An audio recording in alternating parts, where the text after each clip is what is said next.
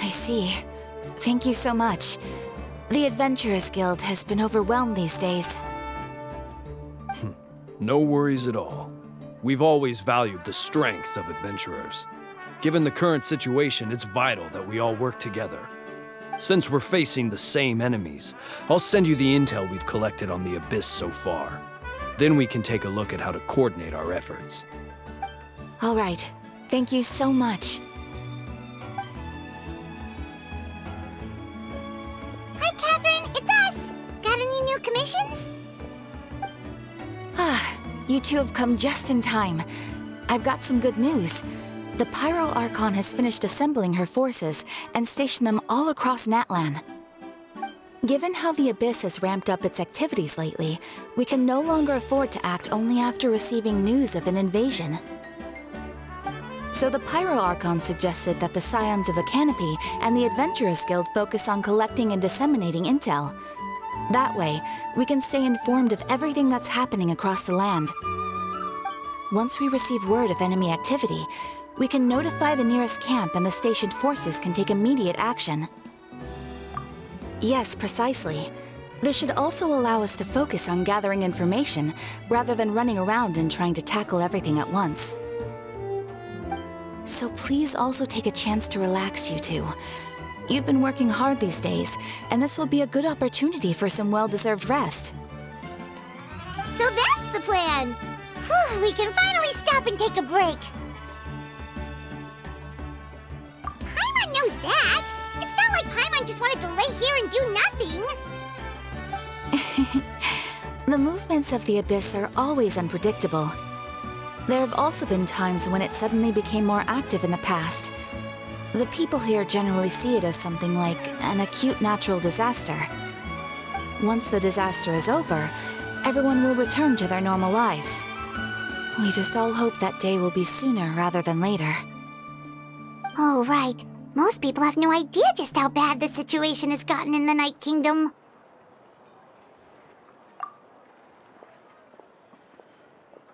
Oh, hey, Kachina! Are you feeling better now?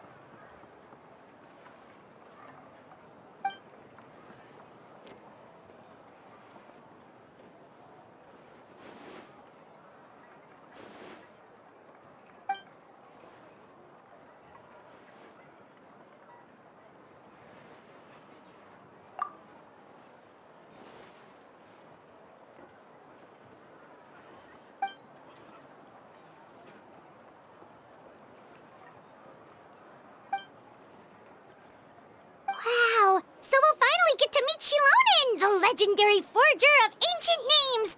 Paimon still can't believe anyone could forge those things.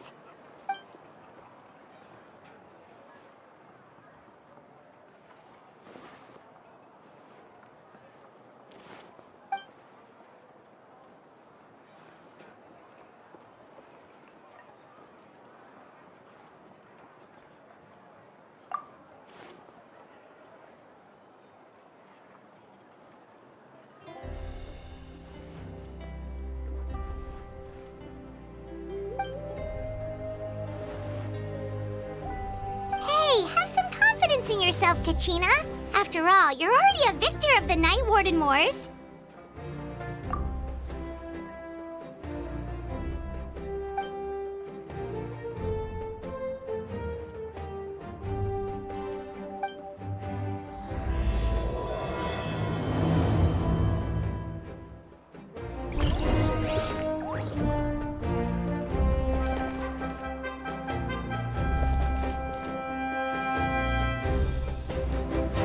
Ad Astra Abyssosk.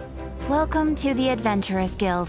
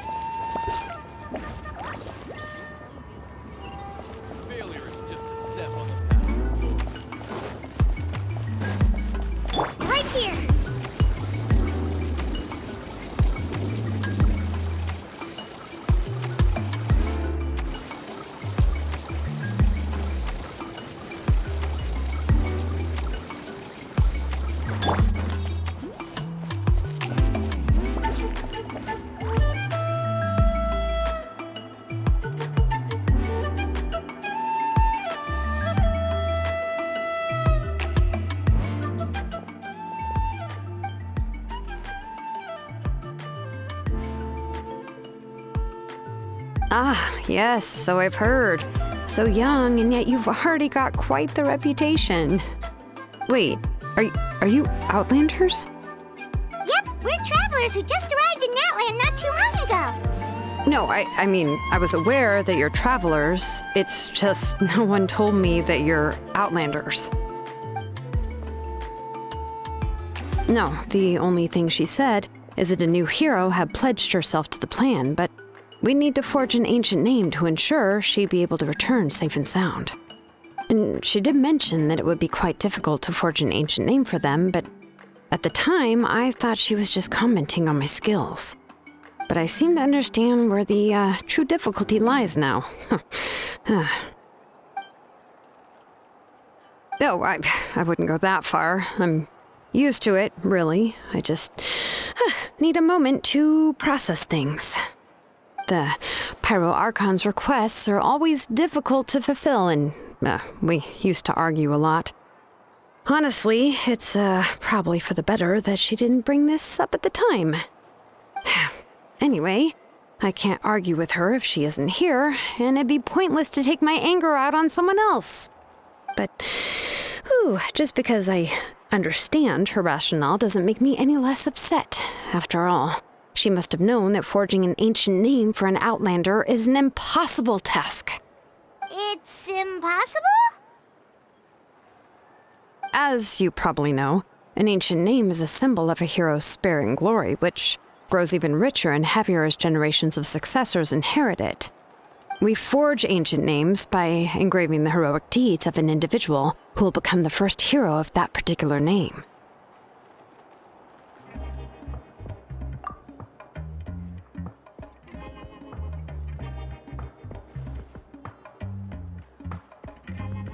But they were all performed outside of Natlan, correct?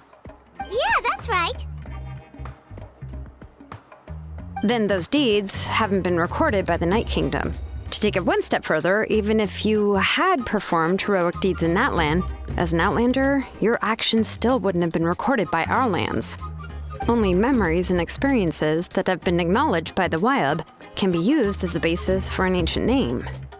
Even the greatest of craftsmen cannot create something out of thin air, you know. That's just how it is.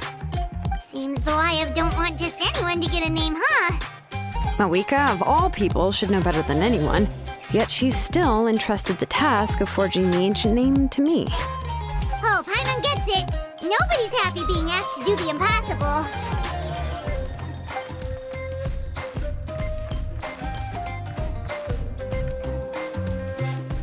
Ugh, don't remind me.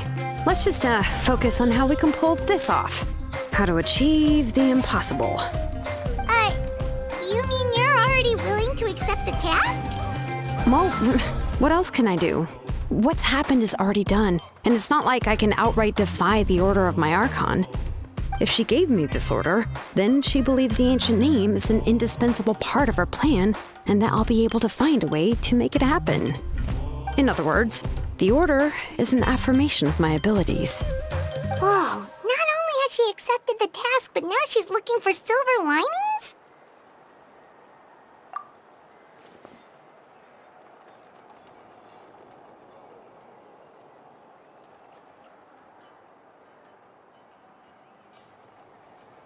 The key is getting the Wyab to somehow acknowledge the traveler's existence and record her heroic deeds. We heard the voice of a Wyab when we were in the Night Kingdom before. We even had a whole conversation with her.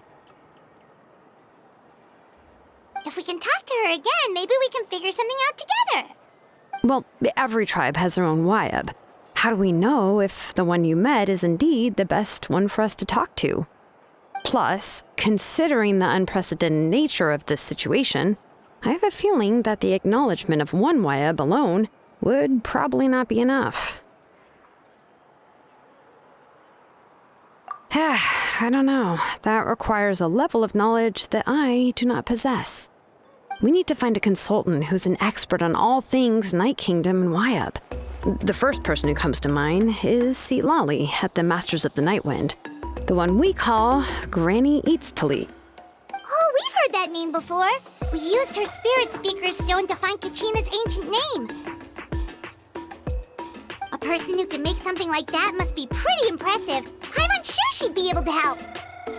Still, she's older now and quite eccentric. It's hard to even book a meeting with her, given that she's constantly holed up in a room and doesn't like to be disturbed. I've heard that to get her help, you have to be extremely patient with her and know how to keep her spirit up. I hate to break it to you, but... Huh. Why is that? I mean, didn't she already help you before? And you even managed to save Kachina. Well, yeah, at the cost of her spirit speaker stone being split into two.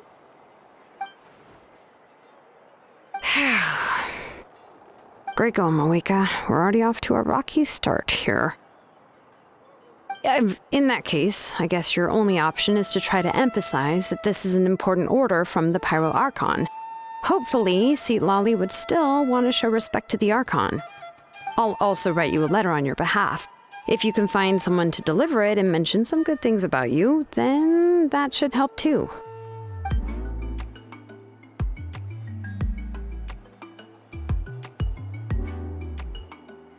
Paimon sure hopes a Hal won't interrupt when he's talking, though. All right, Kinich is a seasoned negotiator. I trust that he'll know the best things to say.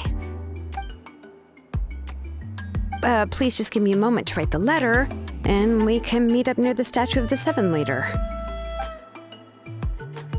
Sounds good. We'll take a stroll in the meantime.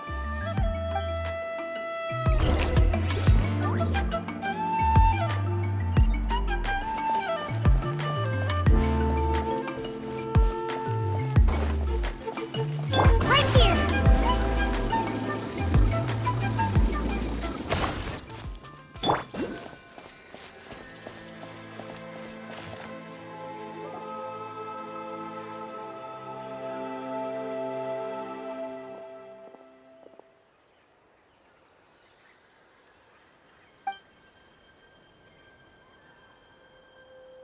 I'm sorry to put this on you, Kinich. It's just that you're probably the only person who knows how to deal with her.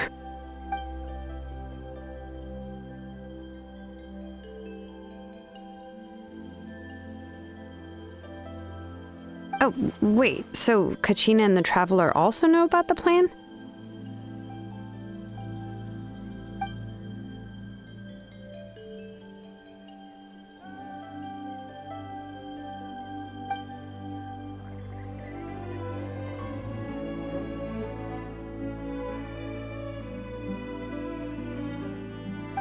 She mentioned there are 6 heroes and that Xilonen is one of 4 that have already been acknowledged.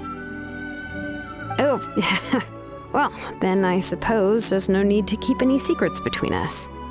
Having companions walk by your side is perhaps the best solace when facing such a bleak reality.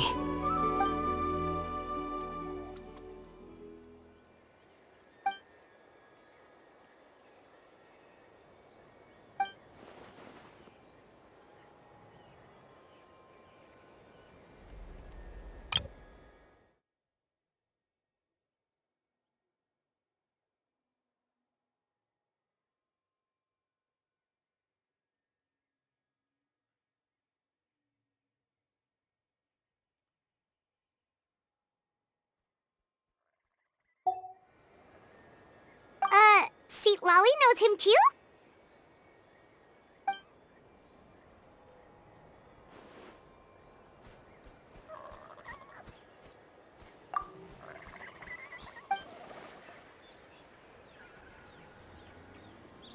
Given how the Masters of the Nightwind love to babble about dreams and revelations, they're already a pretty strange bunch to most. I've never met Ororon, but if they consider him the odd one, he's got to be pretty far out there.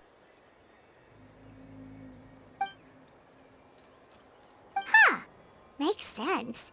But Paimon wonders how Citlali could be the first one to notice Ororon's disappearance if she spends the whole day in her room.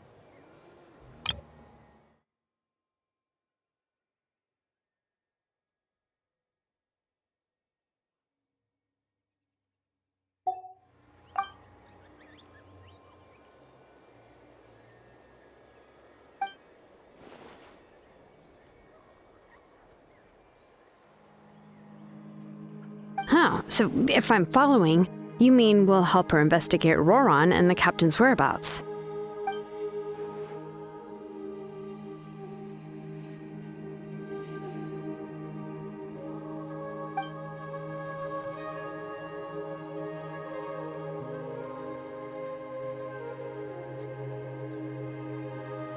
Yeah! Plus, we kinda owe her one anyway to make up for breaking the spirit speakers down. This is a pretty well thought out plan, as expected of Molly Poke Kinich. Then, yeah, I'll leave my letter to you. Let's hope Citlali can meet at the stadium in 2 days.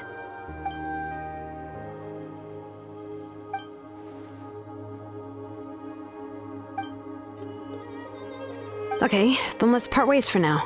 I'll see you in a couple...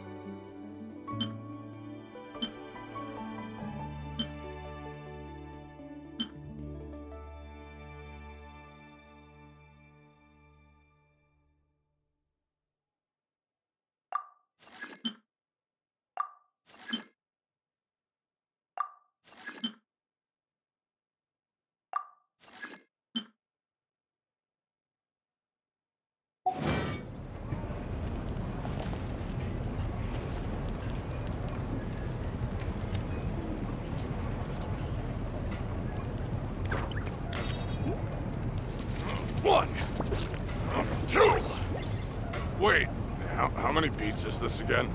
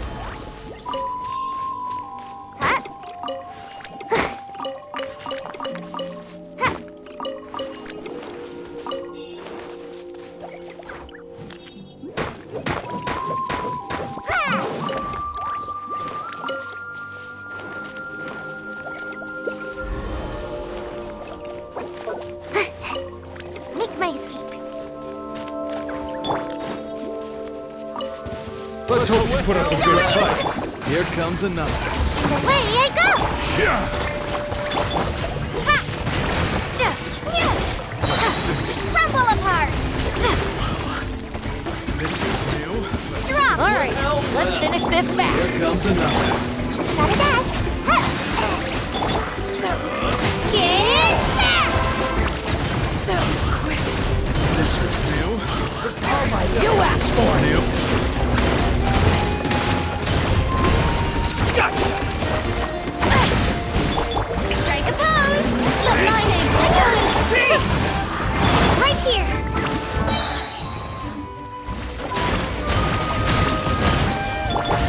Ha! Ha! Gotta dash! Come on out! You clear the area! Ha!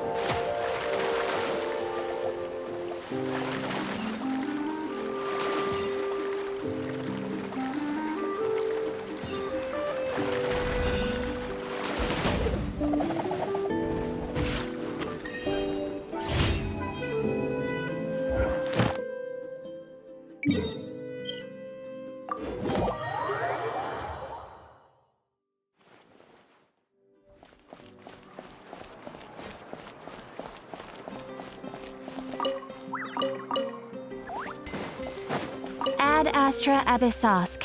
Welcome to the Adventurers Guild.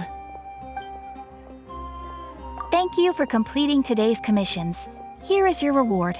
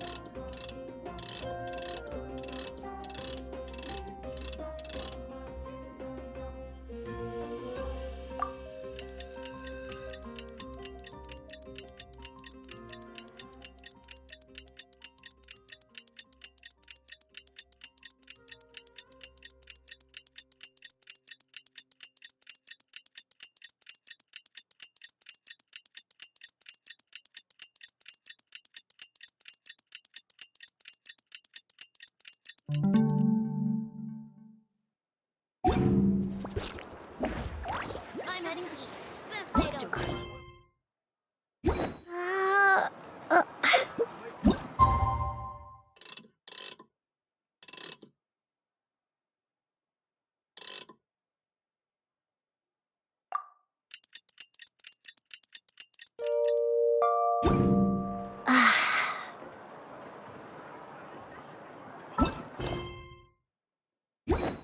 What a place!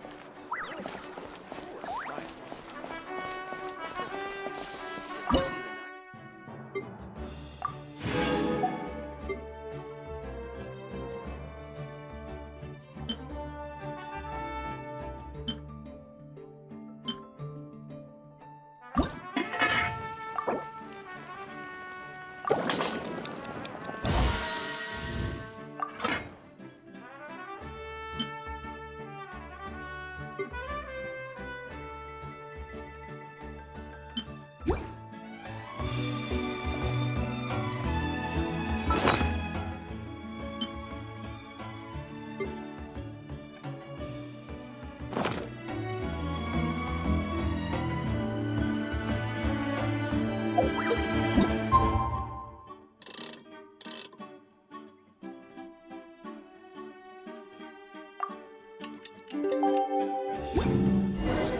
Oh, it's time to meet up with Xilonen.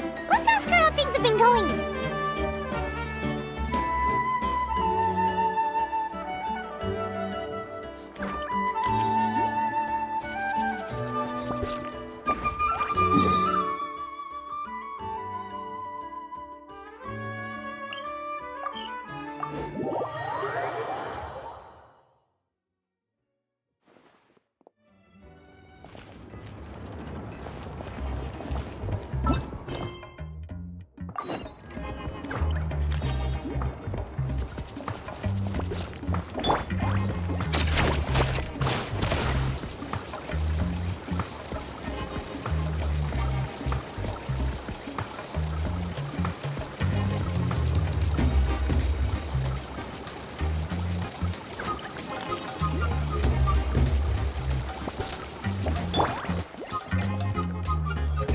Xilonen, how's everything going?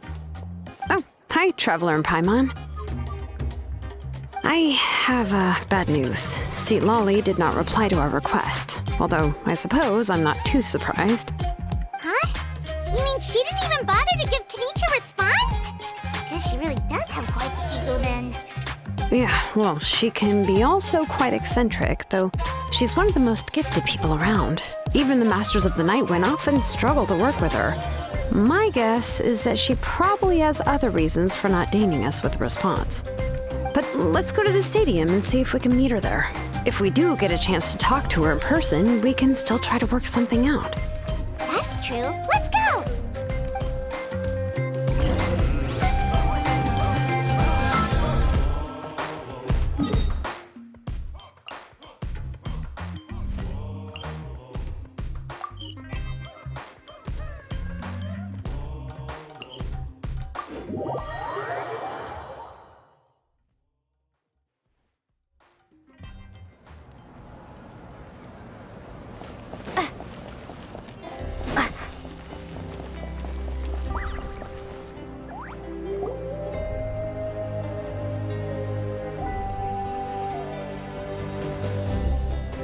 Paimon doesn't see anybody.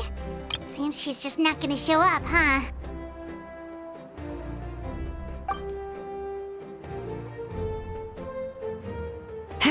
Well, we tried to be as considerate as we could, but she's under no obligation to help. That might be true, but this is still a request from the Pyro Archon, right? Shouldn't a subject always answer the call of their Archon? A subject? Well, if you ask me, I'd say we're all more like friends with the Archon. Yes, Mavuika is our leader, but that doesn't mean there's any kind of tall barrier between us and her. The only thing is that she often has very high expectations of us. Huh. So even though she's super powerful, it sounds like she's actually pretty down to earth and easy to get along with. Unlike that old hag Granny Citlali, right? Does she think she can ignore us just because she's famous?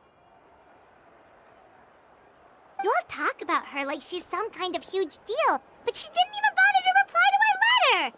Seriously, if she didn't want to come, she could at least let us know. If that's what aging does to you, Paimon never wants to get old. Oh, really? So, that's how you see me? Huh? Who's there? Who's talking next to Paimon?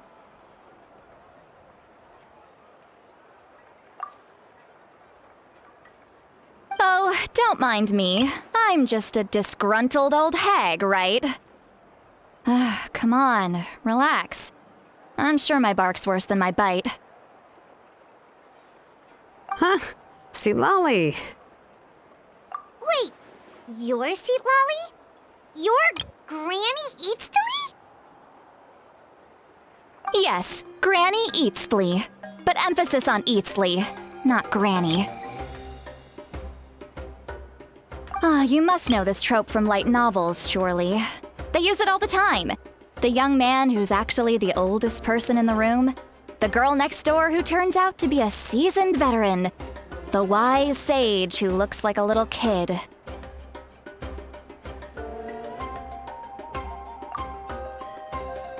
Oh, wipe that look off your face! You've seriously never seen an older lady that doesn't look her age? Okay, well, don't go thinking it's a trick either. See? I'm barely wearing any makeup. Did I forget to mention, she's called Granny, but she's actually pretty young.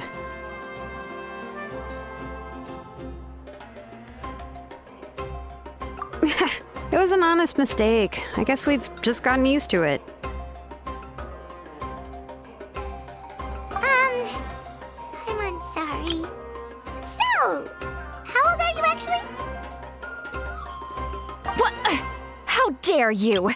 Don't you know it's rude to... Paimon really didn't mean to offend you, it's just that... your case seems really unique.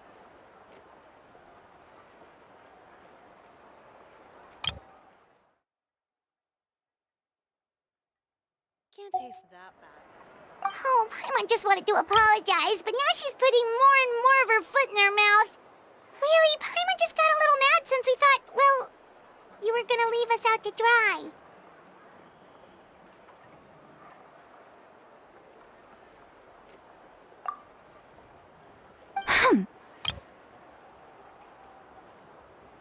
It was my idea to invite you here, Citlali. So if you're upset, you can just take it out on me.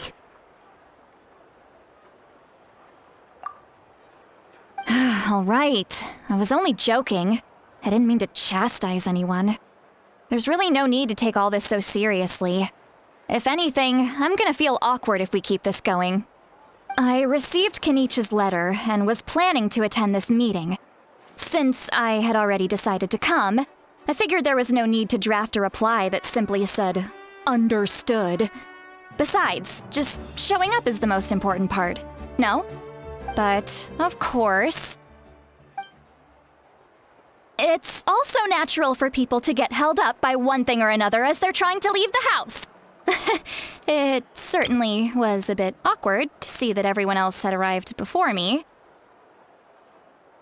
At first, I was thinking of quietly sneaking over, but since you were already here waiting for me, I started to think about how I should phrase my apology, only to hear you all talking smack about me.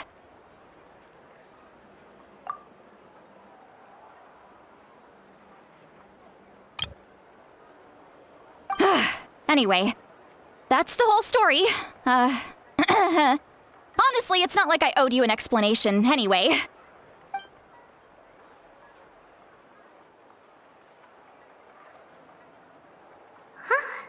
What's with that expression?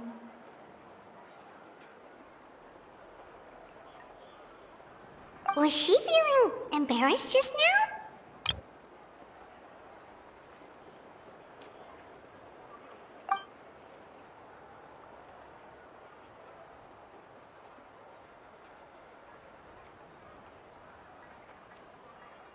When the Masters of the Night Wind say they struggle dealing with her, I wonder if the feeling is mutual.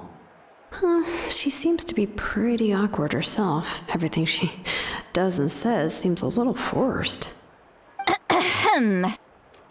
Anyway, Xilonen, I heard that you require my help in crafting an ancient name. Correct. The situation isn't like anything we've handled before. Let me explain. I see. So Mavuika has asked you to forge an ancient name for an Outlander. Well, that would be a first. And you've also heard all about Ororon. I must say, he's always been a good kid. I can't see him joining the Fatui of his own volition. He must have been coerced somehow. Yeah, that's why we came here to ask you. We'll help bring Ororon back if you help us solve the problems of forging the ancient name. What do you think? I suppose I'll just call you Traveler for now. Traveler, come here. Let me take a good look at you.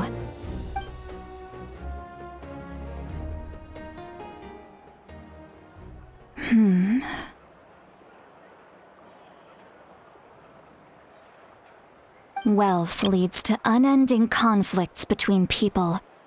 Yet you alone transcend the value of gold. Baleful thunder and wrathful waves bring terror to mortal hearts.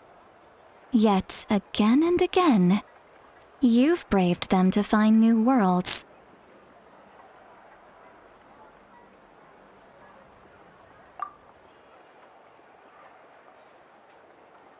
A weary yet free soul, even the most verdant leaf in the forest, will pray for your happiness and safe passage.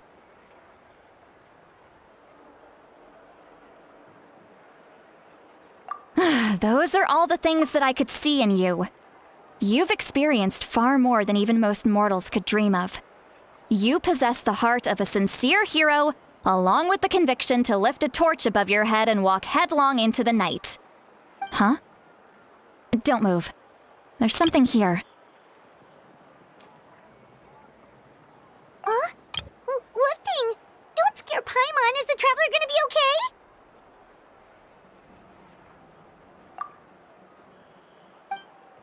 Shoo!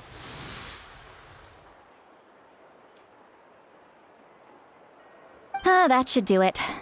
You've just returned from the Night Kingdom, so some fragments of souls were still stuck to your body. No need to worry. I've just cleared out the last of them. Isn't that kinda like having part of a ghost come back with you? It's nothing as serious as that. If left unattended, the most it could do is stir up some chaos in your mind, and generally worsen your mood. Well, in that case, better to get rid of them. It was nothing.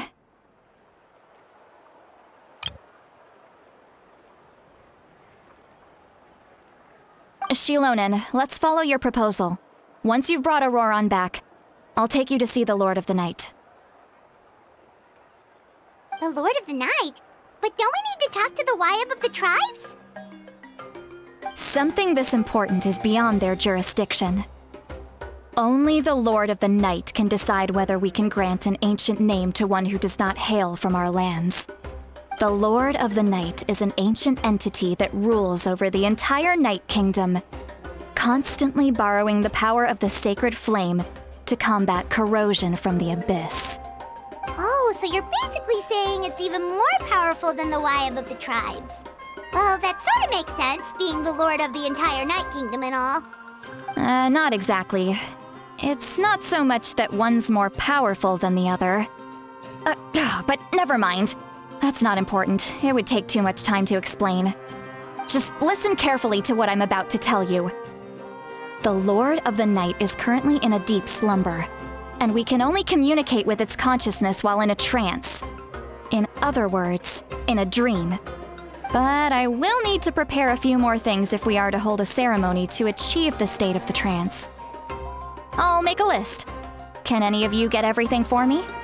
I can go. It'll probably be a long list, so better leave it to someone who knows all the local vendors. Sounds good. Then we'll go with Citlali to track down Ororon. Phew, the Fatui are nothing to scoff at, so please, be careful during your investigation. If you need any help, just come find me. Yep, we'll be sure to play it safe.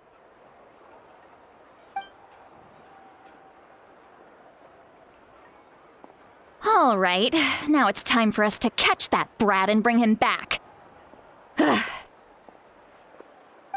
I'm sorry I made you wait earlier. It was actually because I decided to swing by Ororon's place to look for clues. He has always lived alone, and I found a broken jar in his house. There was also something off about his phlogiston aphids, which I assume is because their keeper has been gone for quite some time. And interestingly enough, I saw some slash marks in the house that did not match any of our local weapons. My guess is they were left by Snezhnayan arms. Oh, sounds like the Fatui broke into his house and took him hostage. But why would they kidnap a kid who just spends his days living in the country and raising aphids? He's only in his 20s. What would they want with him? That's not to say that I believe he's totally innocent, of course. Since he's the only one who was kidnapped out of everyone in Natlan, he must have done something to attract their attention. In any case, we'll get to the bottom of this once we manage to get him back here. I'm truly sorry to put you two through all this trouble with me. But please help me get him back. You can count on us! All right, then let's start by heading to where Ororon was seen last.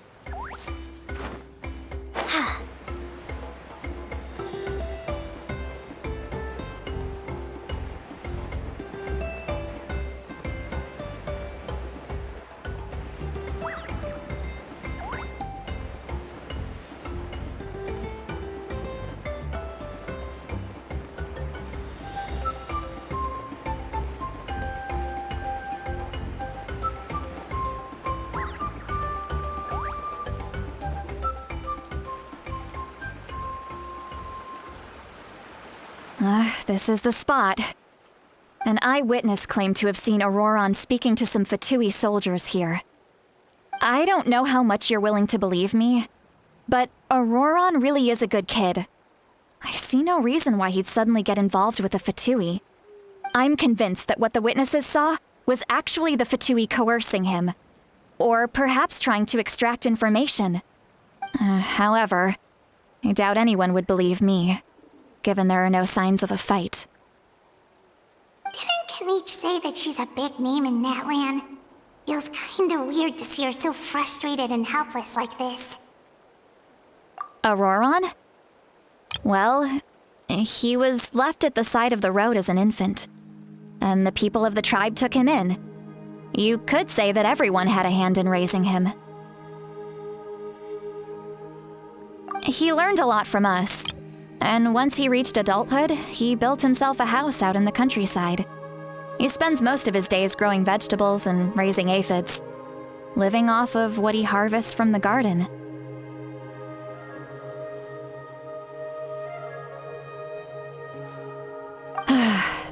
He's always been such a good kid. He would even get his friends to deliver whole bags of fresh produce to my place.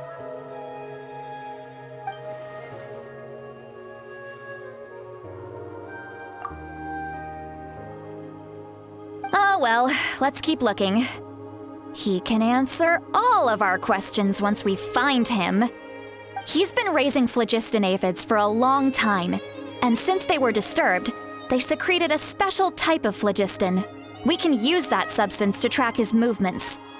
Let's follow the phlogiston trail. Huh? What trail? Paimon doesn't see anything. Oh, right. I forgot your eyes don't naturally perceive such things. Here, give me your hand.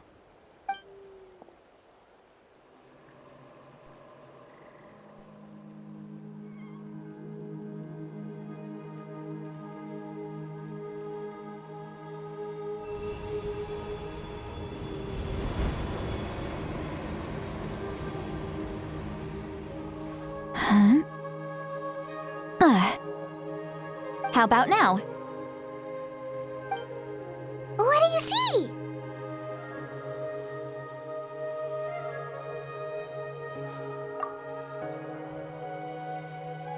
Whoa, Paimon can see it now too!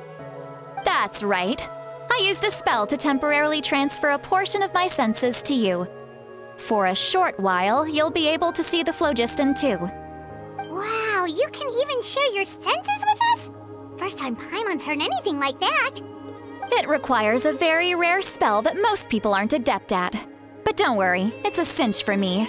Between the two of you, it seems the Traveler's senses are a bit stronger than Paimon's. When I held your hand just now, I could sense that you've got a great affinity for phlogiston. You're extraordinarily gifted. Anyway, we'll need to use our vision now to track down Ororon. Good luck, you two. Over here, this way!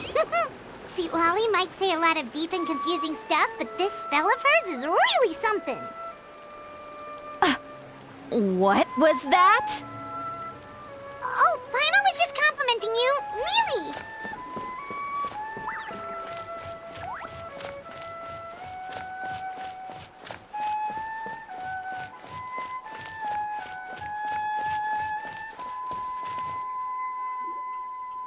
What does she mean by deep and confusing?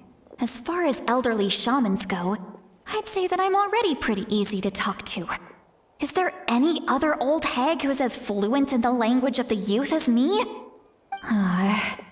But is my way of speaking still not trendy enough? I've already tried my best to match their speech patterns. But given the looks on their faces just now... Or perhaps I'm still not fashionable enough? But that can't be, right? Don't tell me they're still getting the impression that I'm super old-fashioned. Huh?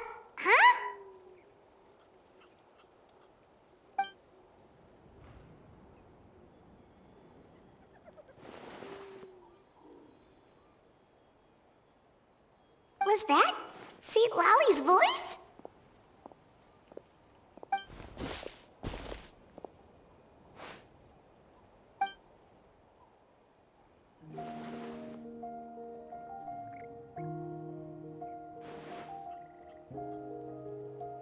Now that I think about it, it's a good thing I found some helpers this time. Some things are best done with the help of friends.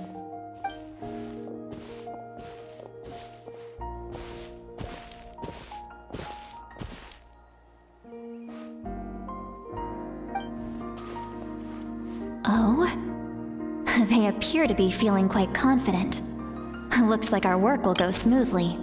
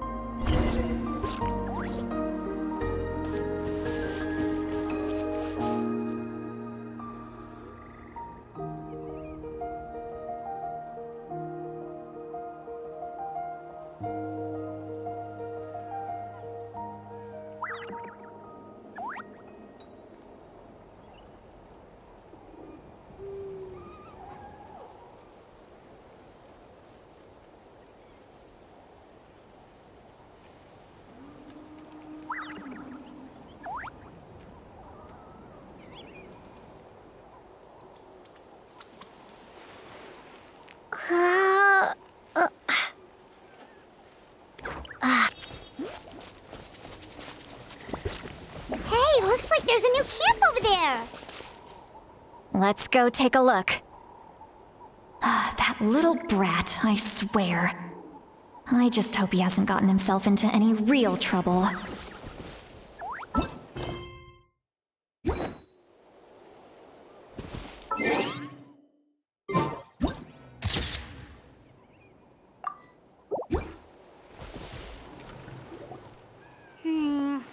Yep. Judging by Paimon's experience as a guide, it definitely looks like people set up camp here.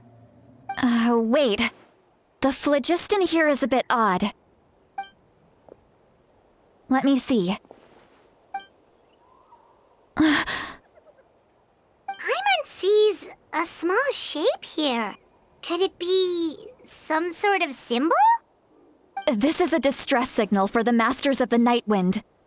Only someone from our tribe would recognize it. So Ororon was indeed being threatened. We've got to find him, fast. Leaving such a subtle mark implies that he was trying to be discreet. In other words, he was probably under the Fatui's watch. If they notice us, we can just charge in and fight them to the death. But what if my darling grandson is also there? I can't have him caught in the crossfire. No. I've got to be careful. Otherwise he'd get hit as well. How annoying. No. I've got to stay calm and keep my composure.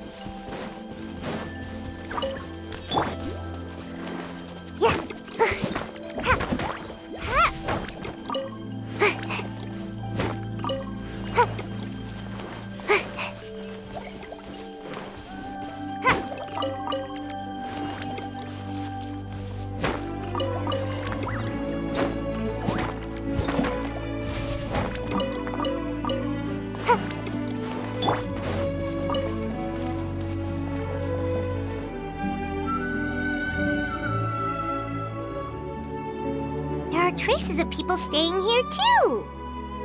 Wait a second. The phlogiston around here is jumbled up. I can also smell a mix of elements in the air. Pyro, electro, and some other elements as well. Kinich told us that you were super amazing. No wonder you can sense so many more things than us.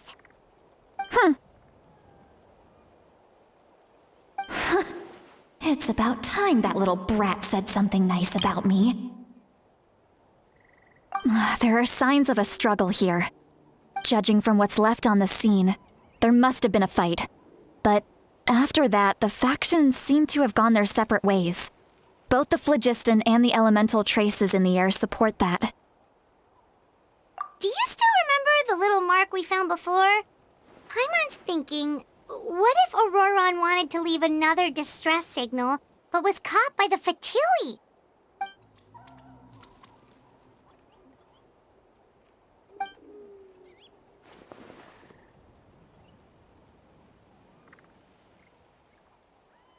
Given there are 2 signals leading from here, we should split up as well. I'll take this direction, and leave the other one to you. Let's meet up again later.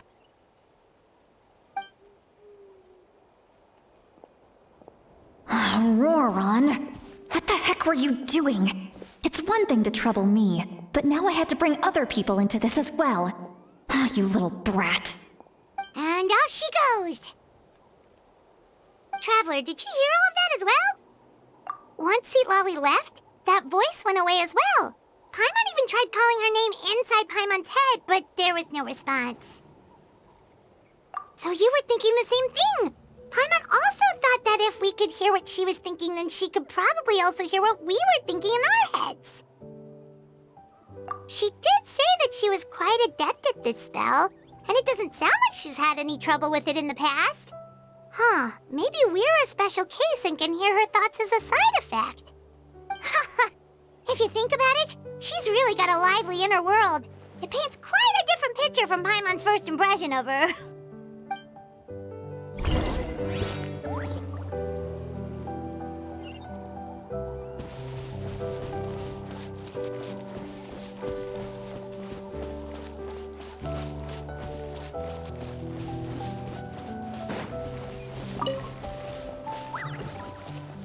Paimon sees some traces here. Let's follow them and see if we can find anything up ahead.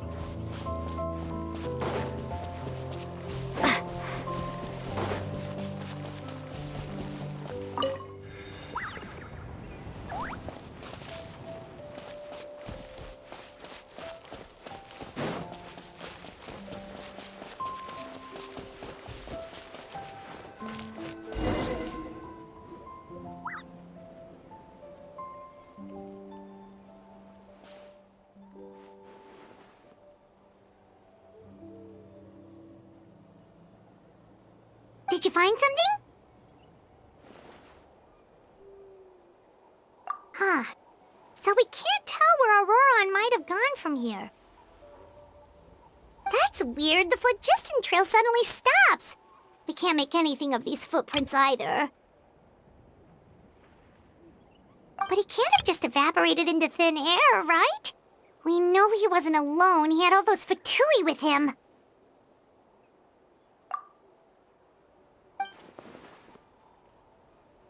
So, you can hear the sounds of the wind from beneath the earth.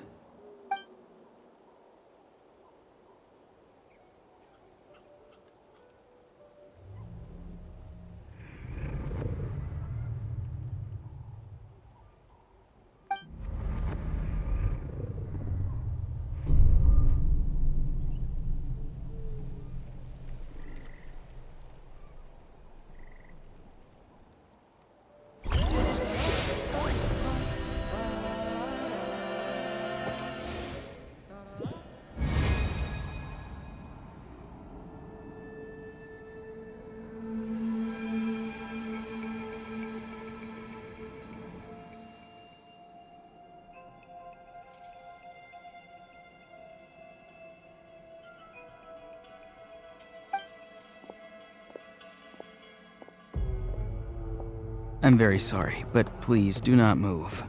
I have no desire to hurt you. I apologize that our first meeting has to take place like this.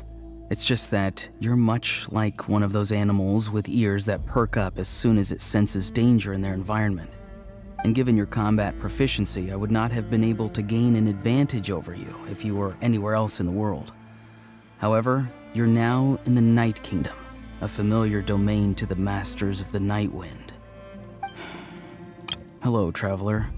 I'm Ororon, the one you've been searching for.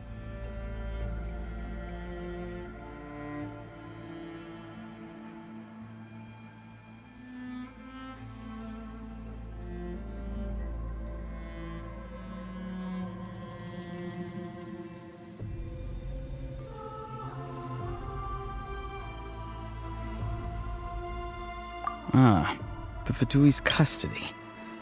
I see. So even Granny has told you that I was coerced by the Fatui. I'm afraid you've been brought here by a lie, like a false omen in the lingering smoke.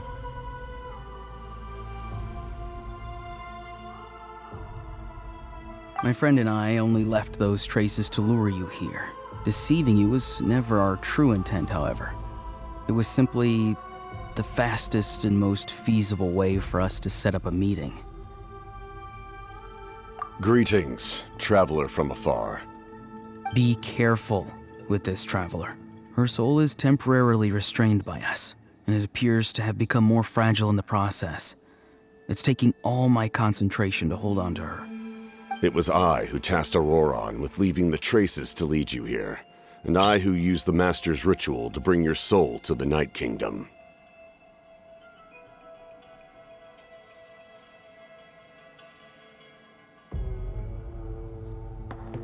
I've heard much about you from the past encounters you've had with my colleagues. Given the present situation in Natlan, I would like to sincerely request a formal meeting with you, in person. I will use the opportunity to explain my goals and motivations to you, as well as why I mistrust Mavuika, the Pyro Archon. I believe there is little reason for you to blindly follow her plan.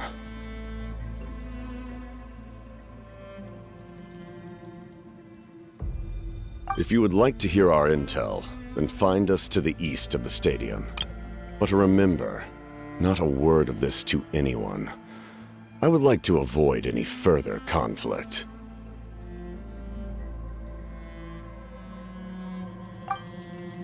You will see me again once you return to reality.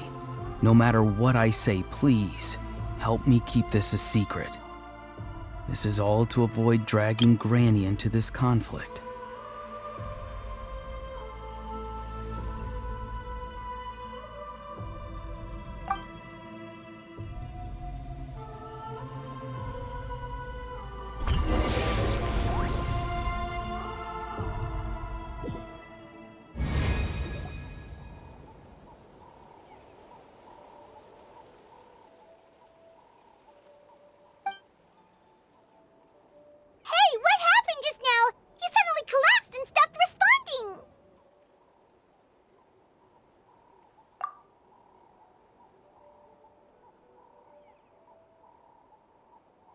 Hey, why are you sitting on the ground?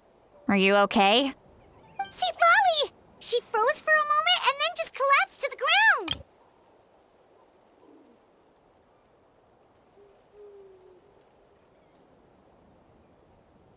ground. Could it have been those leftover remnants from the Night Kingdom?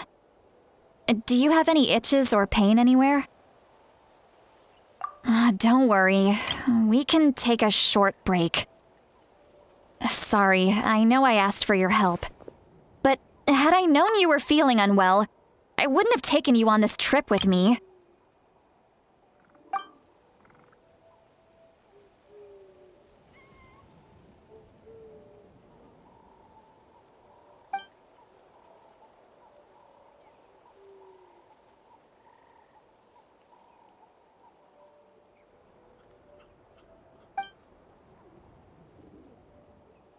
If you're feeling sick, you should just say so. Citlali should be able to, exorcise any ghosts or weird stuff that you picked up in the Night Kingdom.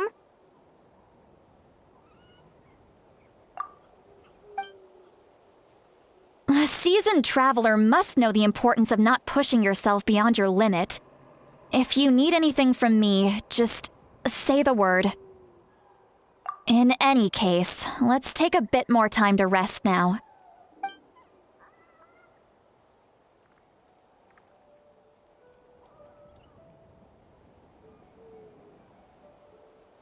Need to be more careful next time. Feeling better yet, Traveler? All right, let's get ready.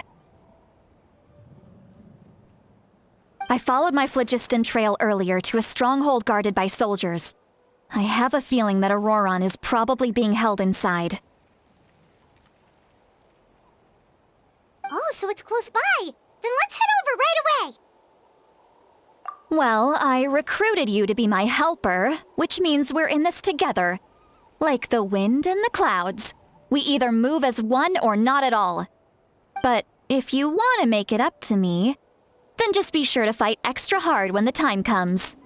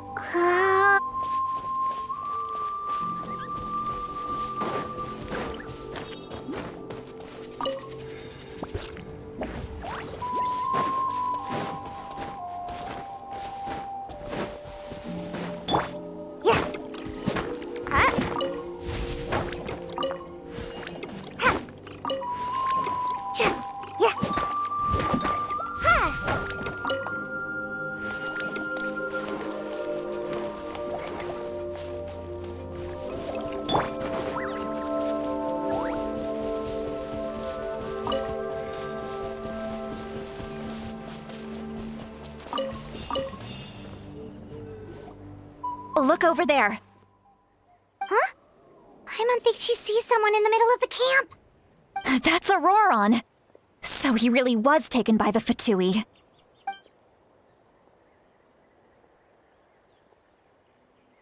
All right, we'll take the lead.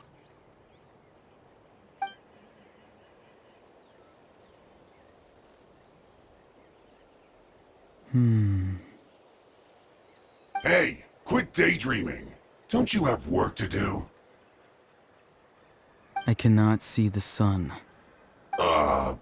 What? Without the sun, I cannot see the truth. You are currently blocking the light, so I must beseech you to move aside.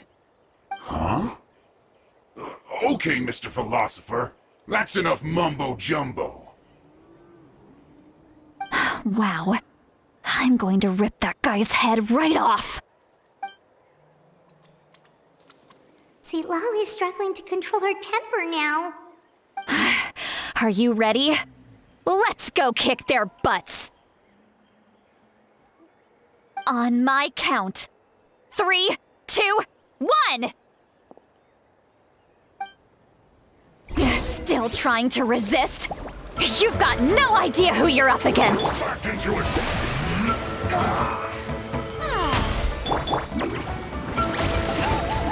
I'm out Not of here! breaking a sweat! Here goes! My duty!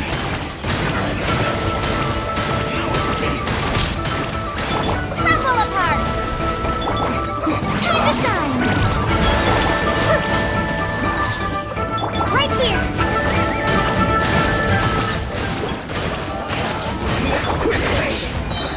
Starfall! Yoo-hoo! Gotta dash! Huh. Right here!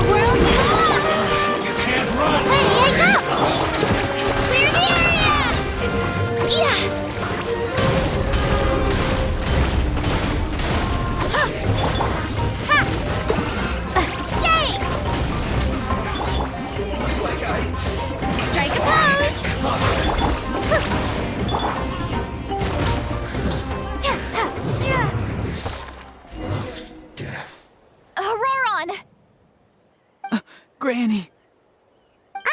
Paimon knows she's called Granny Eatsley, but it's still kind of weird hearing someone actually call her Granny. And greetings to you too, other Granny.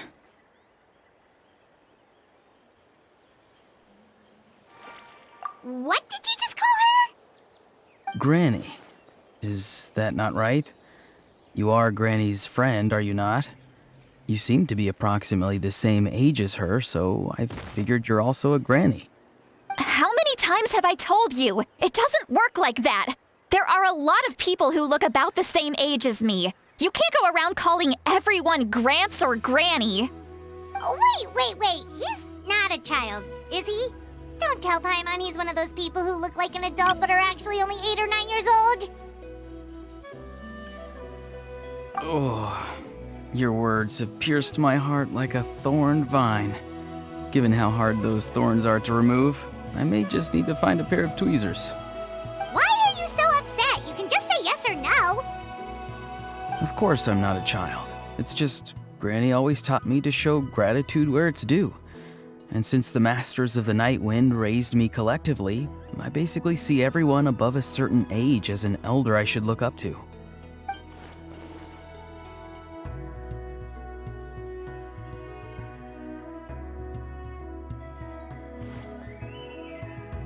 Exactly. But if you keep that up, then everyone's going to be your senior. And do you think saying all of this is gonna save you from a scolding, Ororon? Haven't I told you 100 times since you were a kid? Heed the 3 warnings. Be wary of beasts prowling around, scammers looking for their next victim, and strange people who appear out of nowhere. Oh, so you do remember, and you just chose to ignore them. I always knew that living on your own was going to get you into trouble sooner or later. But getting kidnapped? That really takes the cake. You won't always be able to rely on other people coming to your rescue, you know. You're just lucky we got here when we did. Or we might be launching another search and rescue operation to find out where they put your severed head. I'm sorry, Granny. I'll be more careful next time. Next time? Oh, good one. You think there'll be a next time after this? Not a chance. They didn't hurt you, did they? No, they just asked me a lot of questions about Natlan's terrain and made me draw a map of the leyline distribution. Okay, now answer me honestly. Were you the one who helped the captain escape after his battle with the Pyro Archon? Yes. So why did you do it? Because they said they would need my help from there on out. They also said that if I refused, they'd just come to you, Granny, and they'd already figured out a way to make you do their bidding. Hey! I'm no ordinary Granny! Would they really dare to come after me? And you! Did the gods give you a brain just for you to not use it? Did you really believe everything they said at face value and not stop to think? Thankfully, the Pyro Archon only asked that we find the mysterious individual from the Masters of the Night Wind and didn't slap your name on a wanted poster. Don't think for a second that she doesn't know what's happening. Even if the truth that you see will soon manifest into reality, there is still no need to preemptively panic. Have you forgotten the words that I've taught you? I'm sorry. Forget it. We can submit the details of this camp and the defeated Fatui as evidence of your innocence. Let's clean this place up and get back to the city. Ororon, you better remember this lesson well and seriously reflect on your actions. Also, once we return to the city, come to the speaker's chamber with me. I'll need you to explain everything. Sounds good. Should I bring some of my homegrown vegetables as well? Your vegetables? Yes. I grow a lot of fresh produce in my garden. I hope the Pyro Archon won't be too picky about the selection. Now's not the time to be thinking about that. If you do come face to face with the Pyro Archon, The first thing you should do is... Recite the 3 warnings. Huh? No! You should emphasize that you were not in cahoots with the Fatui! How exactly did the Masters raise this guy? Oh, right.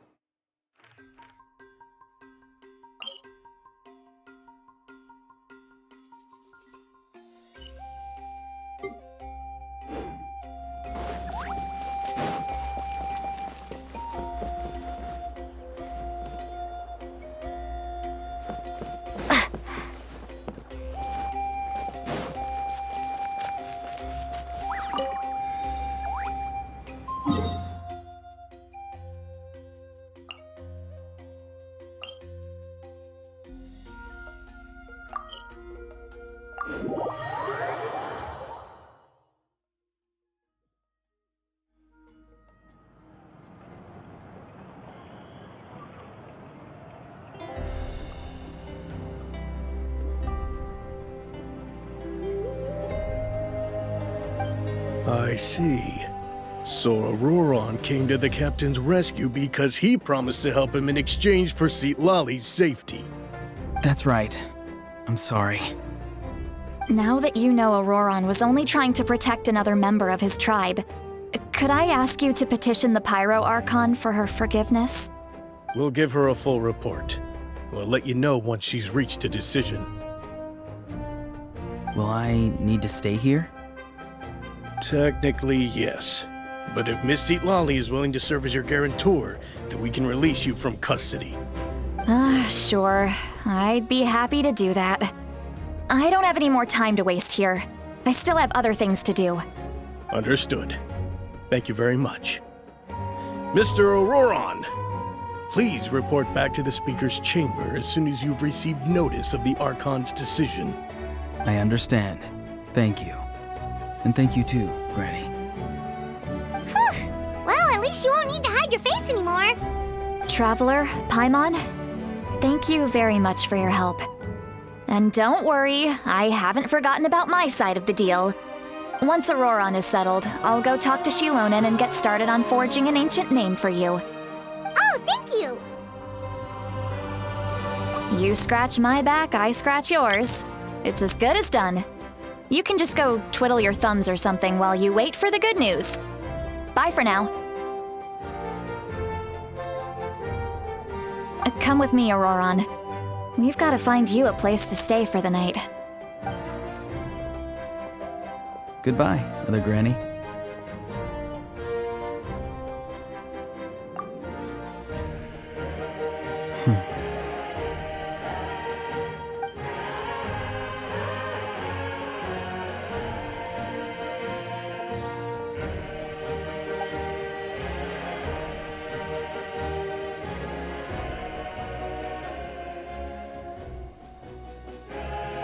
We're finally done.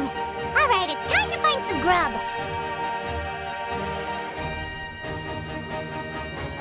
Huh? What is it, Traveler?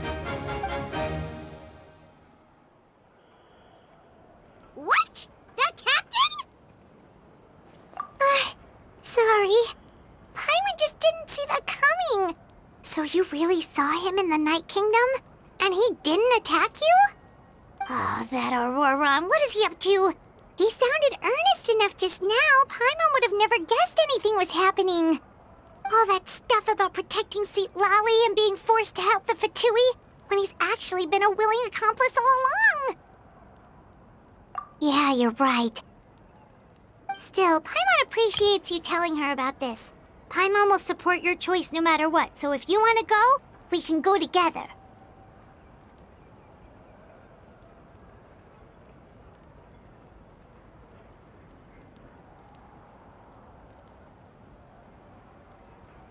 We still have another whole day before the meeting, so we'll just meet with them when the time comes.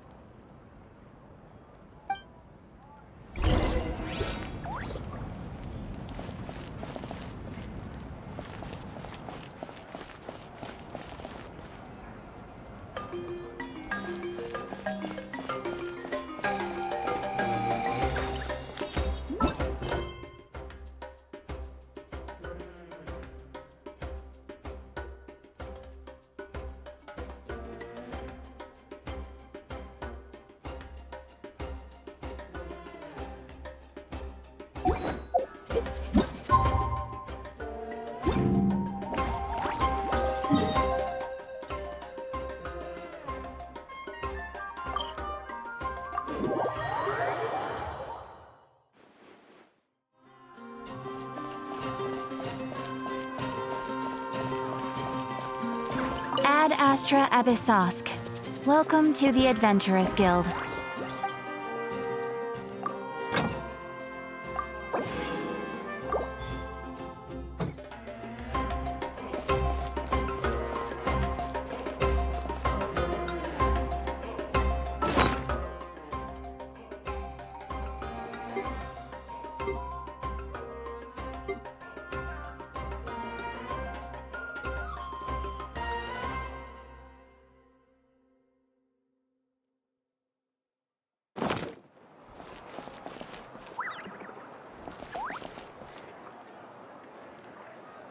What a...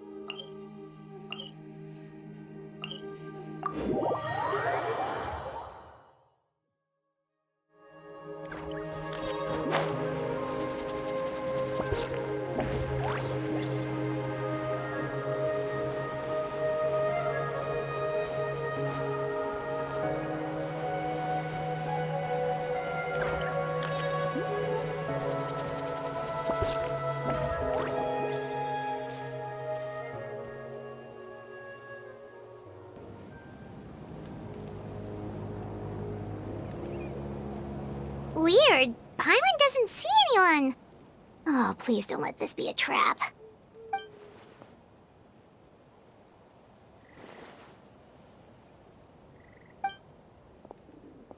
What was that? Good evening. Nice to see you again. It's you. You shouldn't pop up from behind people like that. What are you, a ghost? I'm terribly sorry. It's just a force of habit. Ugh, and what's with you apologizing all the time? You sound so polite and honest, but you're actually doing shady stuff behind people's backs. You're right. Granny tells me that too. Huh. Come to think of it, you remind me of her. Sometimes you two sound really similar, you know. Oh, so you're gonna call Paimon Granny too now? Well, I could.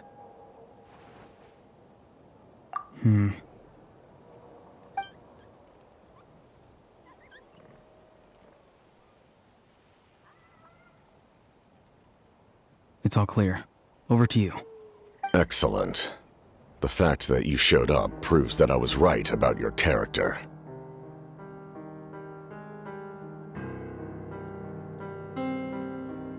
Yet, there's been a lot of talk about you. Child told me that you're passionate about the unknown and willing to take risks.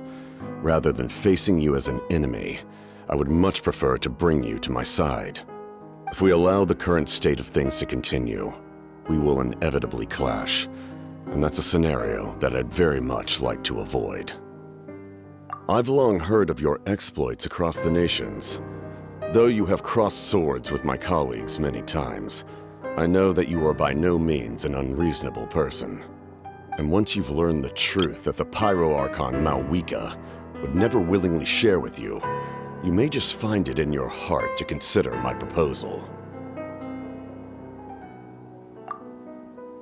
I assume you've already been informed of the Pyro-Archon's plan. In order to defeat the Abyss and save Natlan, she still needs 2 more heroes to appear. Wait, how did you know that? Never mind. Guess that's not important now. I've long kept a close eye on her plan. To be frank, it's an exceedingly risky plan. Will the heroes really appear? And even if they come to her, will their power be enough to drive the Abyss back?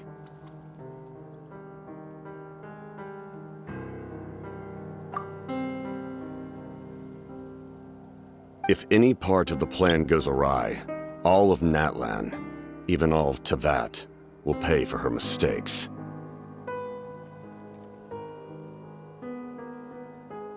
Now, you may have been led to believe that this is the only plan available to her.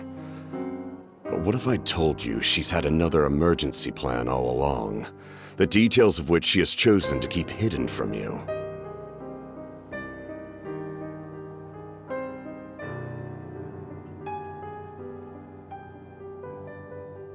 An emergency plan? Yes. A way to keep Natlan intact, even if her original plan fails. But given the painful cost of its execution, she has chosen to keep it as a mere backup plan.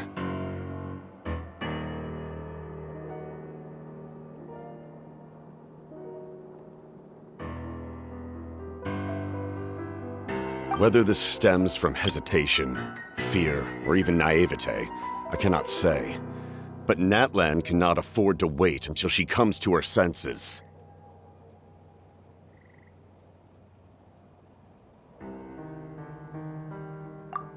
My fear is that given the enormity of the decision, she will be reluctant to confront the dire reality we face until it is too late.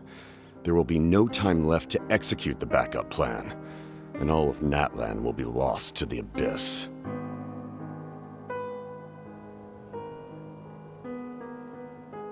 We have to make the decision for her, here and now.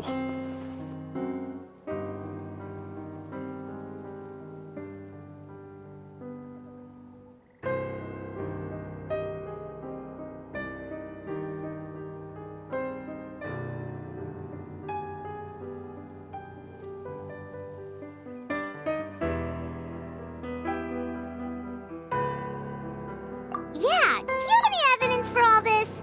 Just telling us a bunch of scary stuff isn't enough, you know. Besides, wasn't it you who tried to seize the Gnosis for the Tsaritsa plan?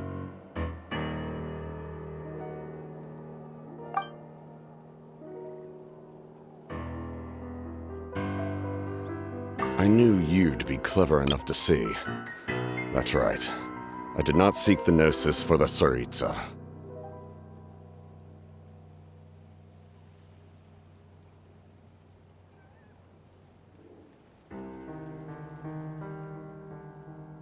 Since I was defeated in battle, I must put to rest my thoughts about the Gnosis. But even so, my desire to save Natlan remains unchanged.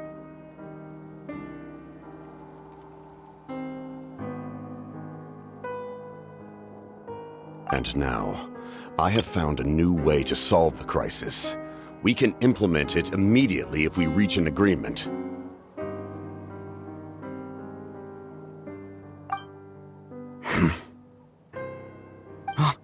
Someone's here.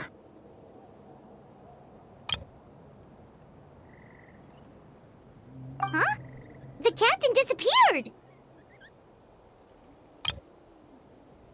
Something is rapidly approaching. Oh no. Something? Bad news, chump! It's your granny! Oof. Citlali! When did you get here? I knew something was amiss after we were separated. Hidden ceremonial tools, an unconscious traveler. I must say, I'm very curious about what you're up to. How dare you go behind our backs like this, Ororon? Colluding with the Fatui? Really? Oh, here we go again. Cat got your tongue, huh? You really think you can avoid a scolding just by staying quiet? I'm not trying to avoid anything. Oh, and now you're talking back. Well, go on then. Explain yourself. What the heck are you up to? I'm sorry, Granny. I feel so guilty. You! That's it! Where are my tools? I swear if I don't teach you a lesson right here and now, I'll... Wait, Citlali! Please, calm down. We, still learned a lot of info, didn't we? Like the fact that the captain isn't trying to seize the Gnosis anymore. So, maybe just save the scolding for later, okay? Listen well, Ororon. You're only getting out of this now because of the Traveler's plea. This isn't over. You hear me? You're right, Traveler. Let's go. We can discuss this more back in the city. You two keep an eye on Ororon for me, okay?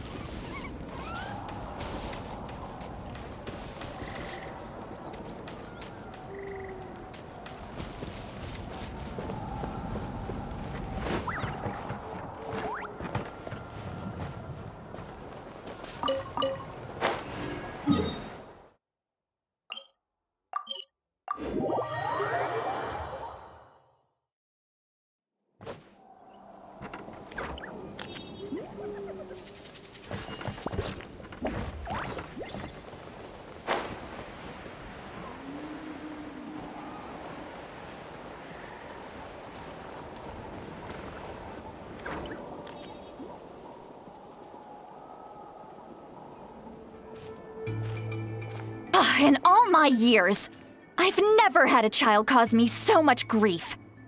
Do you seriously not see what's at stake here? You've got a head on your shoulders, Ororon. Use it! Why did you help the captain? And I want the truth this time. No answer? Think you're being smart? Then let me ask a different question. What does the captain want? What is his purpose in Natlan? Really? You're just going to stonewall me?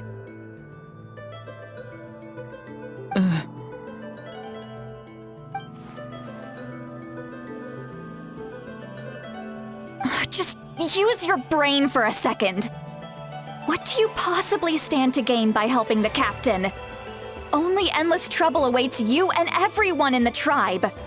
You've always been a good kid. Why would you throw that all away now? If you're worried about something, just talk to me. Granny would much rather we had a conversation instead of constantly clashing like this. Why is he staring at us all of a sudden? I'm sorry that you have to hear all this. You're very kind. Most people would have fled by now. Not everyone can handle Granny's scolding. Oh? You dare gossip between yourselves instead of listening to me? You... Sorry, Granny.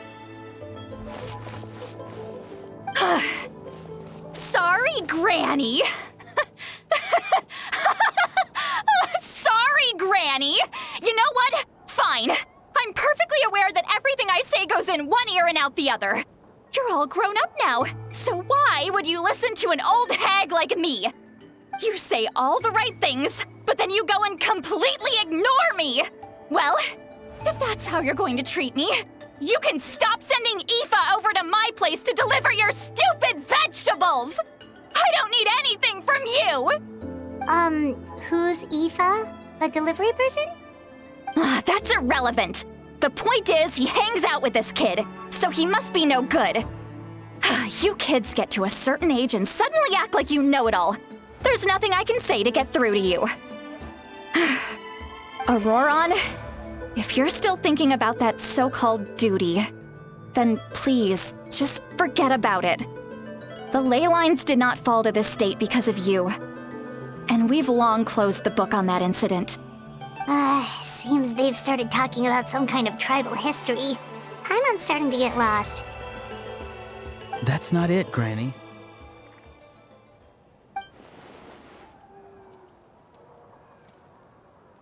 I know you tend to get down on yourself when you're upset, but I can tell I really hurt you this time. All I can say is I'm sorry. His voice. Ororon! Where have you gone? It sounds like he's somewhere super far away, but isn't he right here in front of us? I'm really sorry. It's up to all of us to do everything we can to save Natlan. So I've got to go. Get back here this instant! Ororon! What is this? Powder from plant spores? Is that the trick he used? What just happened?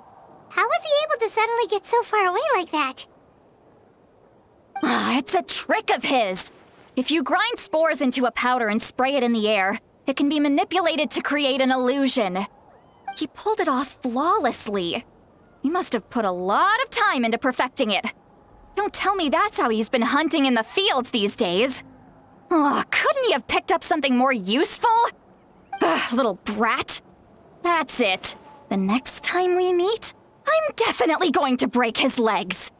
Whoa, that's a little extreme. But still, why does he feel like he needs to run from us? If his goal is also to protect Natlan, then can't we work together?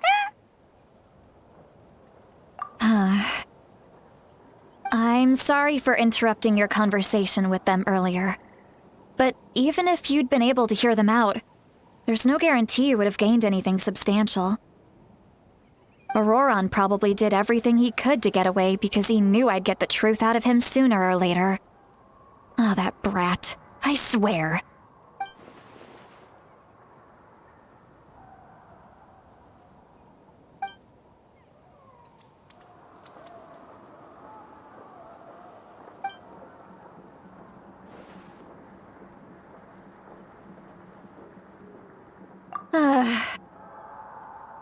We've got quite a long walk back to the city. Let's take our time. It'll give me a moment to figure out how to explain all this.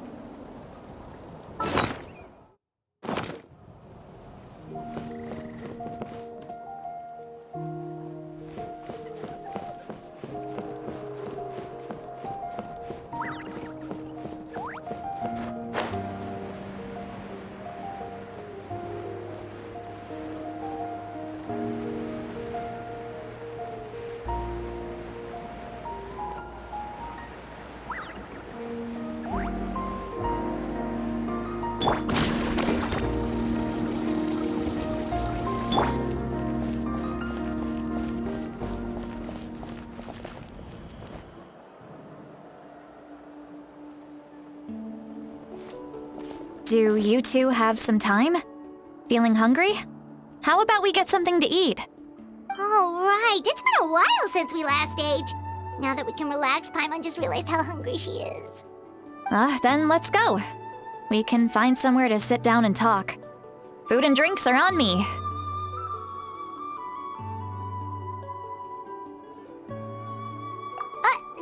Really? You're not gonna take her offer? That's right. Citlali has gotten a lot quieter since Ororon ran away. She seems to be having a hard time. She's right. We're seasoned adventurers, so we're more than capable of paying our own bill. Hey, come on now. You won't even let me take you out for some food and drinks? I just wanted to treat you to a meal. Are you sure? We can save you some more. Mora is the least of my concerns. Besides, we're definitely due a meal after all the time we've spent together. Let me get this one. I might be an old hag, but I like to think I'm not completely useless. Sure, that's fine with us, but Paimon doesn't want you to be sad, Citlali. Don't worry. I'm sure a juicy grilled steak will work wonders.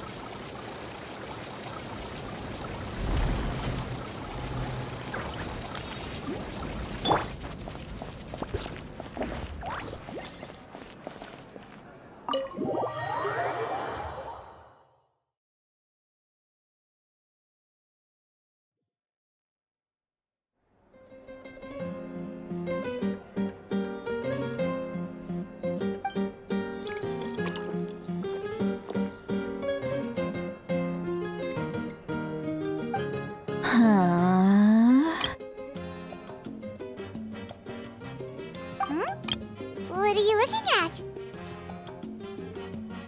Do you see two people standing by the door? They look like spitting images of each other. Are they twins?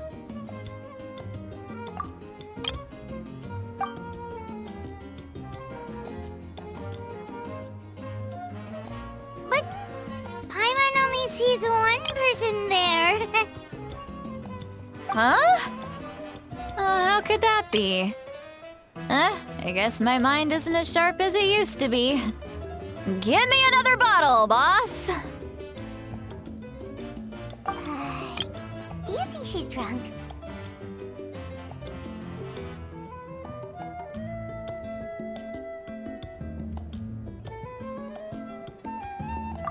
There you go, miss. Oh my, it's not every day you get to see Granny Itzley here with some friends. Not to mention ones who've made a huge name for themselves recently. Oh, so you've heard of us? Of course I have. Aren't you the ones who saved Kachina and brought her back? No wonder you hit it off with Granny Citlali. She wouldn't spend time with just anybody, you know. I don't even remember the last time I saw her with a new friend. Wait, so you call her Granny too? Well, given our ages, it'd probably be more accurate for me to call her my great-great-granny. She's one of the most famous people at the Masters of the Night Wind. Most days, hardly anyone even dares talk to her. Huh? Gossiping about me right in front of my face now, are you, Chonka? Oh, please, Granny, I wouldn't dare. I'm just beyond happy to see you bring over some new friends. After all, any friends of our regulars are sure to be great customers too. All right, that's enough. Go on now. I'm sure the other customers would like to talk to you as well. There's no need to keep staring at me. I promise I'll keep my alcohol down until I leave.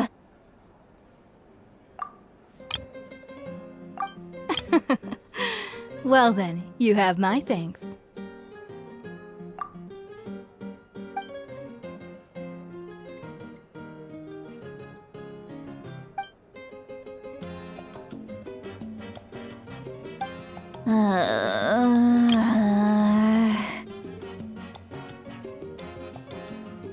Citlali? Citlali? Who's that? You got some gall calling me by my first name. Let me guess. You want to test your skills against Granny Itzley, don't ya?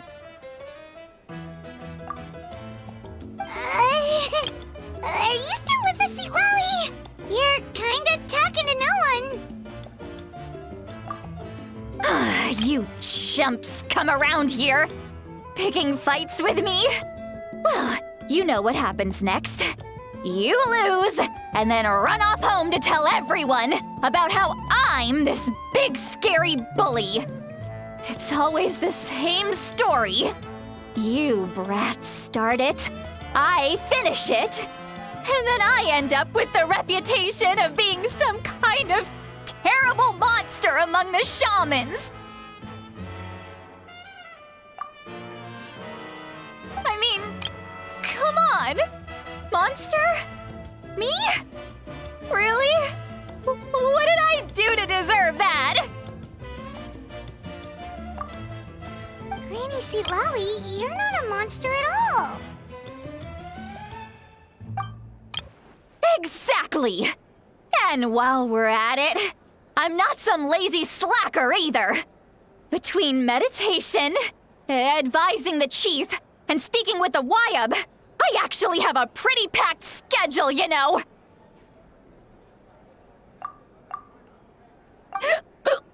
Oh yeah, and I have to mentor all the new kids! Hey, new kid! Yeah, you!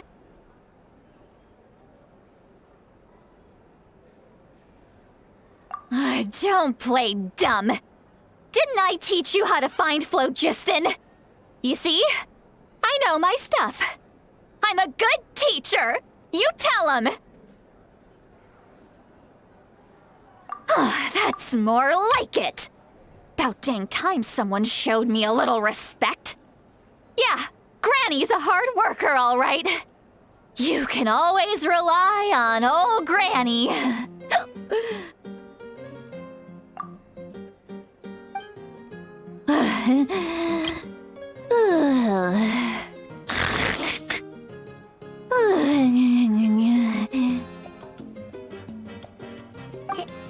Did she just fall asleep with her eyes open? Oh, jeez.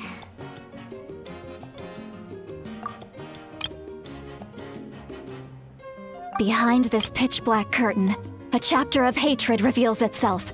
Behind the smoke, the lingering smoke. She's meditating again. She does this whenever she's had a few too many drinks. Her mind's actually racing at this point. It's quite the opposite of sleep. Is this another specialty of the Masters of the Nightwind? No, I'd say it's an ability that's unique to Citlali herself. While she can easily pick up everyone else's skills and tricks, few have been able to master hers.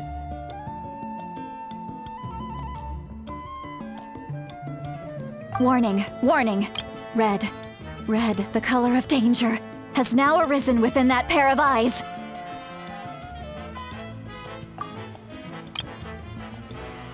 Huh?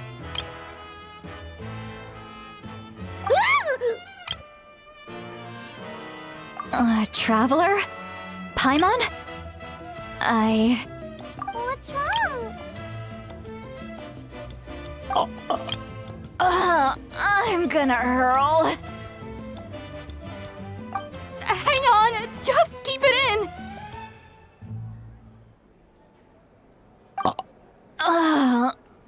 Phew. Okay, it's passed.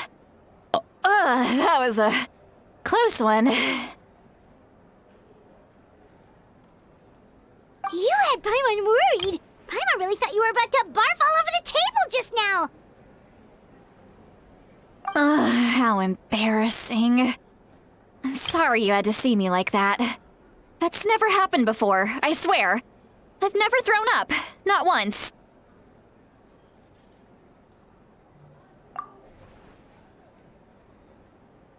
Are you feeling okay? Want to take a quick walk and get some fresh air?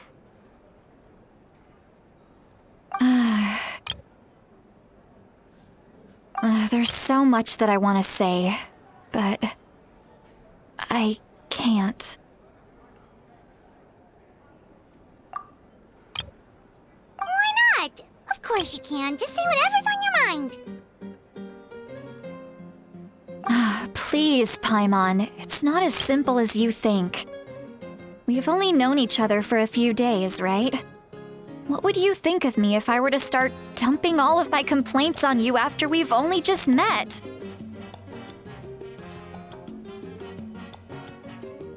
Oh, Paimon gets it. You're hoping that we wouldn't think less of you no matter what you're about to say.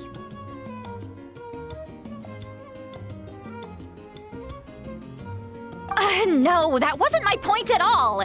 Seriously, don't you youngsters know anything about shame? I'm talking about shame! I've lived all these years and still can't get rid of it! Surely, you know the feeling too?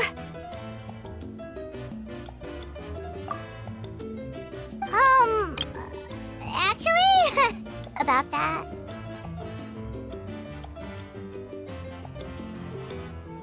Huh? Tell me what? Yeah, this is as good a time as any.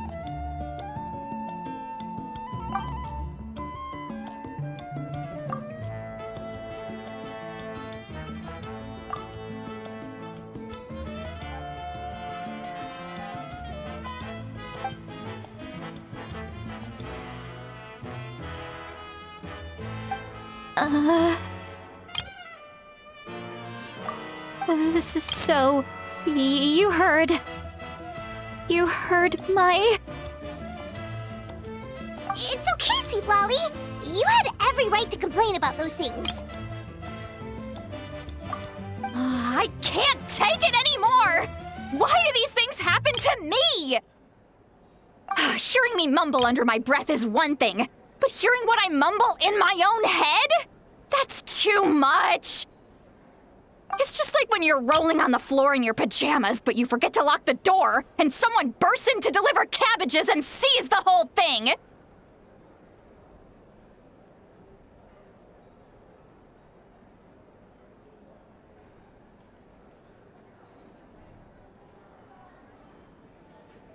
So that, happens to you a lot.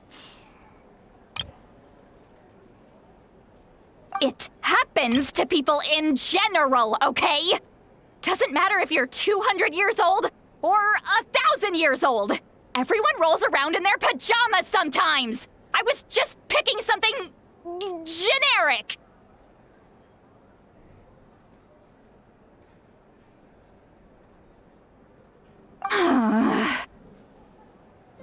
Take a walk with me. I have things to share with you. Looks like she's completely given up. Like those criminals who just confess everything and accept their fate.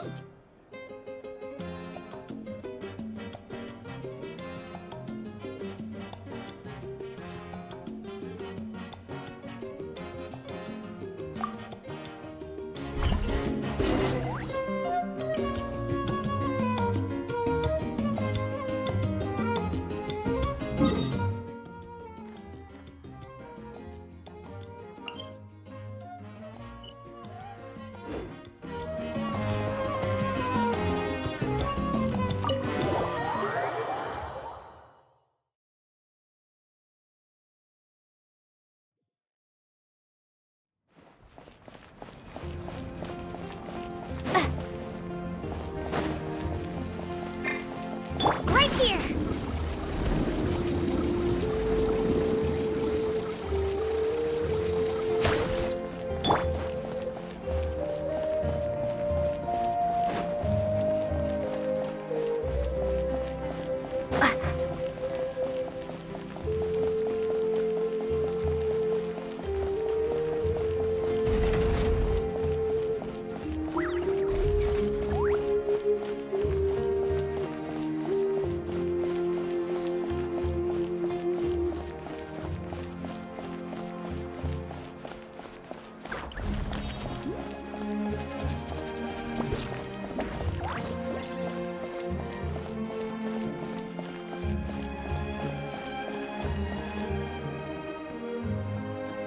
Well, great view, right?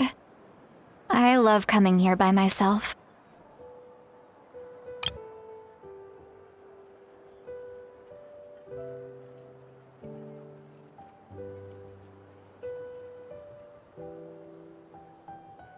Wow, it's beautiful!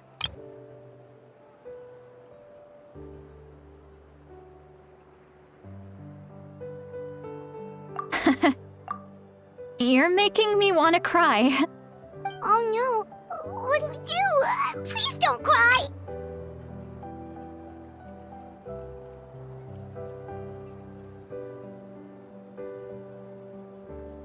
I was an expression, okay? A figure of speech. I'm just... embarrassed. Here you are thanking me. Even after you helped me all this time. Let's just have a casual conversation. It's easiest that way. Really? You don't seem like the kind of person who keeps things casual. Well, I guess I used to be more of a stickler for the rules.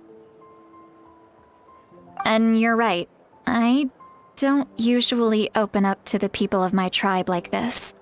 I'm just an eccentric old hag to them. That story's been passed down so long, it might as well be true. But you're just a regular person. The kids of my tribe would have a heart attack if they heard you say that. Granny Eatsley is a powerful figure. Be careful around her. That's what they'd say. Well, you are powerful. Are they afraid of you? Some are. Others are mad I always come out on top. A few decades like that, and people stop knowing how to deal with you. What about you? Are you scared of me? We don't find you scary at all. That's because you're not from my tribe. You don't know how many delusions of grandeur I've destroyed just by existing. I make people realize that no matter how hard they work, they'll never become a living legend like me. Oh, not to brag or anything. Maybe it's hard to believe. Just pretend I never said anything. We believe you. Xilonen has full faith in your abilities, and Ororon didn't seem scared of you. He thinks of you as his granny, right? Yes, but Ororon's a special case. Mavuika already told you about her plan, and you've given so much help to Ororon and me. You deserve to learn the full truth. Ororon's not like other people. As I mentioned, he was abandoned as a child. The reason being, his soul is incomplete. The Masters of the Nightwind view this as a bad omen, capable of bringing about illness and misfortune. No one knows who his parents were. He was just left on a rock in the wilderness. It's a miracle he wasn't devoured by some wild beast. The Masters of the Nightwind believe they can see human souls, and in Ororon's incomplete soul, they saw a possibility for Natlan. A possibility to turn Ororon into a vessel for lost souls. The ceremony would allow lost souls to gather within him. Ororon would then be sent to the Night Kingdom to return the souls to their rightful place, strengthening the Leylines and completing the ceremony. Wait, that doesn't sound right. Now you see the problem. When damage occurs to the Night Kingdom, the souls held within disperse and remain adrift, unable to find a way back to the Leylines. This loss of souls damages the Night Kingdom even further. The ceremony can send back countless souls at once, which would benefit the Night Kingdom and the souls themselves. Of course, the vessel, Ororon, would be sacrificed in the process. I wasn't surprised the chief at the time came up with the plan. The Leylines were already in a terrible state. A suitable candidate for the ceremony appears, and now you have the chance to make things better. Of course you're going to take it. When the chief asked for my opinion, I didn't give my approval, but I didn't object either. So they went ahead with the ceremony. It failed, and Ororon escaped with his life. Pathetic, isn't it? By not objecting, I basically gave them the go-ahead.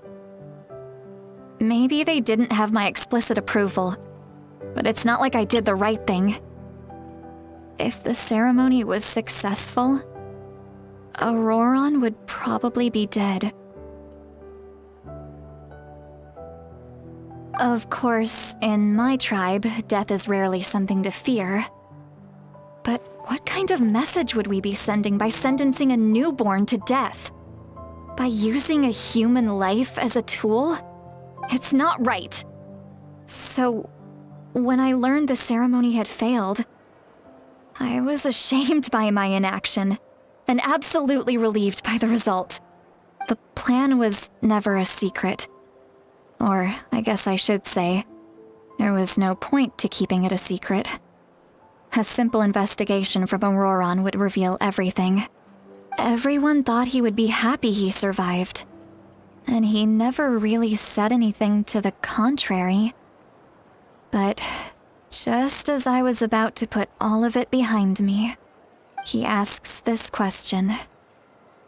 Would Natlan have been saved if the ceremony succeeded?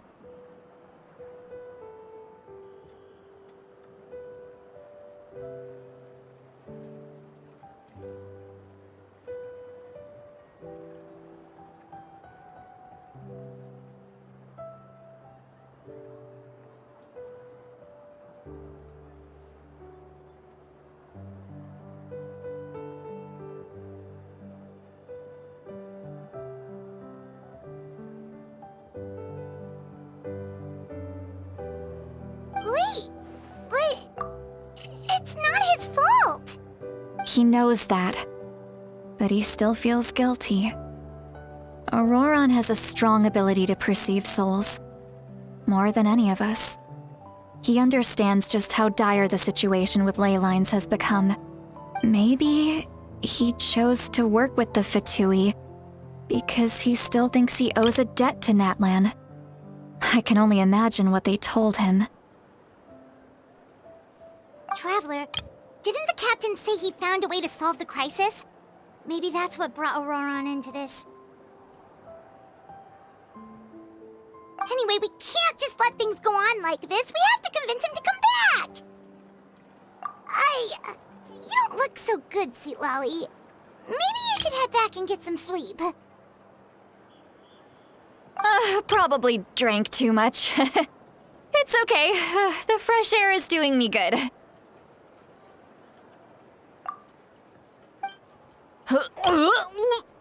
Okay. Forget that.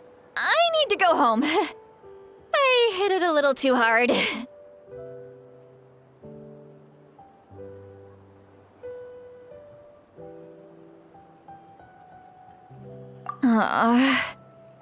You've helped me so much already. How do I even begin to thank you?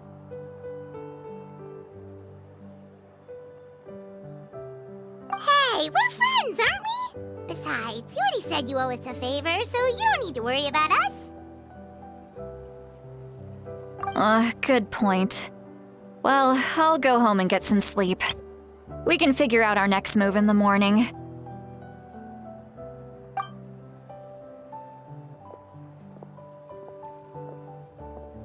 Friends. I like the sound of that.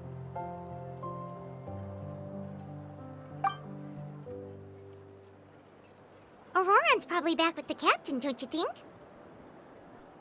You mean about the backup plan? Do you really believe what the captain told us? Yeah, you're right. We should just go to her directly. But she's probably asleep. We can find her first thing in the morning. For now, let's... go to bed.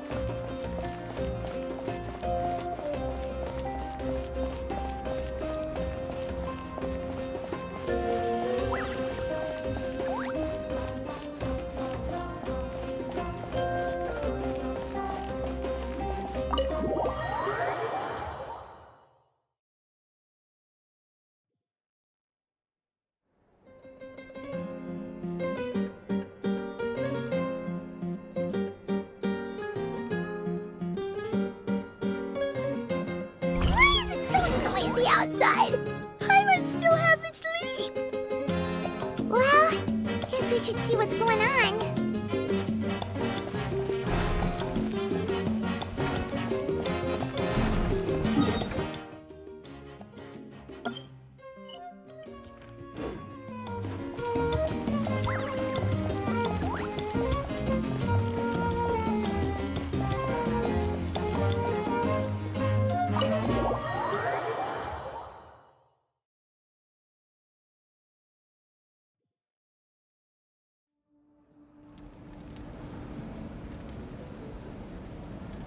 You're already here. I was just about to come get you. Wow, you're up early. That's impressive, especially after all the drinking last night. Let's not bring up last night. I'm embarrassed about the whole thing.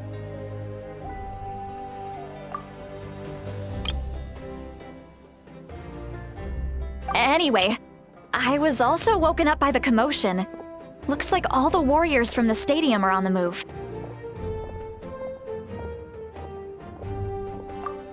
I heard many areas have been attacked by the Abyss, including the Masters of the Nightwind.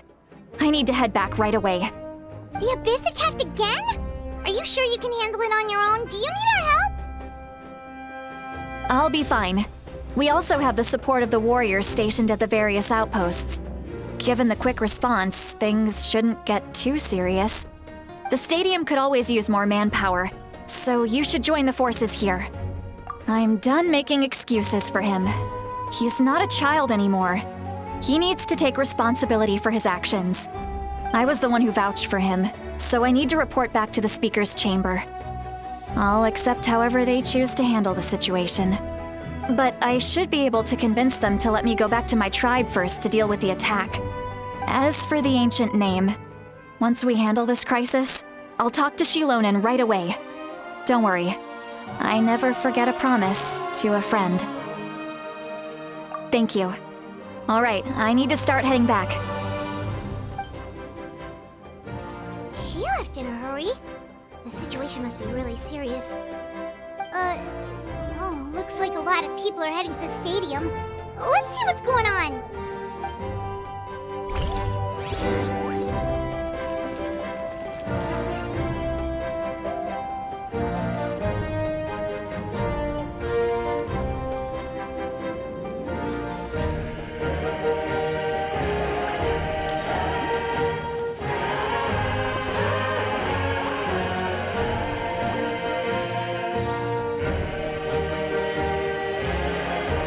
Traveler, over here! Perfect. Our star Outlander has appeared. Oh, you're all here! But, what's with the whole Star Outlander thing? Just my way of saying how awesome you are. We've got a real emergency on our hands, so this is the perfect time for you to show off your skills. Alright, but can we get a quick rundown of the situation first?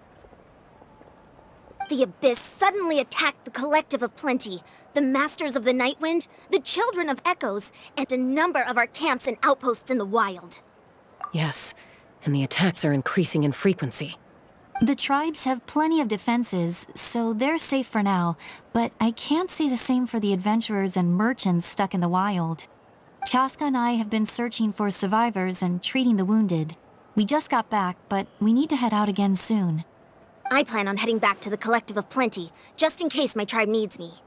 What about you, Mualani? Where are you gonna go? I'll go help the Children of Echoes. They're the closest, so I can start fighting right away. What about you guys? We could go together. Yeah, that does sound important. No worries. Just leave the Children of Echoes to us. Who knows? Maybe yours truly will have the Abyss on the run by the time you're finished. That would be pretty great, actually. I hope my tribe gets through okay. It'll be fine. Your tribe doesn't do all that bodybuilding for nothing. Let's part ways here for now. And most importantly, be careful, everyone. Oh, and some of us need to avoid getting contaminated by dangerous-looking substances. That will make my job a lot easier. Koichi, do we really have to do this now? It's alright. She's just looking out for everyone. Alright, let's hurry up and talk to the Pyro Archon so we can help the others.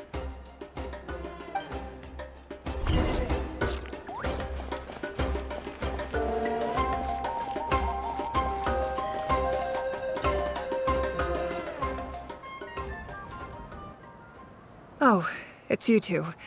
As you can see, things are not looking good right now. People across Natlan are in danger. Look, I'm very interested in your recent adventures, but this is not a good time. So we'll have to keep our conversation short. That's alright, we're also in a hurry. We're gonna go help the Children of Echoes after this. What?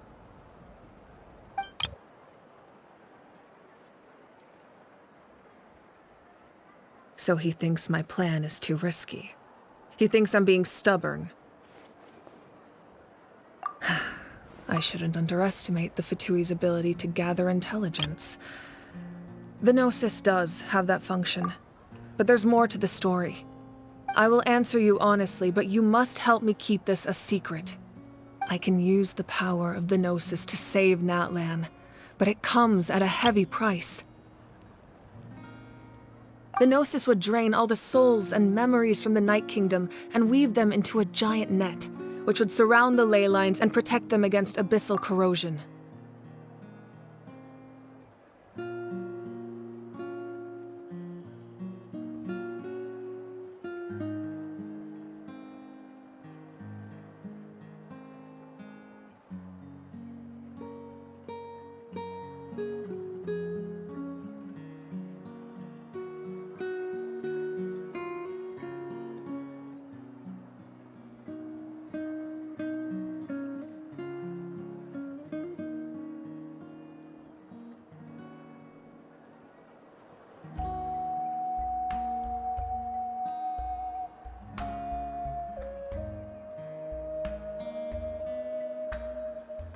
Wait, you can use souls to weave a net?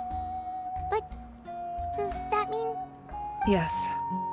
It means sacrificing those souls in the process. Souls are just another form of life. The cruelty of this method is self-evident. The Night Kingdom not only houses the souls of the dead, but also our memories and legends.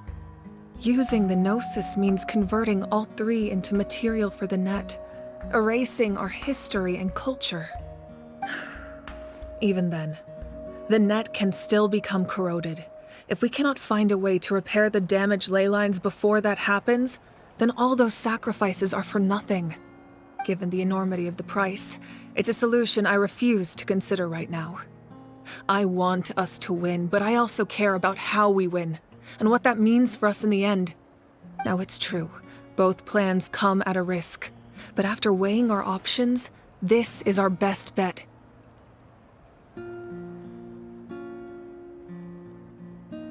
Natlan is unique among the nations of Teyvat. Given the ever-looming threat of the Abyss, the Pyro Archons had to account for the worst-case scenario.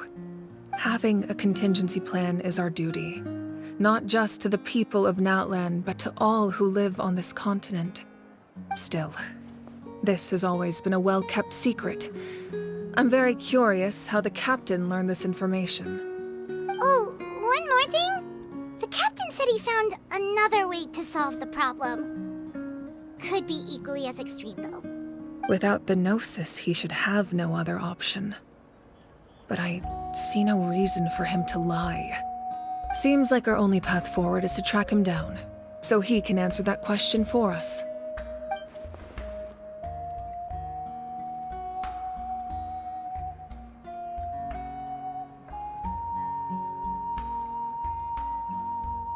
Judging by your expression, you must have doubted me, even if just for a second. Not even a little! We would never— Wait, what are you talking about, Traveler?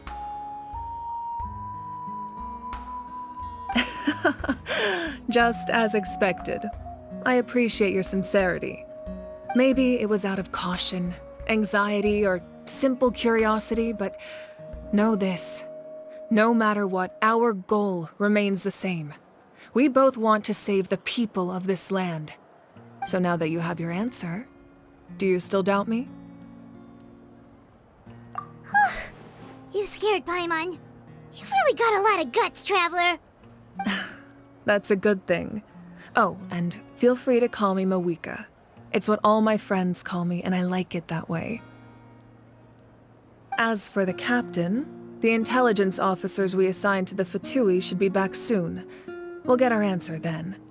That's great! Sounds like we just have to wait a little longer. Not just yet. Even though the Abyss is attacking several locations at once, I'm confident the warriors stationed in those areas can handle it. Don't worry. I just need to finish coordinating our available manpower, then I'll take a small team to handle the difficult locations. Wait, you're going to fight in person? Didn't you give up your power? That's true. I'm far less powerful than a god in my current state. But don't forget, I was an experienced and powerful warrior before I ever became the Pyro Archon. No matter how you look at it, my duty is on the front lines.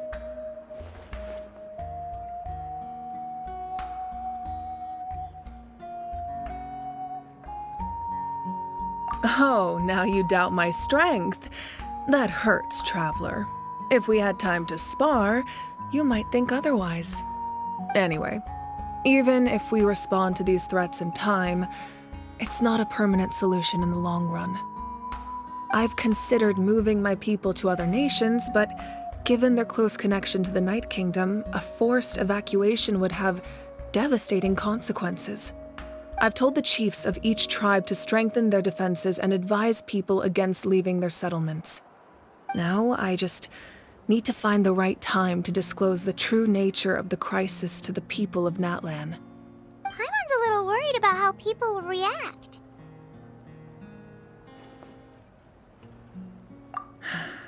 Yes, but that won't be the only response. In any case, that's for me to worry about. I'll let you know when we have more information on the captain. All right, we should head out. Maybe we can join up with Moani. She can't be too far ahead.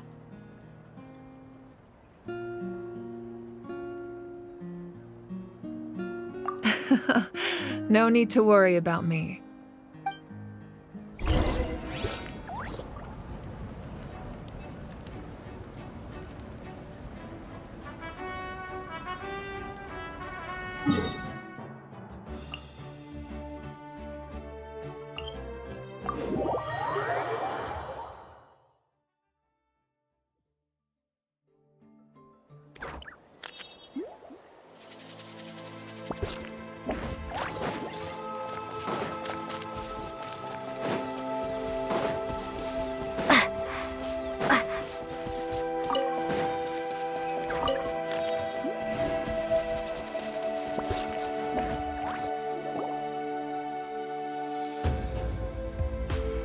Over here! To safety!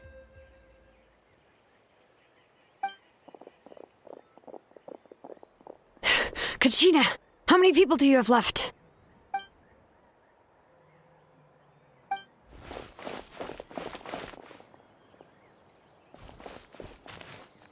What's the situation? There's a trapped caravan that needs our help. We need to rescue them as soon as possible. We'll go together.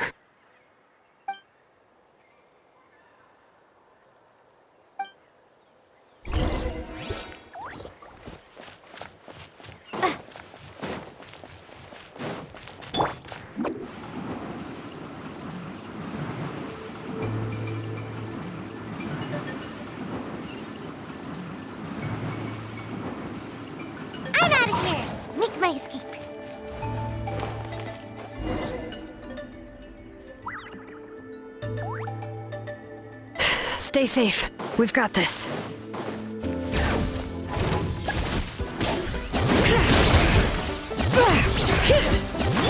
Here goes!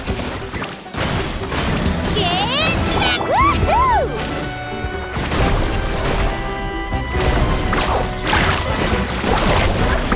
Amazing! Woohoo! Ha! Hear the echoes of the valley!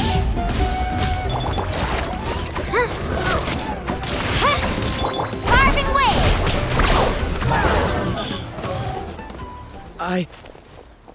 I really thought I was done for.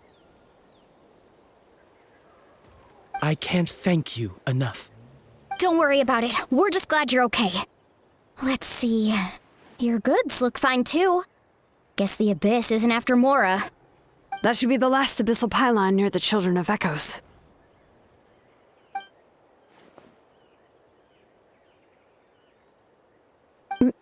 By the way, where's Citlali? I thought she would come with you. The Masters of the Night Wind also got attacked, so she went back to help her tribe. She said we can deal with the ancient name later.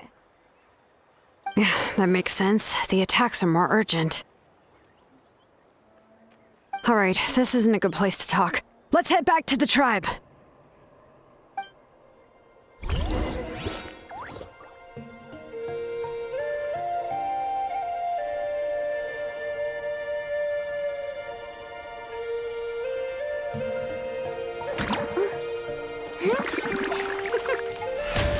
The show begins!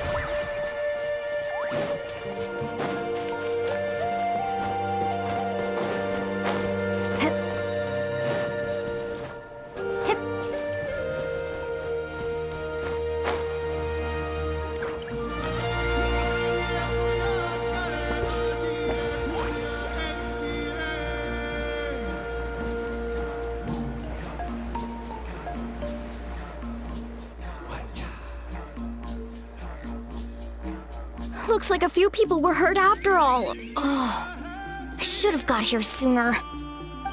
The Abyss threw a lot at us at once. I rushed out as soon as I heard the alarm, and there were already so many monsters. Before long, Kachina brought over a whole group of warriors, and just like that, we destroyed several pylons as a team.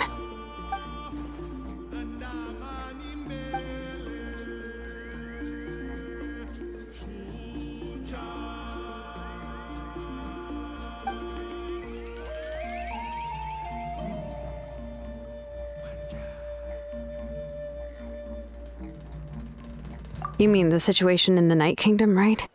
Yeah, I feel the same way. We've managed to keep it a secret all this time, but more and more people are realizing something's wrong.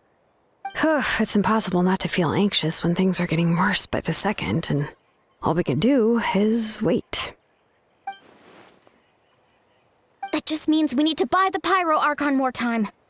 Keep pushing, everyone. Every battle is worth something. You really are an eternal optimist, Mualani. You always find a way to cheer people up. Why, thank you. I guess it's one of my better qualities.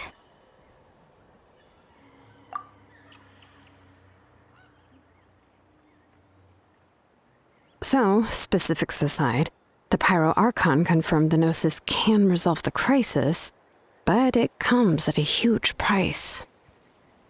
And somehow the captain finds out about it, goes to fight the Pyro Archon, and calls her out for having a solution but refusing to use it. Honestly, if he has the same information as us, I can't really blame him.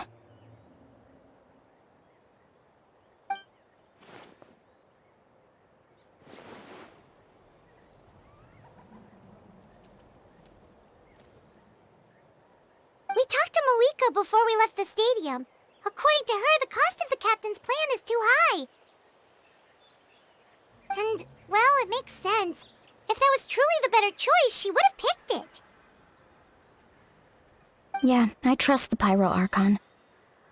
When I was upset about Kachina's disappearance, she was really sincere and patient with me. Plus, she burned down all those precious mementos for Kachina. She's already proven how much she values even a single person's life. When it comes to Natlan's survival, there's no way she would hold back. I agree. Maybe the captain weighed the costs and came to his own conclusion, but I'm sure we have different priorities. Life is important, but so are history and memory. As the Archon, she can't tell us everything, but it seemed like she wasn't holding anything back this time. The next question is, if the captain found a new way to save Natlan, how come the Pyro Archon has never heard of it?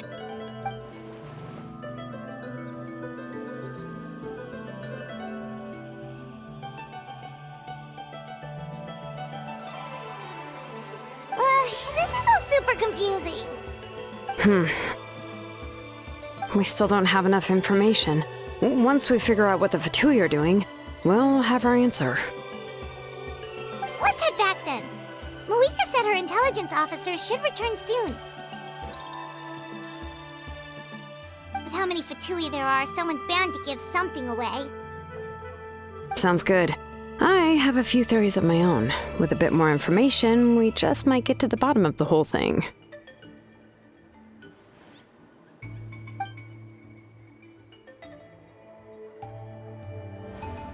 I was just about to ask. Count me in.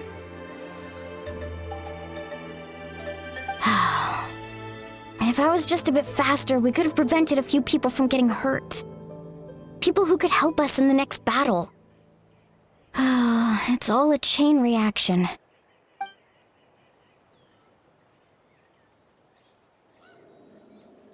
Register? Nah.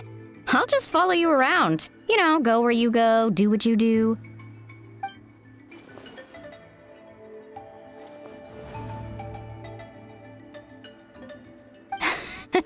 You got it. I just don't want to make the trip back. It's so far. All right.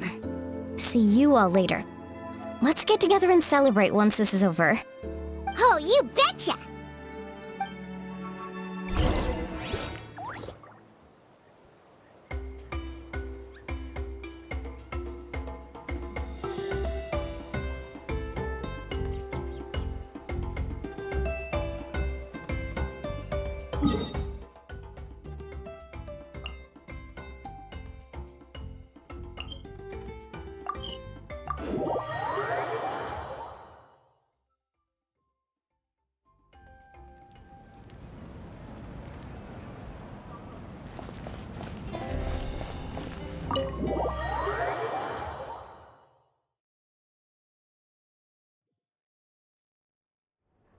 Mavuika! Oh, Chaska and Koichi are here! Wait, are you okay, Koichi? I'm fine. No need to worry. They ran into the Fatui while out on a mission and decided to follow them. The Fatui? Calm down and let me explain. Here's what happened.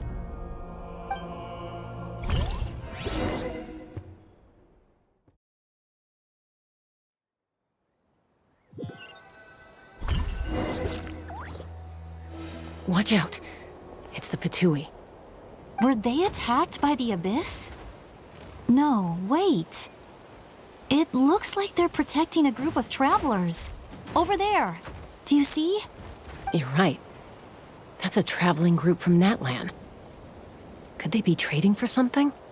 Let's keep observing for now. We're glad you're okay. Given the appearance of abyss monsters all over Natlan, you should cancel your journey and seek shelter at the stadium or one of the tribes. Thank you so much. I wish there was something we could give you. We don't expect anything in return. We were out on a mission and saw you being attacked. It was our decision to help. If you truly wish to repay the favor, you can keep this a secret. If anyone asks, just say you were saved by warriors from Natlan. Oh, okay. We can do that. But... We're not asking you to cover up our activities. We haven't done anything illegal. Our captain simply wishes to remain undisturbed. Nonetheless, the decision remains yours. If we wanted to keep you quiet, we would have employed a harsher method. Got it. We'll get going now. Did you hear that? They mentioned a captain. Isn't that who the Pyro Archon is looking for? Exactly. We could be onto something big. Still, there was no trade. They were just helping people in need. I didn't sense an ulterior motive. I didn't believe the captain when he said he wanted to save Natlan. But based on what we just saw, it's possible he was telling the truth. Maybe we've been wrong about the Fatui this whole time. It's too early to say. Let's follow them and see what's really going on.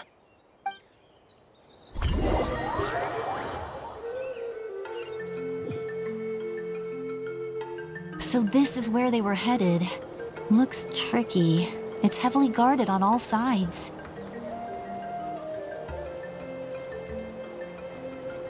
Koichi, wait for me here.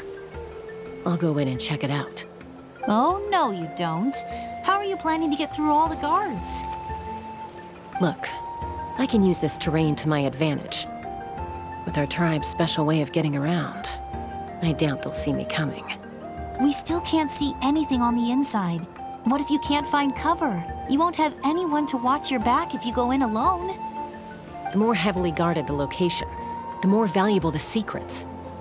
Even if the captain isn't here, we can still figure out what the Fatui are planning. That intel is worth the risk. Fine. You're not gonna listen to me anyway, so let me come with you. That's even more risky. You've been running around saving people for days. You're already at your limit. I'm confident I can protect myself. I'm not sure you can say the same. At least right now. I can. You really believe that?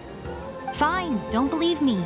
But you can't honestly tell me infiltrating a heavily guarded Fatui hideout all on your own sounds more reasonable. You know, growing up, even if I insisted on doing something, it never gave you any trouble. I'm not sure you can say the same. All right. If we start arguing, this will never end. We can't let this opportunity go to waste. Guess that means I win. Don't worry, you're not the only capable young person from our tribe. I can handle this. All right, same plan as usual. We split up, communicate with hand signals, make sure our blind spots are covered, and support each other once we strike. Got your ropes? Yeah, let's go.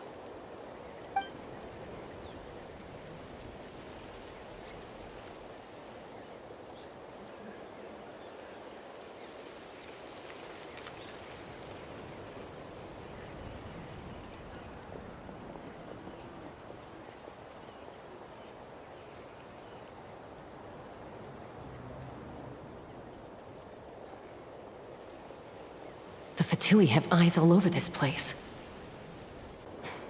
I should wait for Koichi's signal.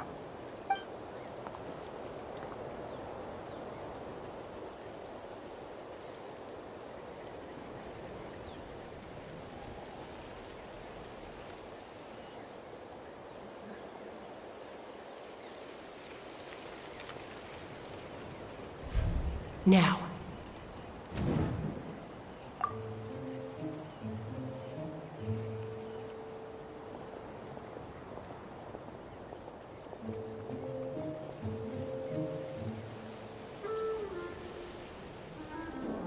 Not sure how many chances I'm gonna get. I need to act.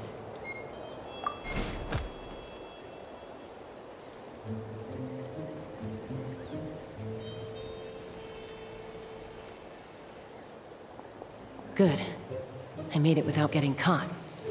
I should get to that platform over there. But it's guarded by the Fatui. Koichi should have line of sight. I'll wait for her signal.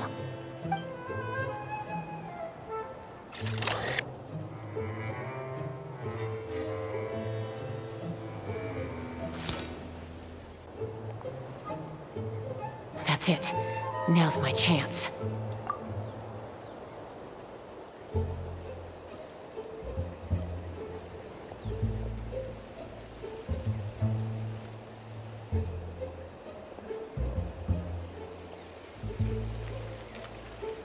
It's no use staying in one place.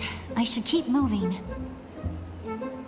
Looks like Chaska is helping me by keeping an eye on the Fatui movements. I'll wait for her signal.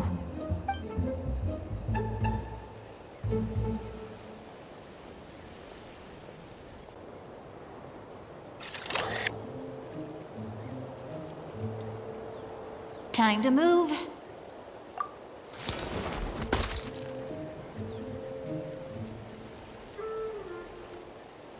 Whew. That was close. Almost got caught. Probably can't make it over in one go. I'll wait for my next chance. Now's my chance.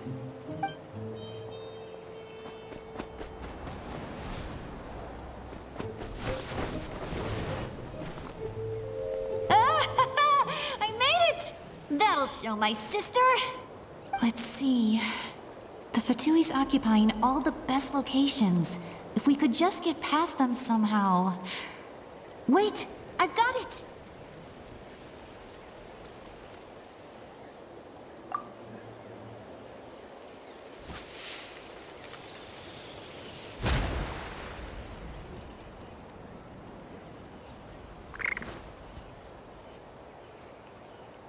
Huh? What's that noise?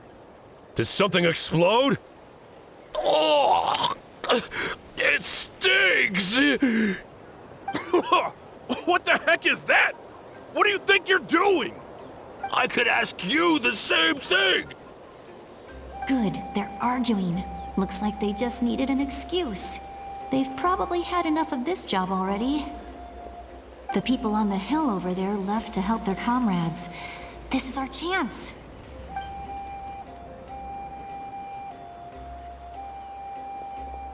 Come get me, Chaska. I hope she gets this hand signal. That's Koichi's signal. Smart idea. All right, time to move. Give me your hand, quick. Coming!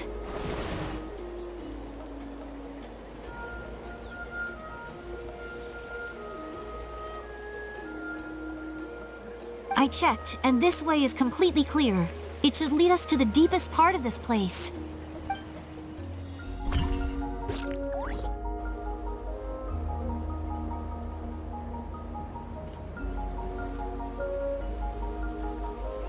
Well, I was pretty helpful, right? You know, everyone usually jumps at the chance to work with me. Not my own sister, though. No, she avoids me like her life depends on it. I was wrong, Koichi. You've done well. Wait, you're just gonna admit it? Now I look like the mean one. Let's focus on the task at hand. We're in the heart of enemy territory. The more time we waste, the more dangerous this becomes. All right. If you're not gonna take the bait, then I'll drop it. Looks like the Fatui are here to dig something up. I'm surprised they mobilized this many people. I doubt it's because they're interested in our culture and history. It seems like they're looking for a dragon relic called the Source Mechanism. The device is ancient. Barely any information survives to this day. And even people from Natlan don't know how to use it. Why would this be the Fatui's target? Not bad. Looks like it's in good shape. This should be what our Lord's looking for. Took us long enough. Come on, let's get this thing back. Back? Back where? Should we keep following? You really want to keep going? Of course. We make a good team, don't you think? No reason to stop now. What was that sound? Uh-oh. We've been spotted. Time to go. Falling rock incoming! Watch out for your gadget! What? You'll regret that! After them!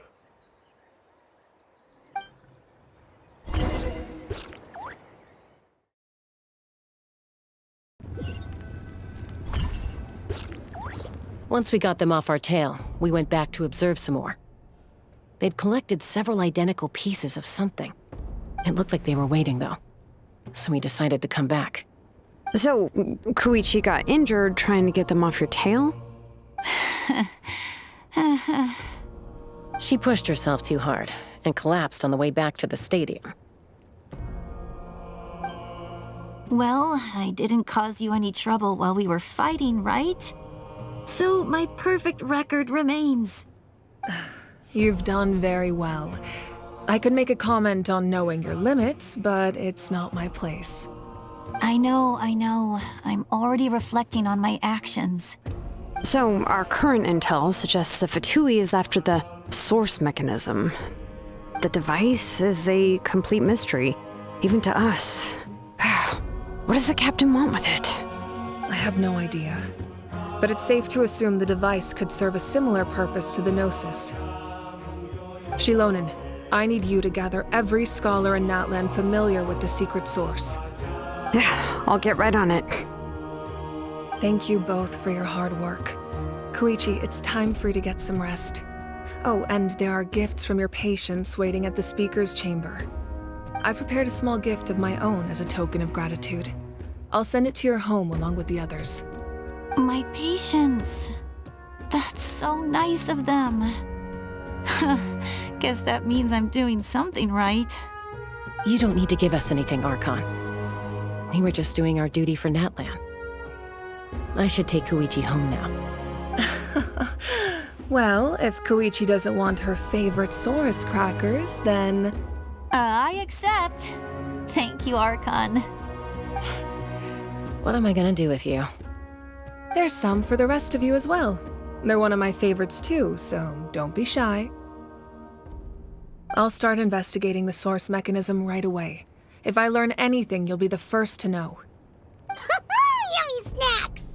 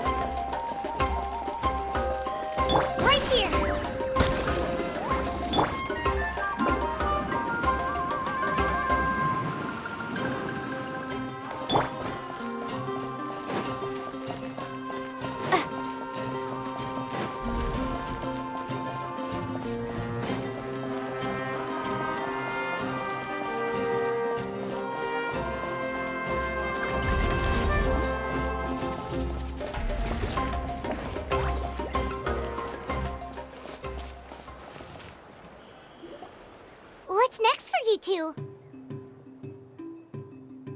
I'm taking Koichi home.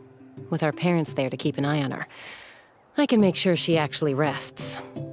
Hey, it's not like I'm some kind of prisoner. I'll be fine in a day or two. There's no need to go all the way home. That's what you always say. Everything's no big deal until you collapse. What if the Abyss attacks again? You're saying if I let you rest in a hotel, you're not gonna rush out the minute you hear the alarm? I won't. Triple promise I won't. Mm-hmm. Fine. On the off chance something like that were to happen, I might. But I'm a doctor. I have a duty to help people in need, no matter how hard or tiring the work gets. I guess you're right. But I don't have to like it. This reminds Paimon of when we first met. Except you were the one trying to stop Chaska from doing something dangerous. I'd do the same for anyone trying to put their life in danger. As a doctor, I don't want people to get hurt because of a rash decision. Then try to see things from my perspective. You clearly want to protect your patients. So can't you understand why your own sister would feel the same way about you? The two of you are the same, you know? I disagree. I understand the risks and costs of my decisions. Who wants to be like her? Overconfident, always making excuses when things go wrong. That's just not true. You think I don't have proof? Okay, don't get into another fight. Just pretend Paimon never said anything. Don't worry, Paimon. You didn't do anything wrong. Arguing is just how we communicate. Neither of us really takes it to heart. Plus, I guess we are similar in some ways. Maybe I rush into things without thinking, but I learned that from her. We're family. I can't help it if my older sister is a bad influence. Okay, you don't have to put it that way. So, you're all good now? Neither of us are really the type to back down, so we'll always have our differences. But still, we get along in our own way. Plus, I know you'll wake up one day and realize I was right all along. I just need to wait. Be my guest. Come on, let's get you home. See you later, Traveler and Paimon. I'll be back once everything's settled at home. There's no rush. At least grab a nice meal with your family. Bye, you two. Take care of yourselves out there.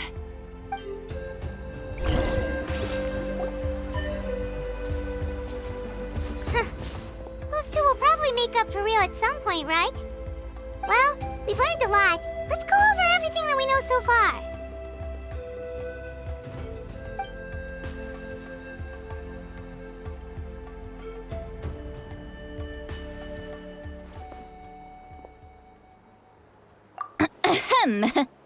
Sorry for popping up out of nowhere. Again.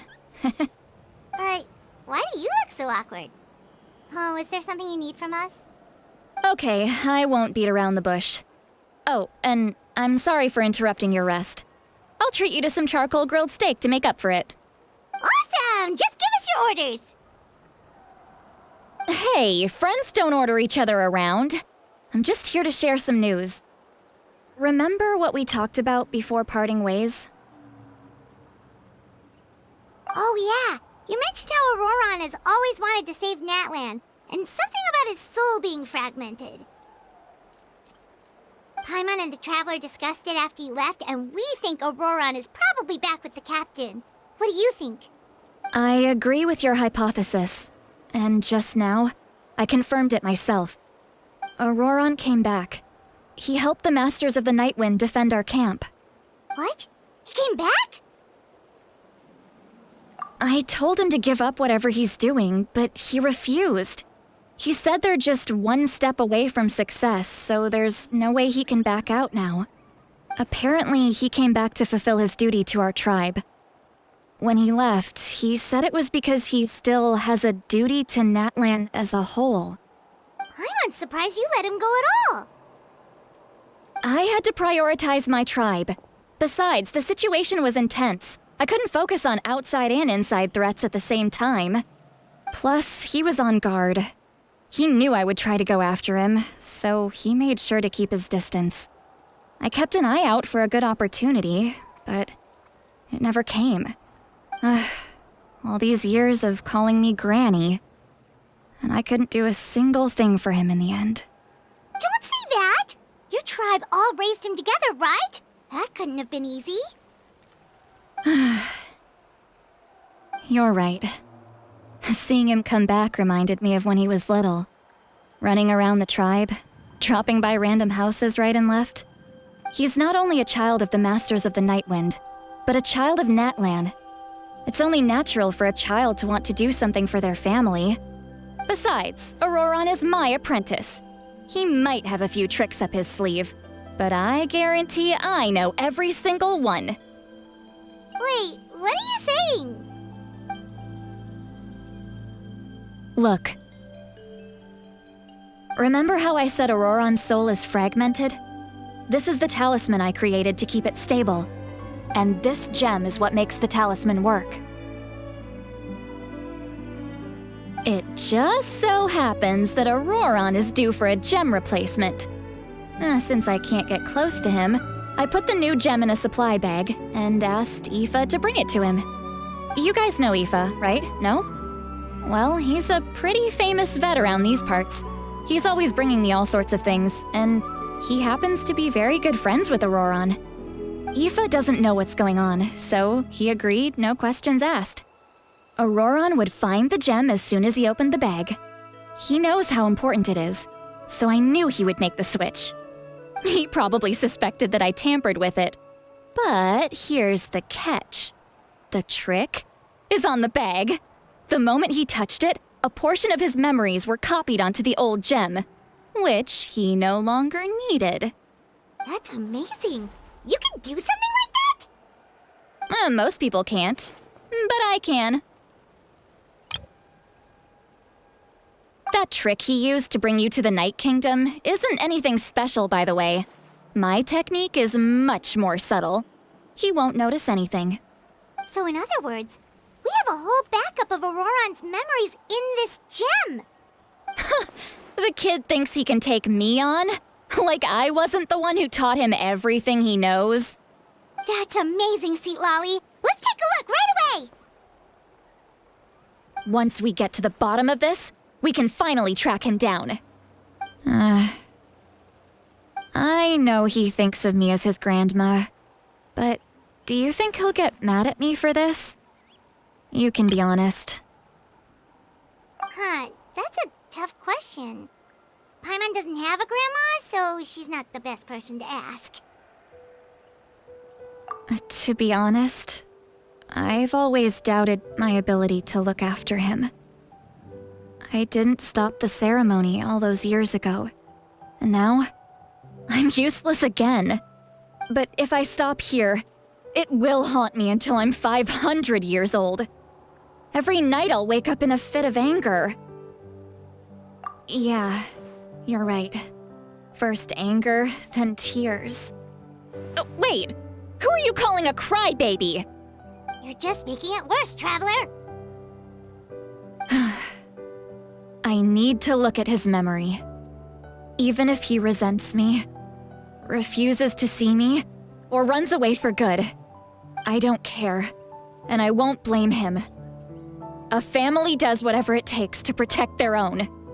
You sure you'll be okay? We can come with you if you want. Did you just say you'll come with me? Is that okay? We have a pretty good reason to see it too, don't we? Because, right, we need leads on the Fatui. You really mean it? Fine, you can come. Just promise me you'll see this through. No backing out. Got it? Don't worry, we're professional adventurers. Then I place my trust in your professionalism. All right, time to sneak into someone else's memory and engage in some, unwanted spying. You heard it here first. I wouldn't be doing this if I had any other choice. Are you ready?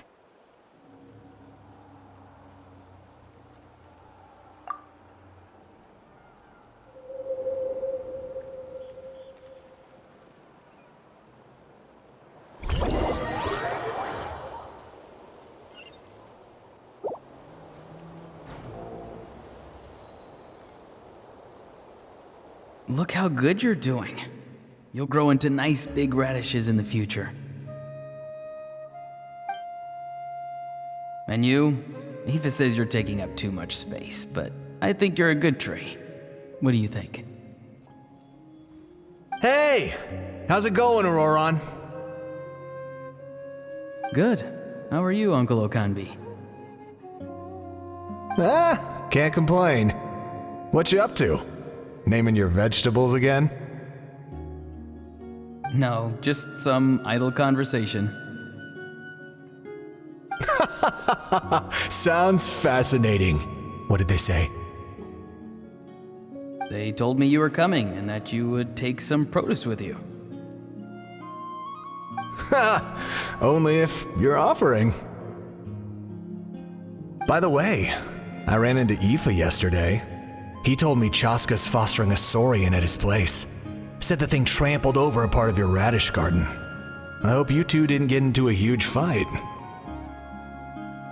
No, don't worry. I'll find a way for him to make it up to me.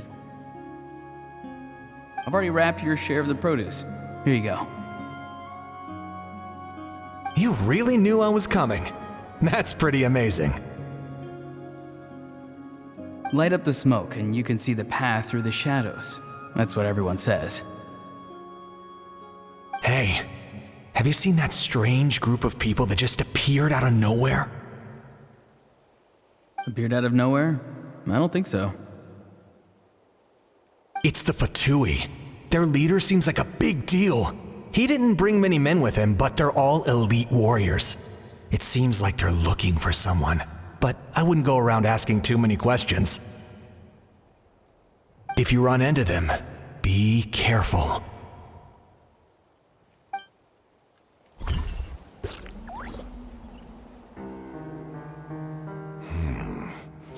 You're from the Masters of the Nightwind, are you not? Why do you live here alone? I enjoy living by myself out in the wild.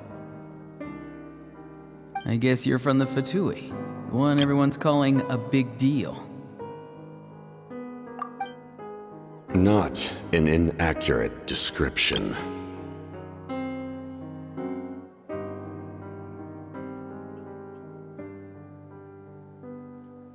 I'm looking for someone who may be known to you. Citlali is her name. Granny?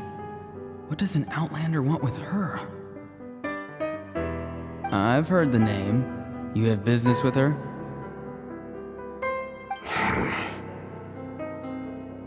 There's no point to further questioning if you insist on hiding things from me.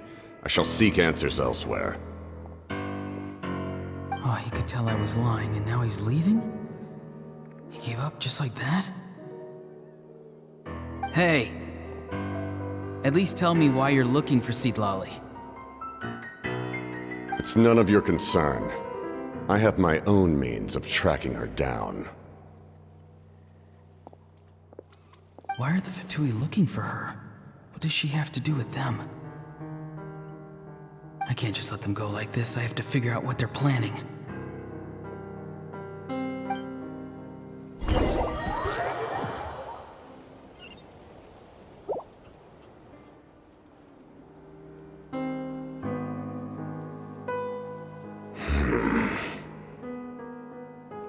I've just been studying the Leylines and asking for leads on Granny. I can definitely rule out some sort of invasion. The situation has seen no true improvement. The Pyro Archon did not fulfill her promise. My lord! Ignore him. He is no threat.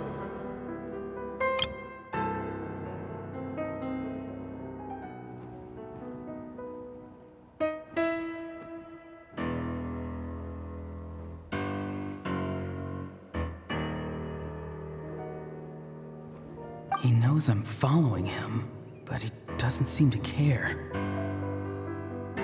He's strong, I can tell. But there's something unusual about him and also familiar in some way. I can't describe it. What is it? My lord, I feel dizzy. A leyline disturbance. Certain presences have been forced to wander outside their rightful realm.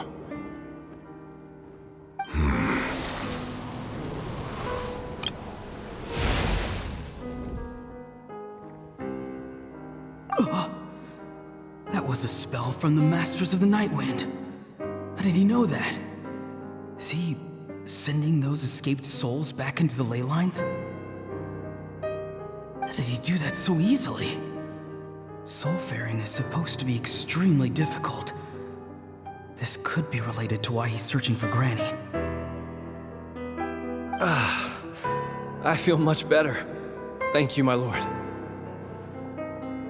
Think nothing of it. Stay vigilant, and continue to gather information. The Abyss could attack at any moment. If you notice any irregularities, assume drill formation and be prepared to fight. However, there's no reason to over-engage. Information is our first priority. Yes, sir. Why are the Fatui fighting against the Abyss?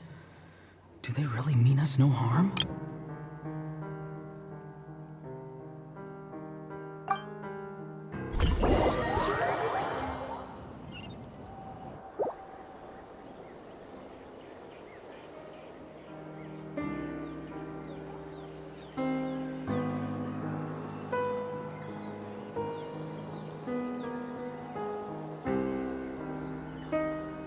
I've been following him this whole time and still they ignore me?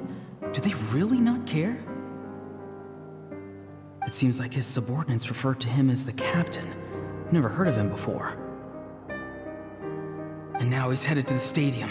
That's unusual. Oh, what is he gonna do? You two, with me. Everyone else, wait here as instructed. Send word to the other teams to retreat immediately if this fails. Yes, sir! He's going inside?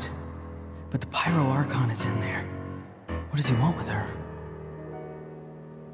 Forgive me, my lord. Allow me to check one more time. Do you truly wish to do this? The time for idle observation is over. It now falls on me to act. This nation is out of time. Yes, sir.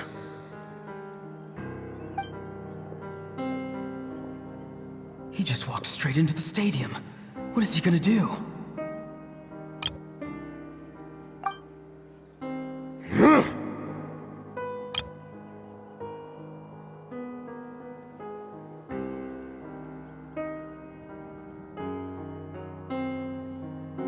They're both incredibly strong. How long will they have to fight until someone comes out on top?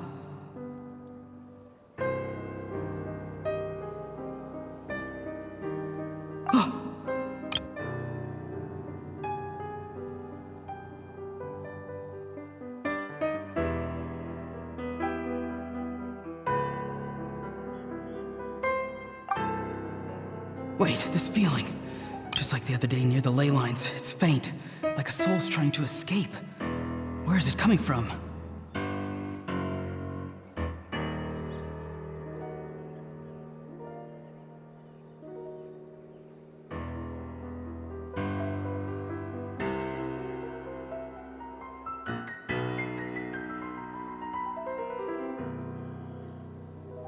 Is that why he's looking for Granny? If he dies here, then all clues will be lost. I can't let that happen.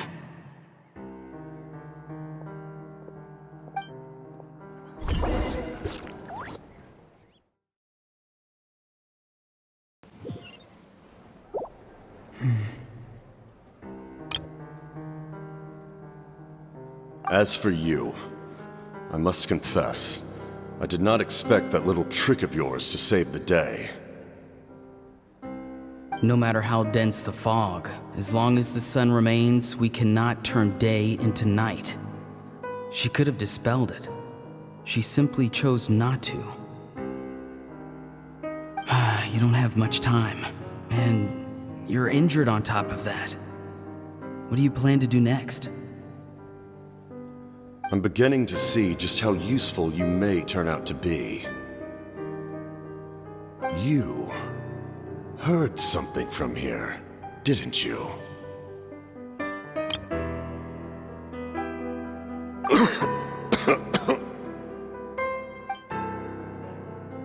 No need to force yourself. I've never seen anyone match the Pyro Archon in battle before. I didn't expect you to intervene at such a critical moment. You know I've been following you. Why didn't you stop me? When walking in the forest, it is only natural to encounter wild beasts. However, not every beast has the courage to come out and bite. And yet, one of those very beasts saved your life.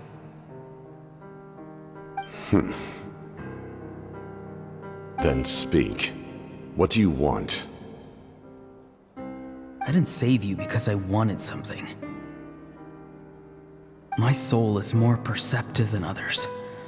I can sense that the Leylines are extremely weak. I don't know what the Pyro Archon is planning. Can she really save us?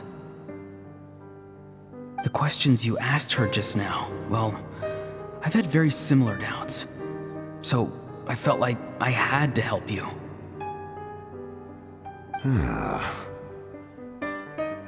So, you can tell the truth.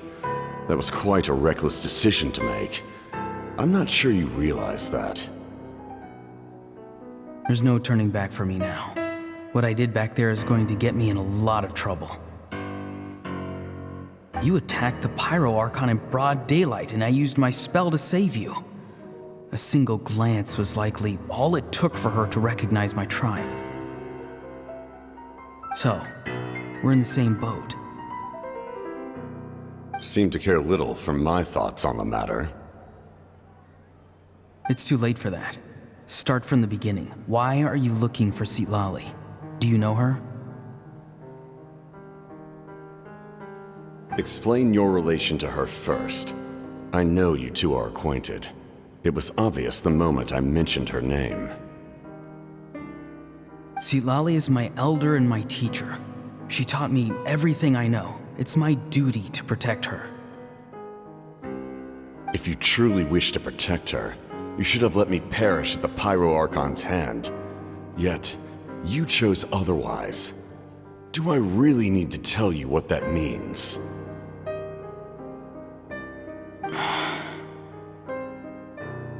I want to do something to change Natlan for the better. Something I can accomplish with my own two hands. You're stranger than anyone I've ever met. But maybe, just maybe, you can show me the way. Strange? Citlali is said to be the legendary Granny Eastli, someone capable of communicating with the Wyub, and the Wyub are the key to information on the Night Kingdom. Why do you need knowledge on the Night Kingdom? That is not something you need to know. Don't forget, I saved your life. Do you not believe the Fatui capable of betraying a debt? People can lie, but souls cannot. I can tell there's a weight to your soul, a sense of justice. You may not live among your tribe, but you certainly know their tricks. I apologize for my rash judgment. You are more capable than I imagined. Let's go. We'll see if you have what it takes to join my plan.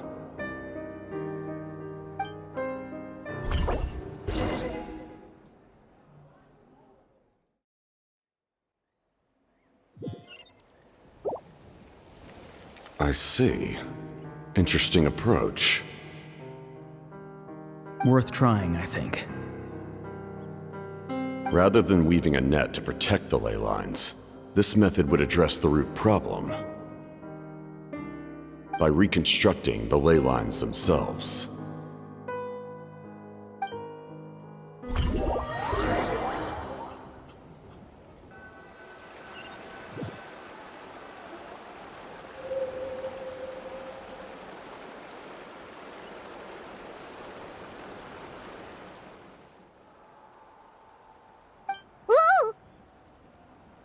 Traveler, Paimon. Are you two all right? Paimon's fine, just, a little dizzy. Of course. I'm so mad at him.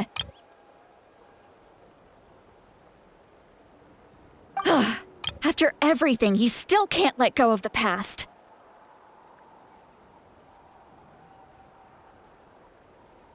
For some reason, he thinks he owes something to the people who cared for him. Stubborn, self-righteous fool.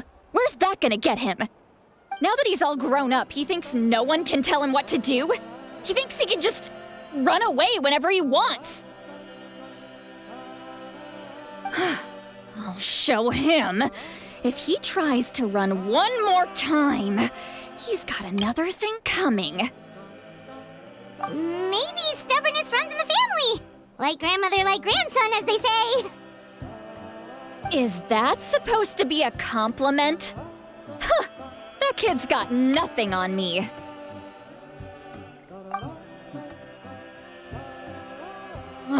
Anyway, back to what we just saw. I don't even know what to make of it. Yeah, the captain seriously wants to reconstruct the Leylines? What does that even mean? Something like the Loom of Fate, maybe? But how does that help with the Abyss? The Loom of Fate? Oh, it's kind of hard to explain. Basically, it's a device from Khaenri'an that has unbelievable power. Anyway, if he really wants to manipulate the Leylines, everyone in Natlan will be affected. Oh, this is big.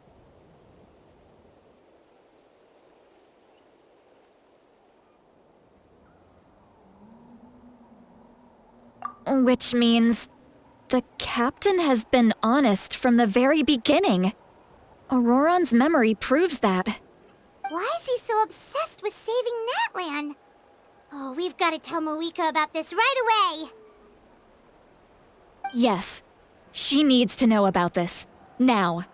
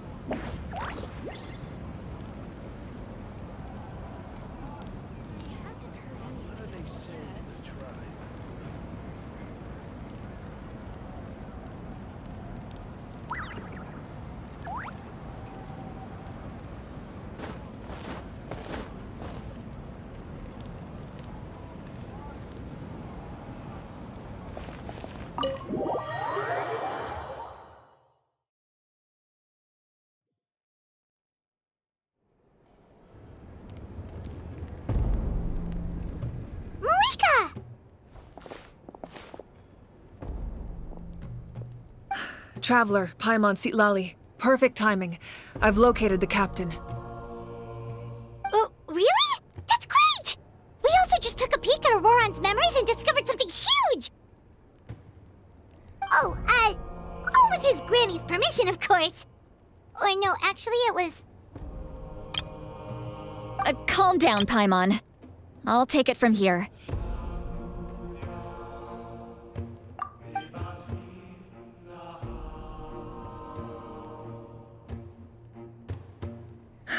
So the captain was searching for the source mechanism to reconstruct the Leylines. If his plan is already in motion, that means he knows exactly how to accomplish his goal. We have to stop him. Is reconstructing the Leylines a bad thing? Yes. It's not a simple fix. It would mean sacrificing nearly everything contained within the current Leylines, very similar to the price of using a Gnosis. If he activates the mechanism, it's all over. We need to mobilize our forces as soon as possible.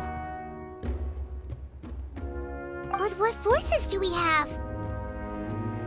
Kinich, Xilonen, you two, and myself. All other warriors are working to push back the Abyss on the front lines. But that's barely any people! Not to mention you lost your power, and they've got the captain on their side! Oh, maybe we really should get Citlali to break Ororon's legs. That won't help us with the captain, I'm afraid. In any case, the Masters of the Nightwind are in urgent need of manpower. Citlali, I was hoping you could head back and help defend the tribe. All right. I understand where I'm needed.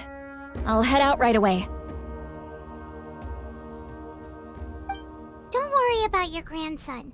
We'll figure something out for sure. I'll leave him to you all then.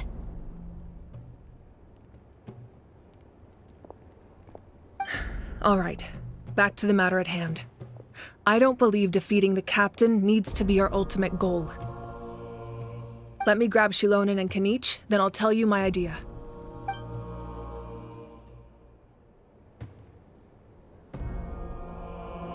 As you all know, Ororon is working with the captain and we need to stop their plan. The captain is a formidable opponent, but that shouldn't deter us. In any case, a head-on confrontation isn't the best way to solve the issue. Their plan hinges entirely on a single element, the source mechanism. If we leverage our forces, we can destroy it, and then success is ours. We'll head out together. In the event that a confrontation becomes inevitable, I'll stall the captain while you advance.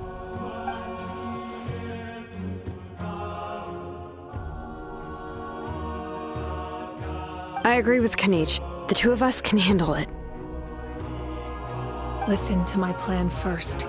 Kinich, I want you and Ahau to launch an assault from the front and break through the Fatui defenses. The captain won't be on the front lines. As a seasoned warrior, he'll be stationed in close proximity to the device to ensure its protection.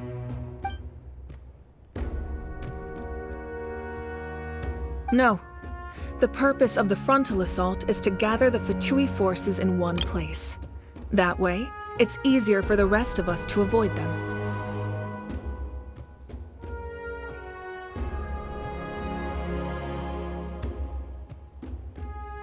Xilonen, I need you to do what your tribe does best, and dig a tunnel from the outskirts of the ruin. Once we get close to the device, we just need to destroy it.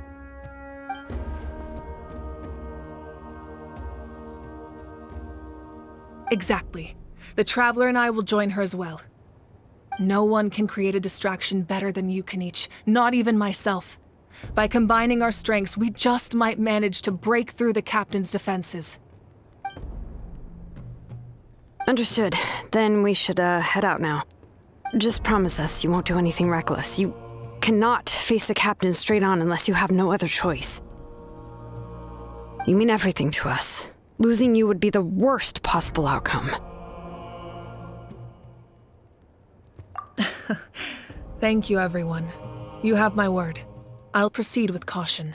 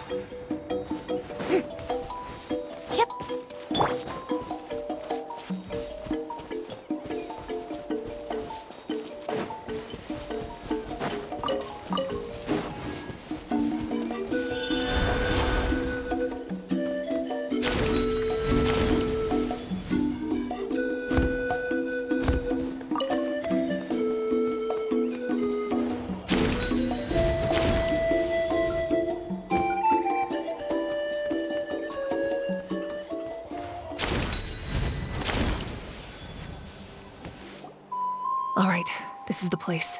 Their tunnel must be behind that gathering of Fatui guards.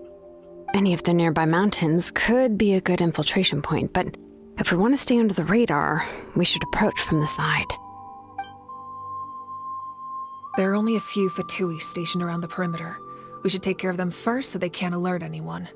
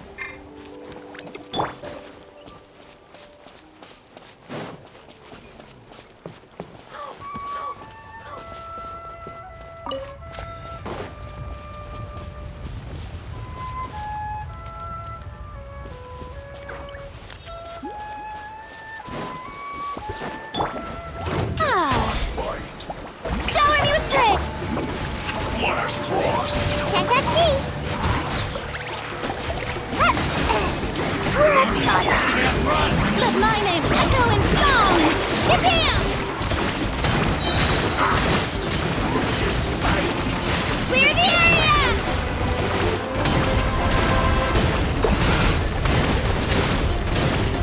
All right, that's done. Let's head to the foot of the mountain.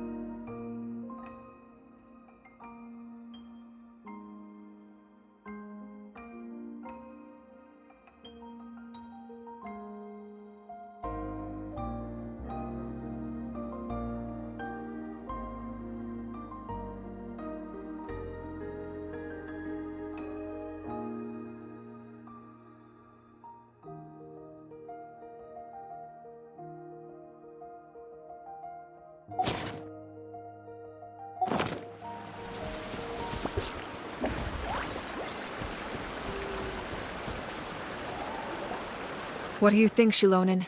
Is this a good spot? Yeah, looks good. We'll take it from here.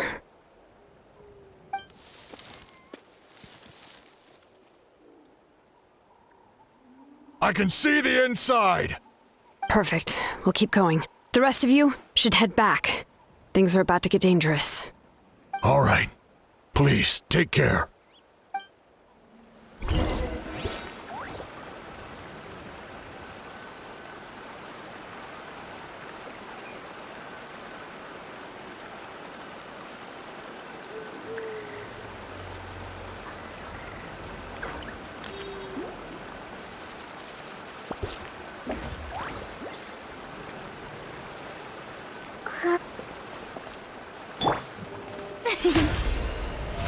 How brilliant!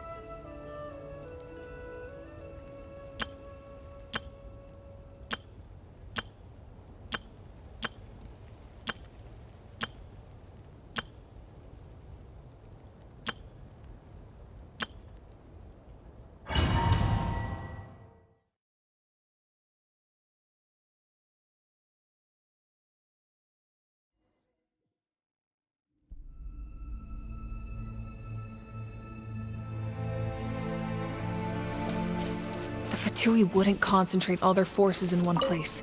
There's sure to be guards on the inside, so stay sharp. Oh, nice job smashing those rocks, Mavuika.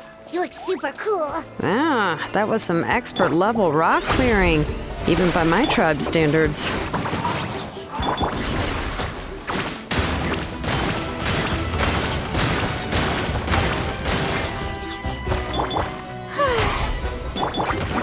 Can't catch me.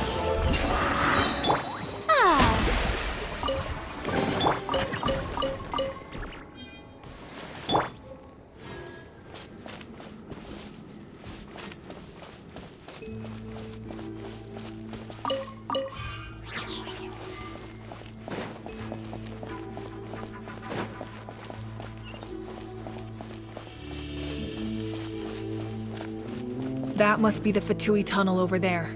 We should steer clear and approach from the side.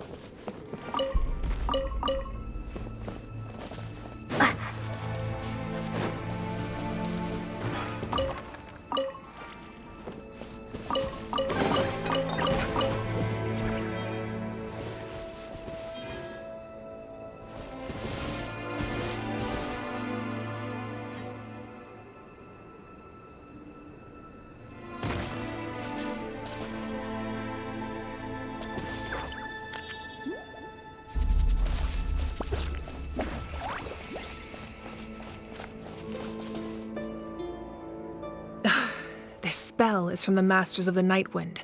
It's Ororon's doing. They're probably trying to buy time.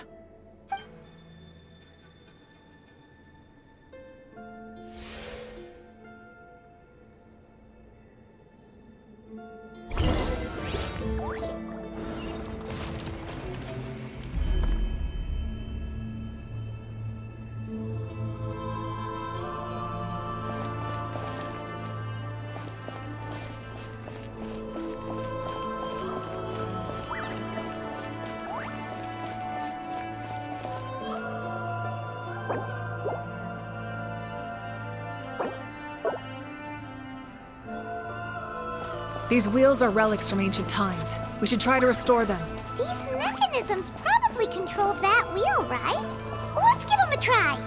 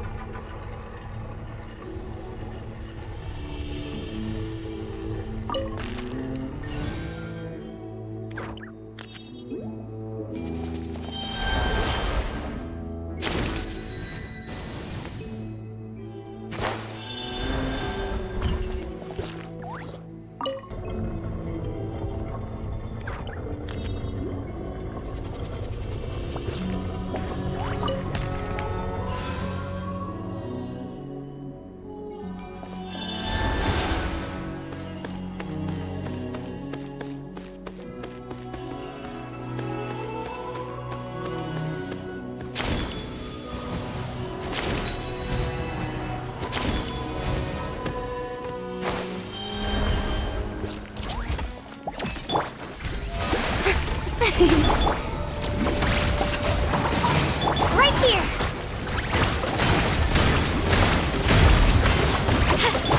Shane! Starfall! Can't touch me! Come on out! Time to shine! Right here! Get down! May I present?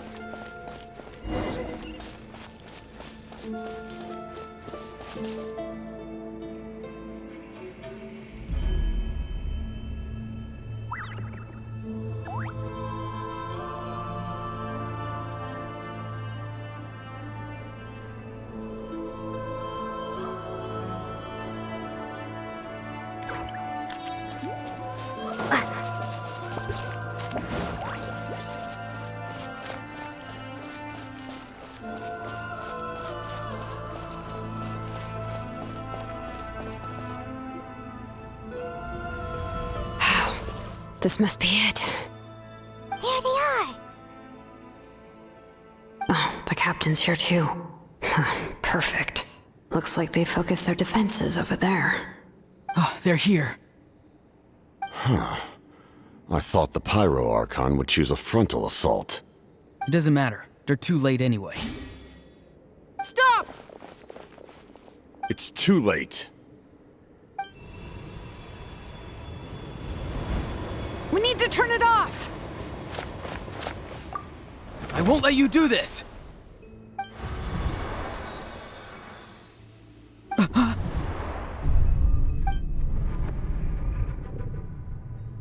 The sound of lament? What was that sound? It was like a piercing cry. Now's our chance to turn off the device.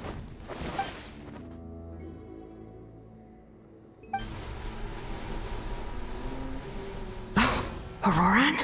How did he just... His movements have gotten a lot faster. Was Ororon always this good in battle?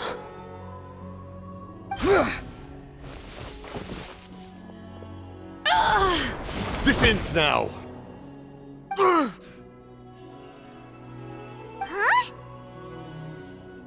Something's wrong.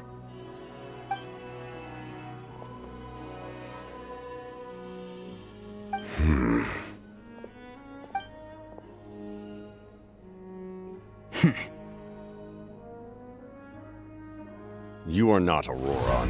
Who are you? What? Commander. You...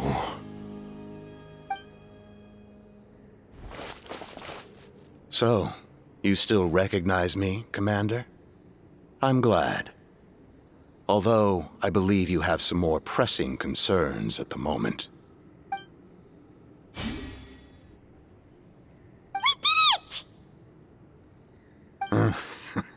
You see? You indulge your sense of honor for just a moment, and now you've lost your chance. Even now, you're still the same as ever.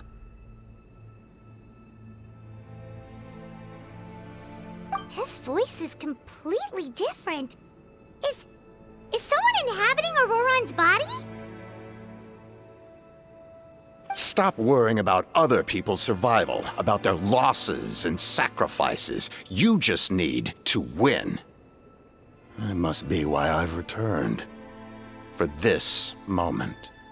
Please finish what you set out to do, Commander. I didn't expect to see you here, but I have to disagree. Abandoning one's comrades is not the way of a warrior. Why do you care about a doomed man? I know you can see it. He's already close to death.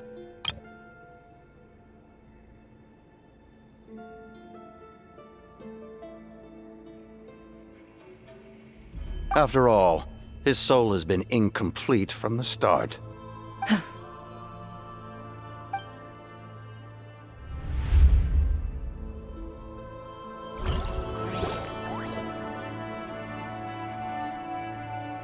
Someone said I'm close to death. Is it because of that noise just now? The piercing cry came from underground when I activated the device. What's down there? Natlan's Leylines must be hiding some kind of secret.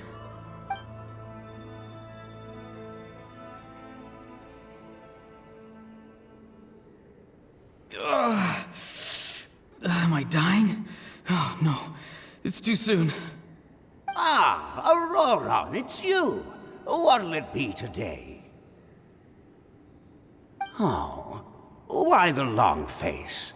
Don't tell me you still haven't let that go. I knew it was a bad idea to tell you. I heard everyone wanted me to be the savior. Savior? Ha! Sounds nice, doesn't it? But, does such a person truly exist? Even if they do, why would you have to become that person, hmm? Ororon, is that you? Oh, here, have a seat. Let Granny cut you some fruit. We just got a fresh batch. Can I get you anything else? Some grilled meatloaf, maybe? Ask for anything you want. We've got plenty of ingredients. What about those spiced rub mushrooms you made me last time, Granny Koimi? Ah, you liked those, did you?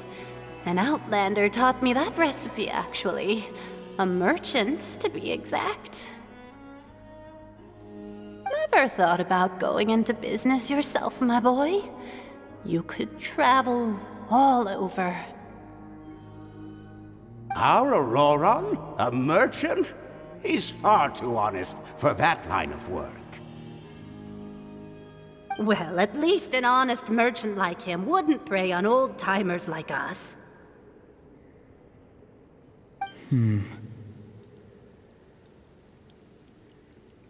Everyone said a true savior does not really exist, but then, why did my birth open the door to the possibility? Why give people false hope? Maybe I don't need to sacrifice myself, but surely everyone is born for a purpose. So, what's mine? If I had succeeded back then, would the world have become a better place? What's the meaning of my existence? Done spacing out, Ororon? Did you finish your homework? Yes, Granny, it's just... Will learning all this really make me as strong as you? Of course not! I'm a special case. Other shamans study their whole lives without reaching a fraction of my abilities. Because you're a genius, right? You could say that. Or maybe I've just been alive longer than the rest of them, and picked up a few tricks that they didn't want to touch. It's rude to bring up a woman's age. Never do that again, no matter the circumstances. I wasn't the one who brought it up. Anyway, class is canceled tomorrow. Go have fun. What about my homework then? Do what you want. What use is it being as strong as me anyway? You've seen how the tribe treats me. They're all afraid. I try to go about my business, and they practically tremble in fear. Not the most fun way to go about living one's life, I'd say. Take it from me. The happiest people are the ones who do their own thing. So do what you want, Ororon. No matter what anyone else has to say. Granny didn't say it outright, but I think she was trying to comfort me. Don't force yourself. Don't beat yourself up over the past. That's what she always says. But I never forced myself. I never even got the chance to try before it was all over. Hey, you zoning out over here again? There's such a thing as overwatering the radishes, you know. I was just looking at the aphids. Something interesting about them today? I noticed some on the ground. Maybe it got too cold yesterday and they couldn't handle it. Bummer. Guess that means less honey this year. Aoife, do you think being a vet is fun? Fun? I'm not sure about that. Do you think planting vegetables is fun? Fun enough, I guess. I don't have anything else to do. Exactly. Most people live like that. No special purpose or calling. That's just how the world works. Oh, jeez.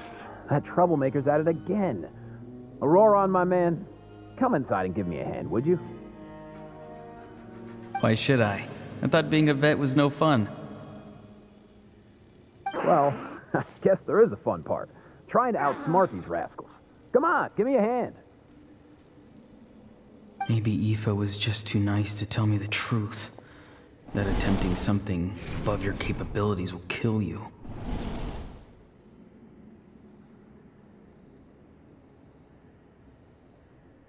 My soul is unstable.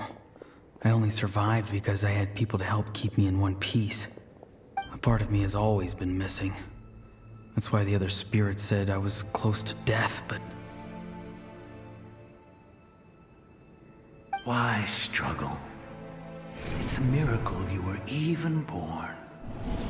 Just close your eyes and wait for death. It was you, the thing that came out of nowhere.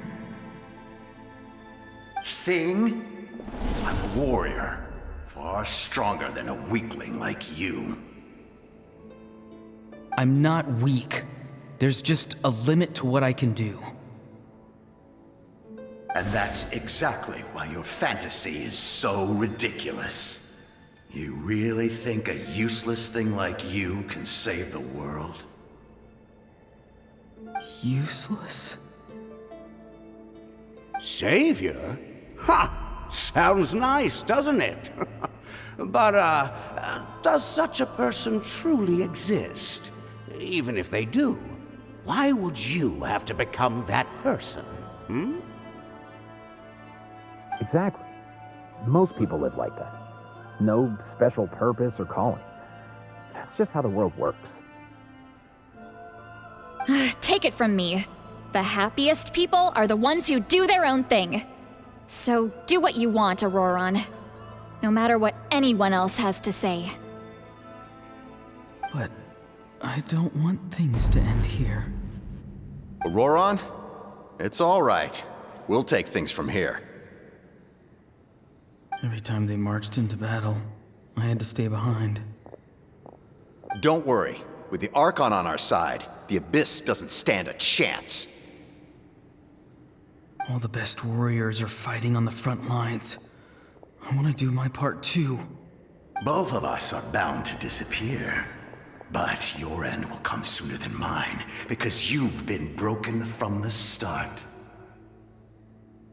Once your soul shatters into pieces and dissipates into the wind, I will take temporary control over this body.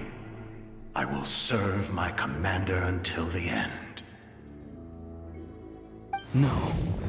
No, this isn't right. My life can't end like this.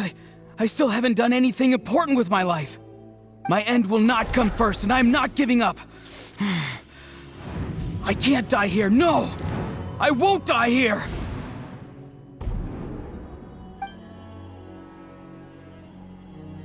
Ororon!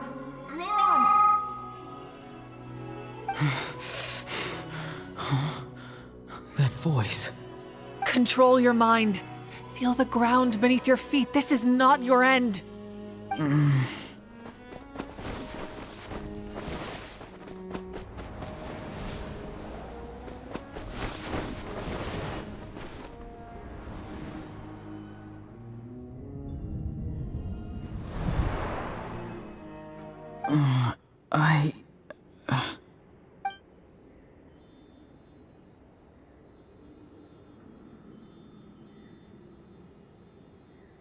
His eyes are open! He's alive! Well done. You managed to do the impossible. Uh-huh. What do you mean? Don't try to talk. Focus on holding yourself together. I can't believe the captain did that. Maybe he thinks of Ororon as a comrade. He was helping to rein him in all this time.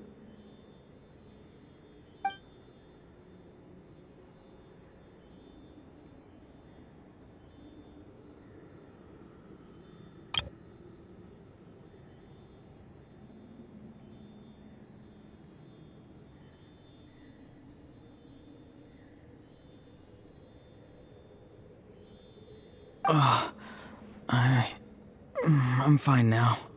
Damage to the soul is a tricky thing. The pain almost consumed you for a moment, but you managed to hold on to yourself. That's no easy feat. The worst appears to be over. I'm sorry for causing so much trouble. We can talk about that later. Our plan. It failed, didn't it? I'm sorry. We were so close. You saved my life. And now, the debt is repaid. Ororon, I never thought you actually wanted to sacrifice yourself in that ceremony. But you never gave up. Have you come to a conclusion on what it is that you truly want?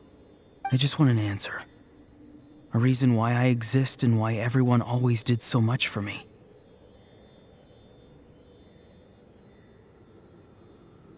No one is born a hero, and no one should be treated like one from birth. I had a chance to do something important back then, but I failed. All I want is to find some more ways to make up for that. The answer you seek now lies before you.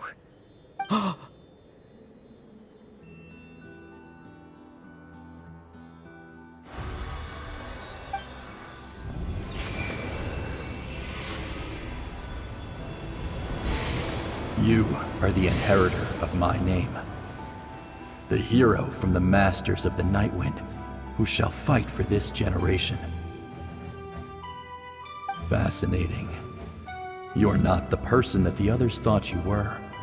And yet, you're also not the kind of person that you thought you were. It can take a lifetime to truly discover who we really are. Like you, I never thought I had what it took to be a hero. I was too cunning, too self-absorbed. But in the end, I sacrificed my life for this nation. Now, remember your name.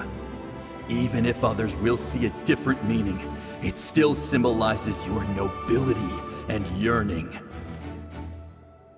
My ancient name. BD. It means devotion. You will give your all, not for the sake of a heroic death, but to do justice by the answer you found for your life. For that answer, you will offer all of your strength and be born anew. Through your devotion, you will prove your worth.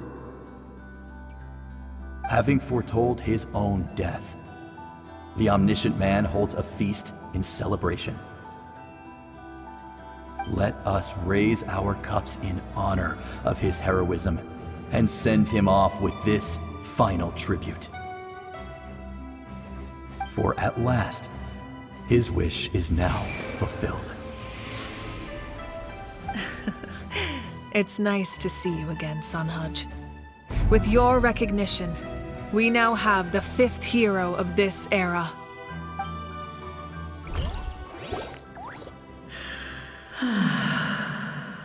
I am happy to see your plan advance one step further. It seems that my cry did not cause irreversible damage. What is that voice? Just as I thought. The Lord of the Night has awakened.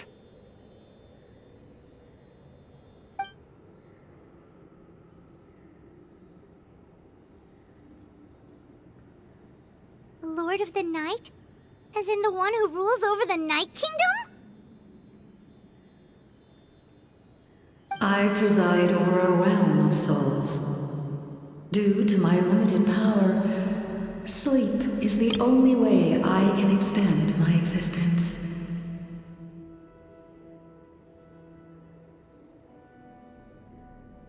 When you activated the device, I awoke and could not hold back my cry. It is a sound that agitates souls.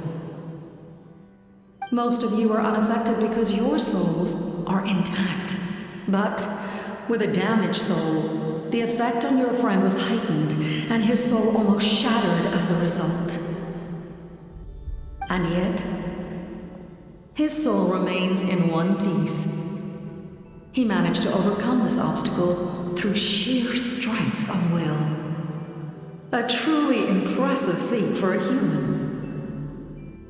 So, was that what caused all his strange behavior earlier? No. An additional soul was affected. It tried to take refuge in the missing part of your friend's soul, but was ultimately expelled. However, this soul does not hail from Natlan.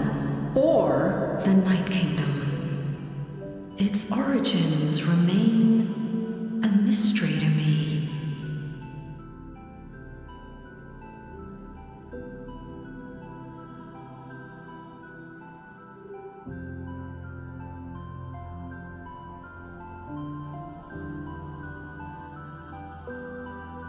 Activating the source mechanism was supposed to reconstruct the Leylines.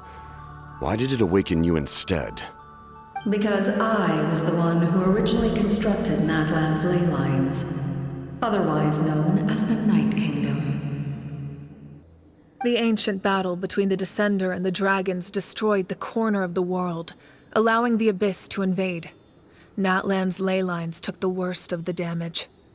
To aid the people of Natlan, the Lord of the Night used the fragments of the old Leylines to reconstruct a similar network. That's how the Night Kingdom was born.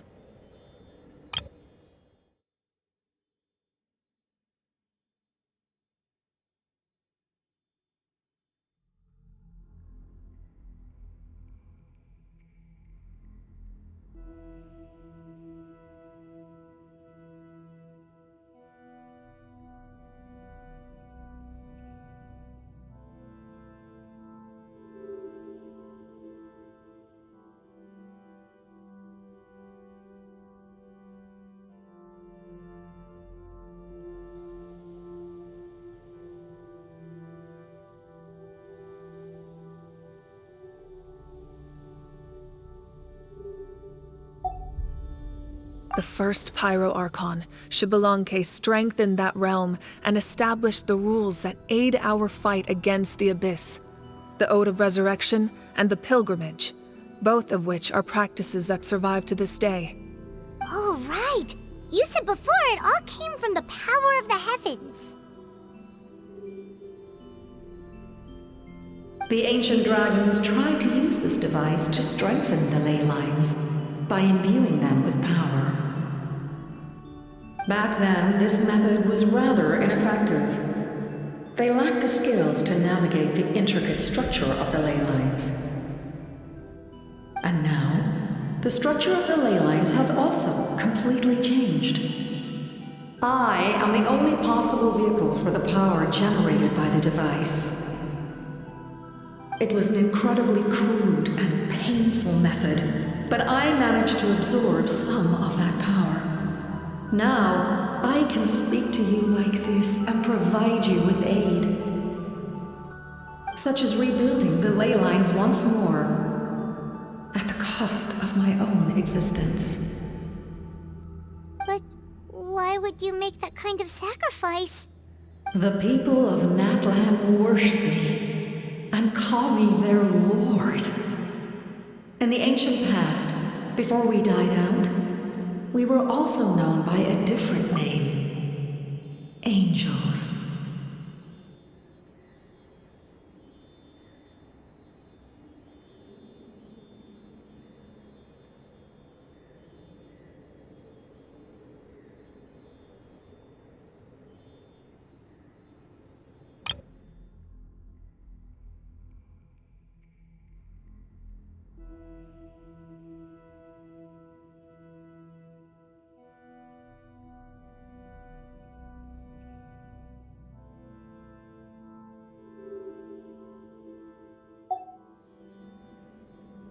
But adventurers like you are probably more familiar with our devolved form. Sealies.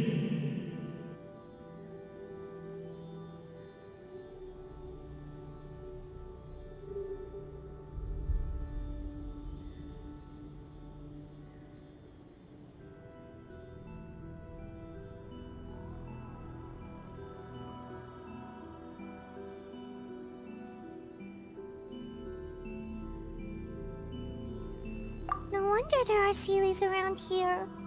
A Sealie also helped us in the Night Kingdom! Few angels remain in Natlan, so the same is true of Sealies. Everyone rallied around me and offered their power to humanity to reconstruct the Leylines. Now, I have witnessed your determined pursuit for survival, and I have become your faith. I am very pleased. Mavuika, inheritor of Xilolen's will, and leader of Natlan. Despite all the obstacles and misunderstandings, I have awoken. And the efforts of this harbinger and the young hero have imbued me with power. Say the word, and I will once again work to fulfill my mandate, just as I did thousands of years ago. You need only nod your head. For the sake of your people and your nation, for the sake of overcoming the invasion from the Abyss, give me your orders. I will not. After reconstructing new Leylines, you will cease to exist. The rules of Natlan are founded in the Night Kingdom. If you disappear, so do they.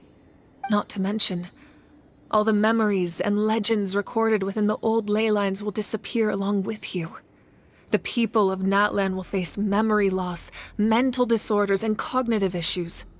Just like the consequences of using the Gnosis, that is a price I refuse to accept. Humanity's survival is worth any price.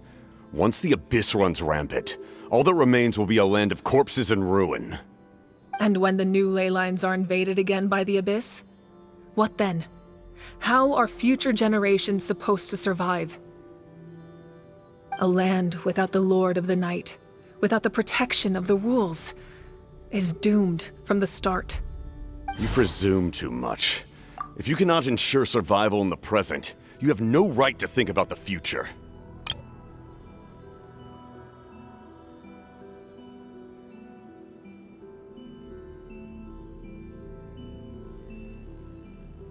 What will it take for you to realize that? How many hundreds or thousands will have to die? The situation hasn't gotten that dire yet, has it? Why? Because I am a survivor of Khaenri'an. I've witnessed the devastation and terror of the Abyss with my own eyes.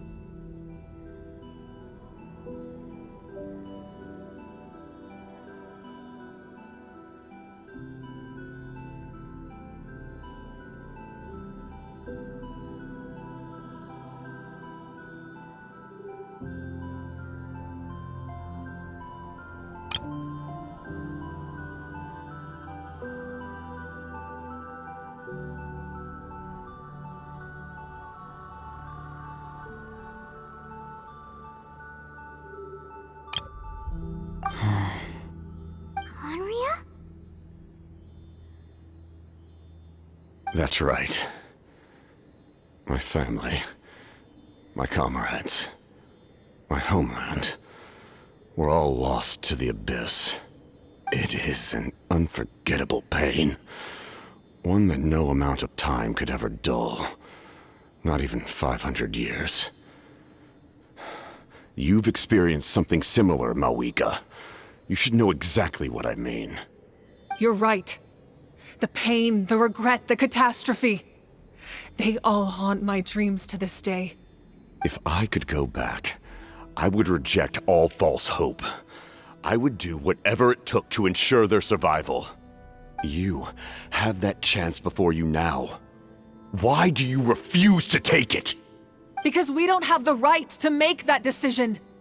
We love this world because it contains everything we hold dear. Everything that has happened here has moved us, shaped us, and turned us into who we are today. Giving up our memories and history would mean rewriting everything. The people of this world would then become fundamentally different beings, their physical bodies the only connection to their former selves. Even so, given enough time, a new civilization would inevitably flourish. If you believe in humanity, you should trust in their ability to create a new future. Or, history could repeat itself. The Abyss could invade once more, and it would all be for nothing.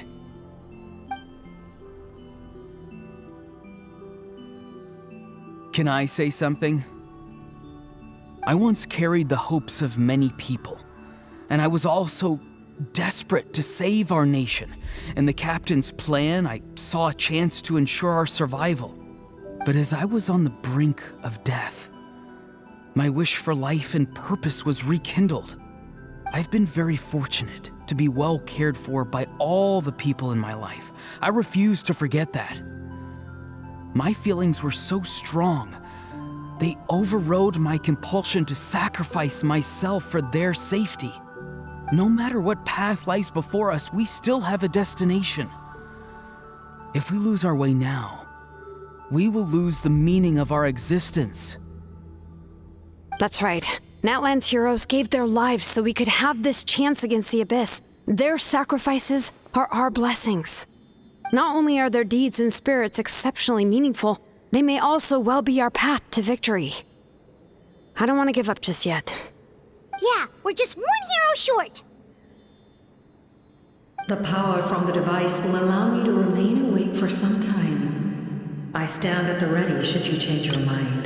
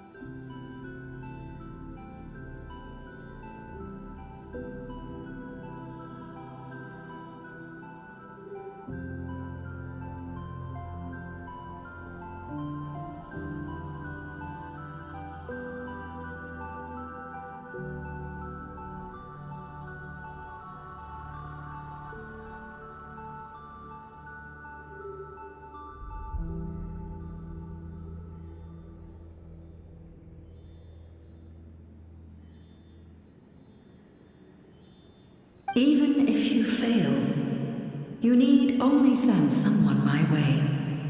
My offer still stands.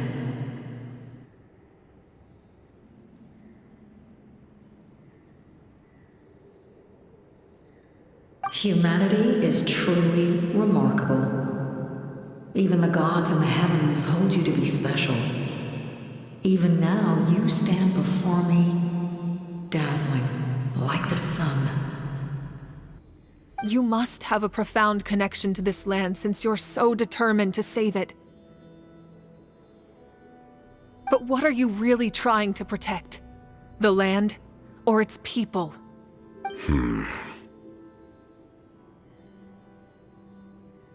Pretty sure he wants to hear what you have to say, Traveler.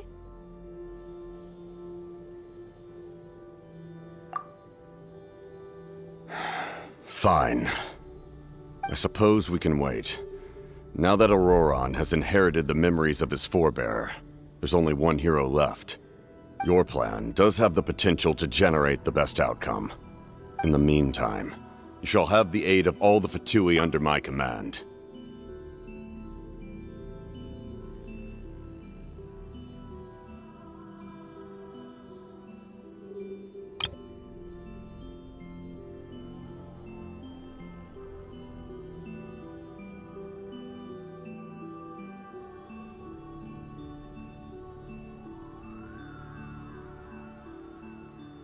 Thank you. Having such a powerful harbinger on my side is a big advantage. I know we may never completely see eye to eye on what it means to protect life, but for now, I'm willing to fight by your side.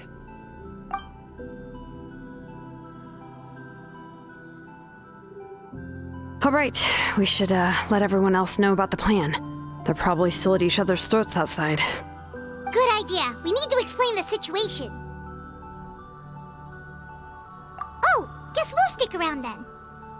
I'll update everyone outside. Let's meet back up at the stadium.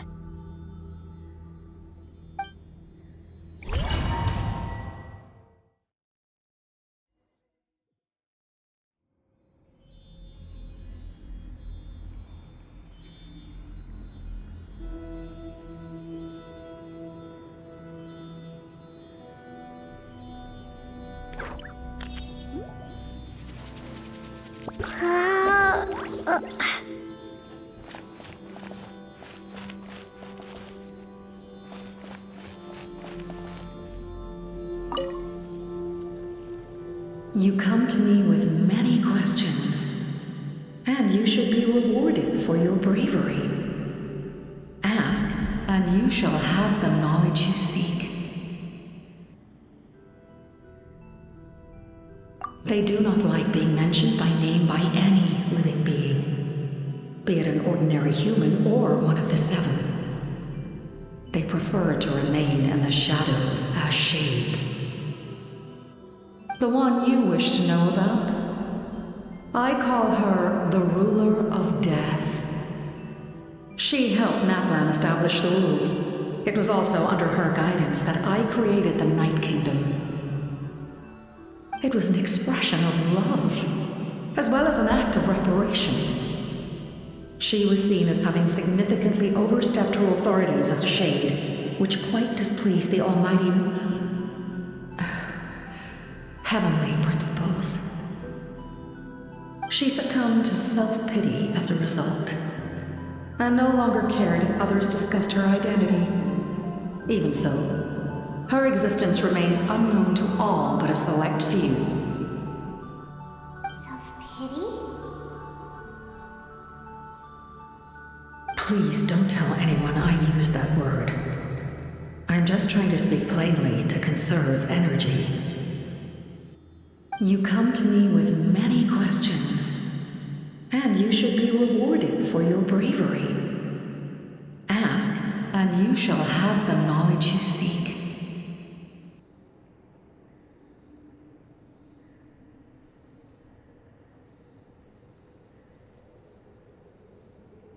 I'm not familiar with that concept. The device is capable of weaving and creating ley lines, you say? Even I cannot create something from nothing. I can only reconstruct the Leylines by reassembling the yet intact components into a new structure. If that power were available to the people of Natlan, they might have a new option against the Abyss. You come to me with many questions, and you should be rewarded for your bravery. Ask, and you shall have the knowledge you seek.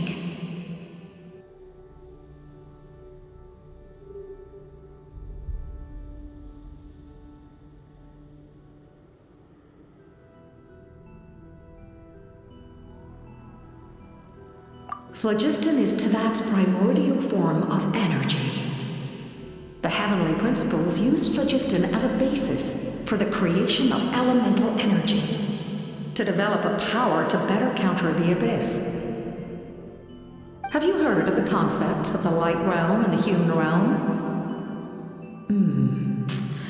That explanation might take too long. Light refracts into 7 different colors, which we collectively refer to as a rainbow. Elemental energy is a similar concept. It's essentially the modern counterpart of phlogiston. You come to me with many questions, and you should be rewarded for your bravery. Ask, and you shall have the knowledge you seek.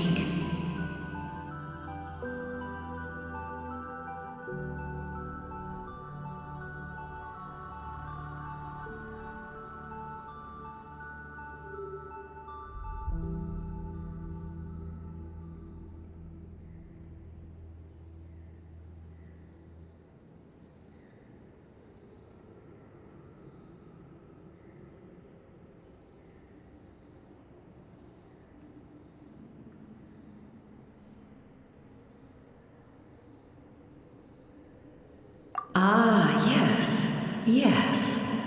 The artisan from the Children of Echoes has yet to mention the matter to me.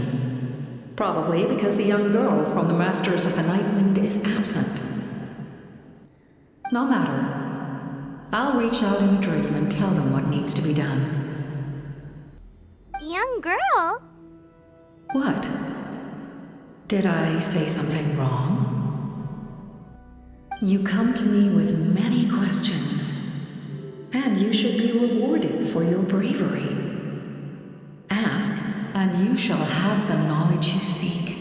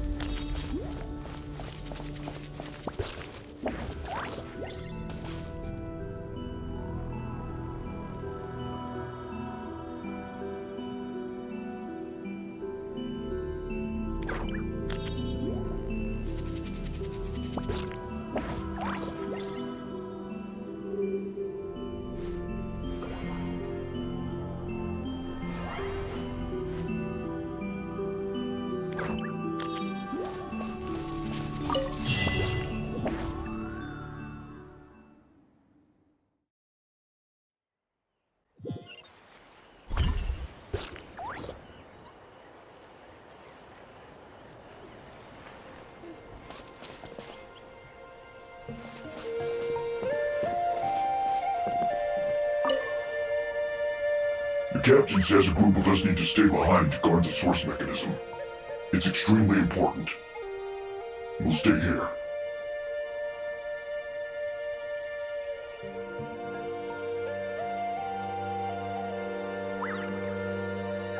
Of course, you're free to come and go as you please.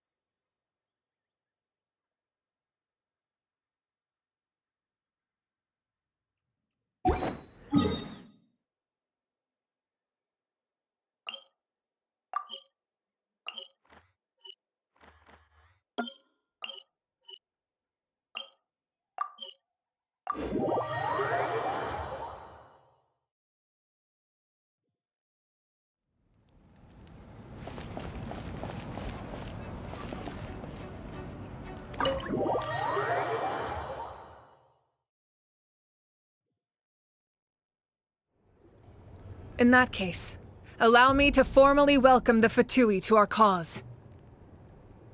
We now face a common enemy. It's time to put our differences behind us and look to the future. As for Ororon, his actions may have been out of line, but I don't intend to punish him right now. I'd rather give him a chance to prove himself. A magnanimous decision. We're back! Whoa. Seeing the two of you chatting like this, Paimon almost feels like she's dreaming. This may be an unexpected outcome, but a favorable one nonetheless. Now that we're all here, I have some questions of my own. Tell me, how did you discover the source mechanism? We weren't getting any closer to obtaining the Gnosis, so I had my men scour Natlan for a different option. Ororon helped as well. We tracked down 3 scholars, a Barawa, Bosomtwe, and Kushtal, and combined the results of their research to locate this ancient device. I've never heard those names before. Seems like my own investigation failed to locate some critical personnel. I'm just not sure how I missed them. Strange. Perhaps they simply live in seclusion. In any case, their results speak for themselves. That's true. Now we have another option at our disposal. Compared to using the Gnosis, our current plan will buy us some time. And if all else fails, we still have this plan as a last resort, even though executing it will come at a heavy cost. But that means making everyone forget their past! We should definitely try to avoid it if we can. Oh, actually, speaking of the Gnosis, how did you know what it could do? That story begins with the Cataclysm 500 years ago. I failed to save Khaenri'an from the rampage of the Abyss. When the situation became unsalvageable, I fled to Natlan with the remainder of my platoon, only to find that Natlan had fallen victim to the same tragedy. I defended this land for quite some time, and, in the process, met the chief of the Masters of the Nightwind, Aizu. I'm sure many people viewed Khaenri'an as the cause of the tragedy, but Aizu was kind to me all the same, and even helped me in my time of need. From that moment, I made it my mission to aid Natlan. In battle, a warrior fights to win. Even though my homeland was lost, I was already committed to this fight. Together, Aizu and I fought many battles and overcame countless hardships.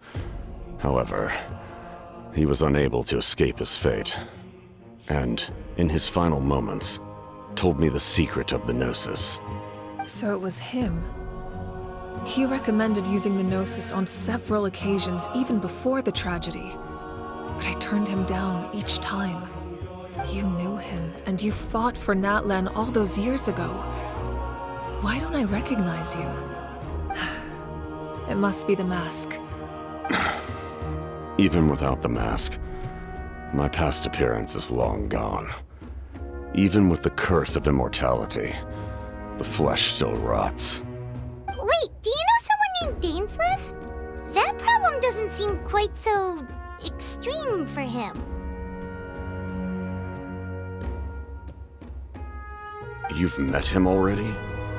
Yeah, a bunch of times. Sounds like you know him too. During the age of Khaenri'an, all I knew was his name.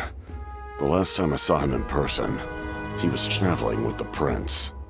He carries a degree of pain and hatred that far surpasses my own.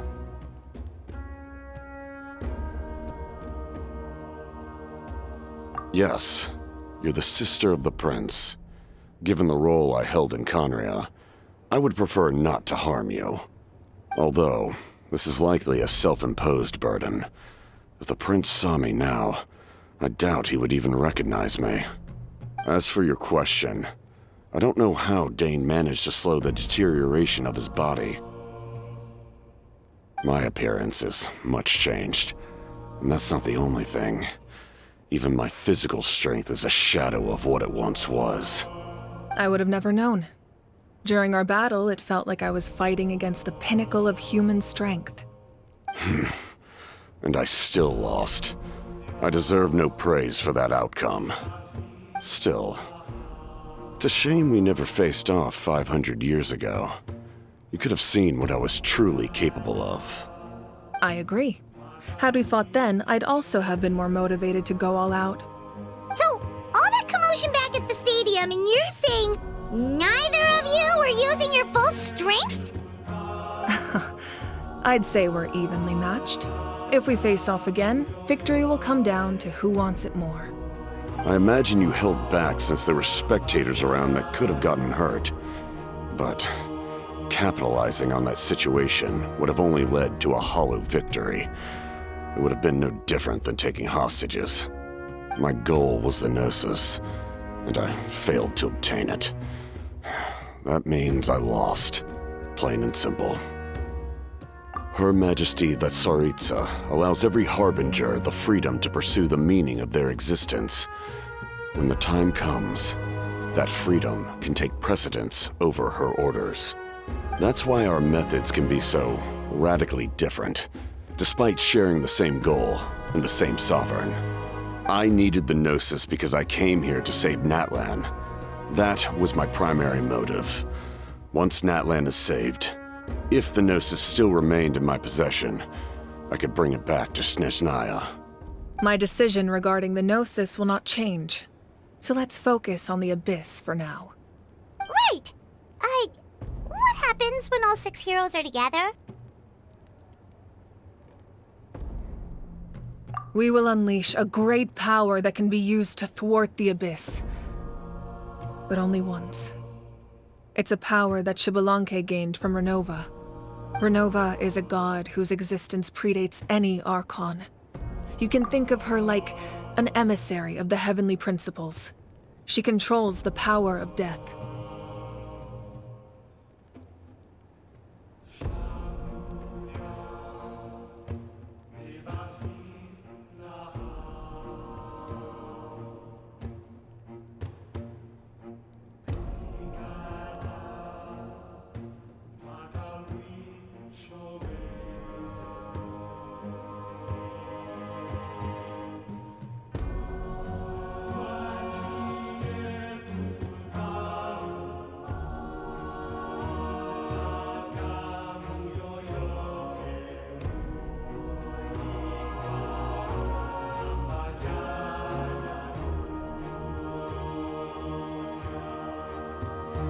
Wait, is that why you have the Ode of Resurrection?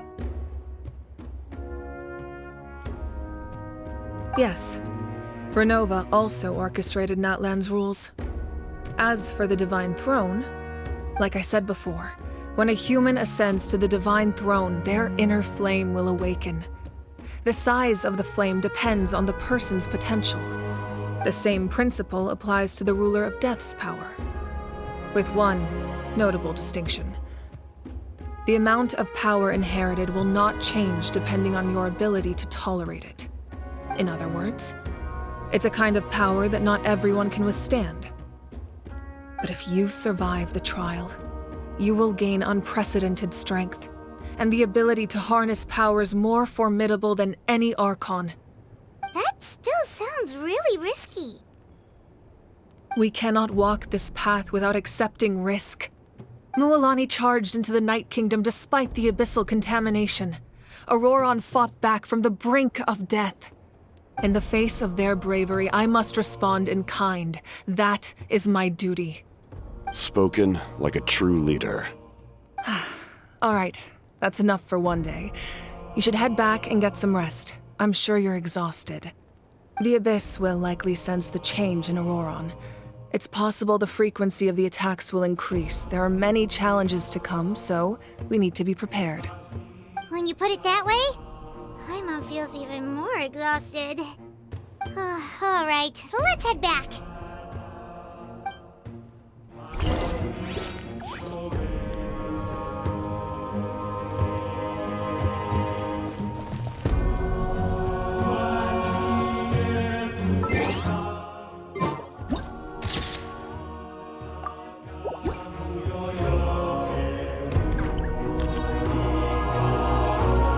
Now that we're working together, we'll need to coordinate our efforts. I'll leave a portion of my forces for you to command. That will definitely help relieve some pressure. You're sure they won't object? It's an order.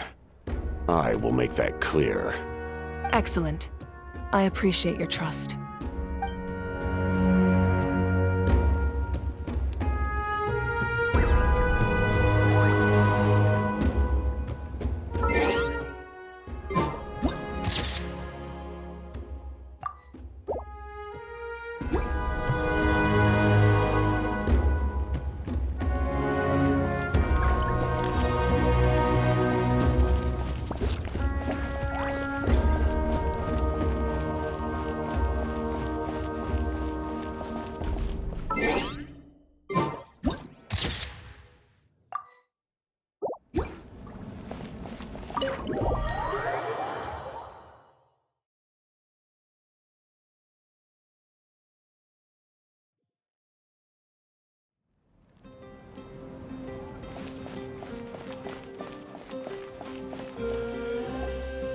That hurts.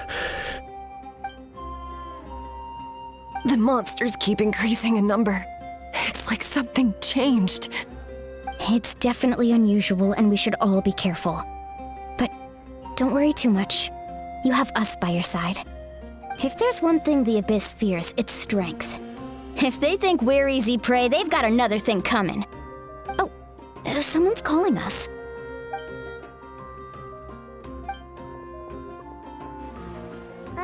Something wrong, Traveler?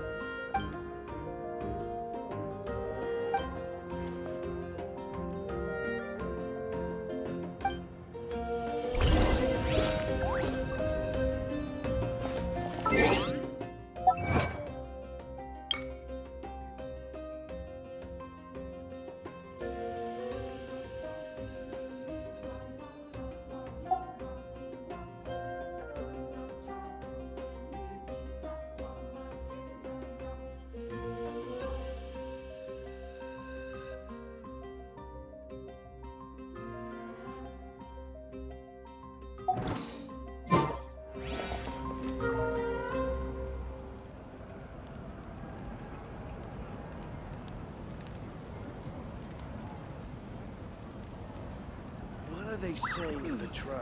I haven't heard anything as of yet.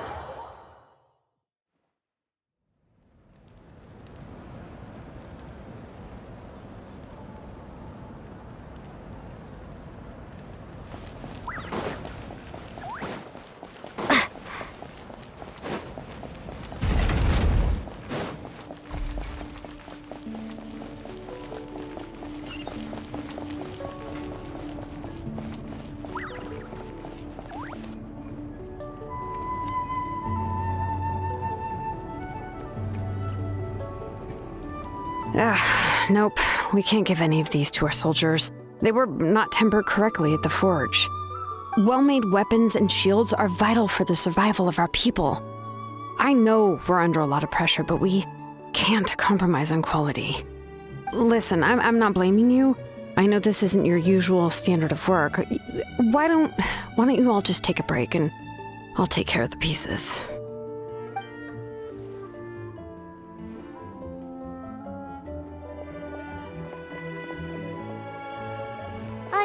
Hey, Xilonen? Is something wrong? Nothing I can handle. Just some rushed defective goods, that's all. Even the most skilled craftsmen make mistakes under pressure, and if you two want to avoid the same fate, you should really get some rest. You must be exhausted too. Don't worry. I like it that way.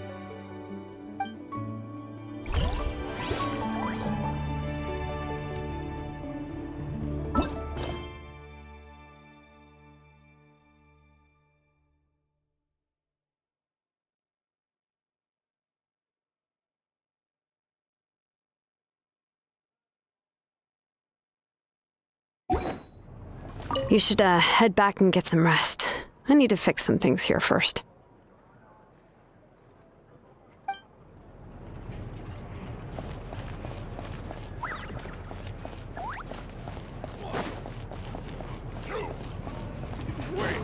What happens next?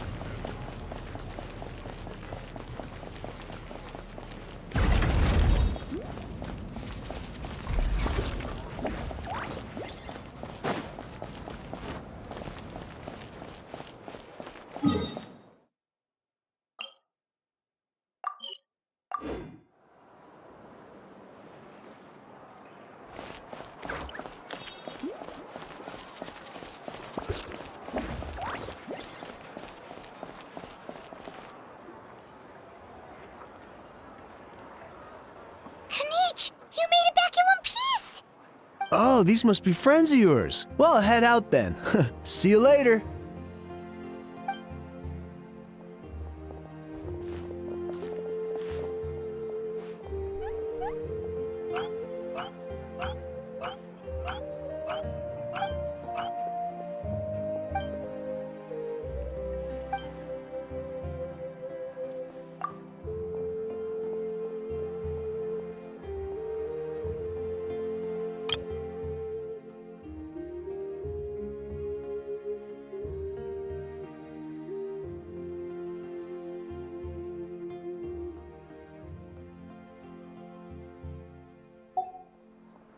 Yeah, a lot happened while we were in the ruin. We'll tell you about it some other time.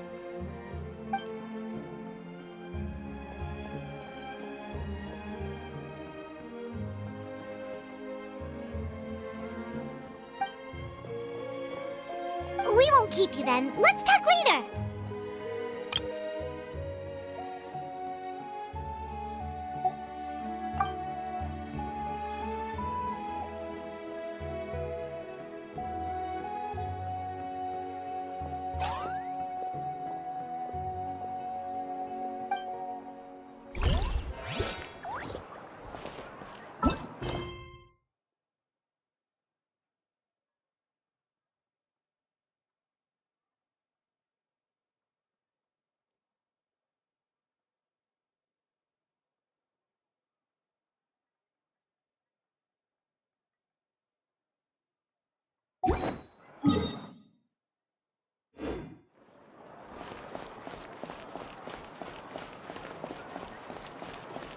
You might want to get a guide if you're not familiar with the area.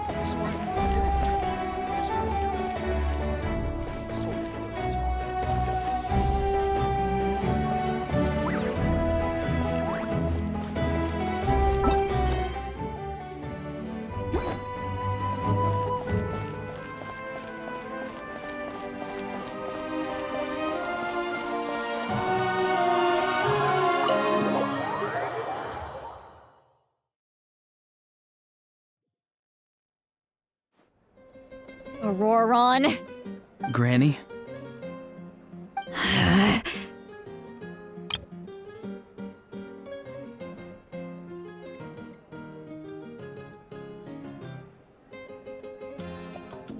What's wrong, Granny? It looks like you have something to say. You know exactly what you did. You need some sense knocked into you, that's what I think. Now, where do I even begin?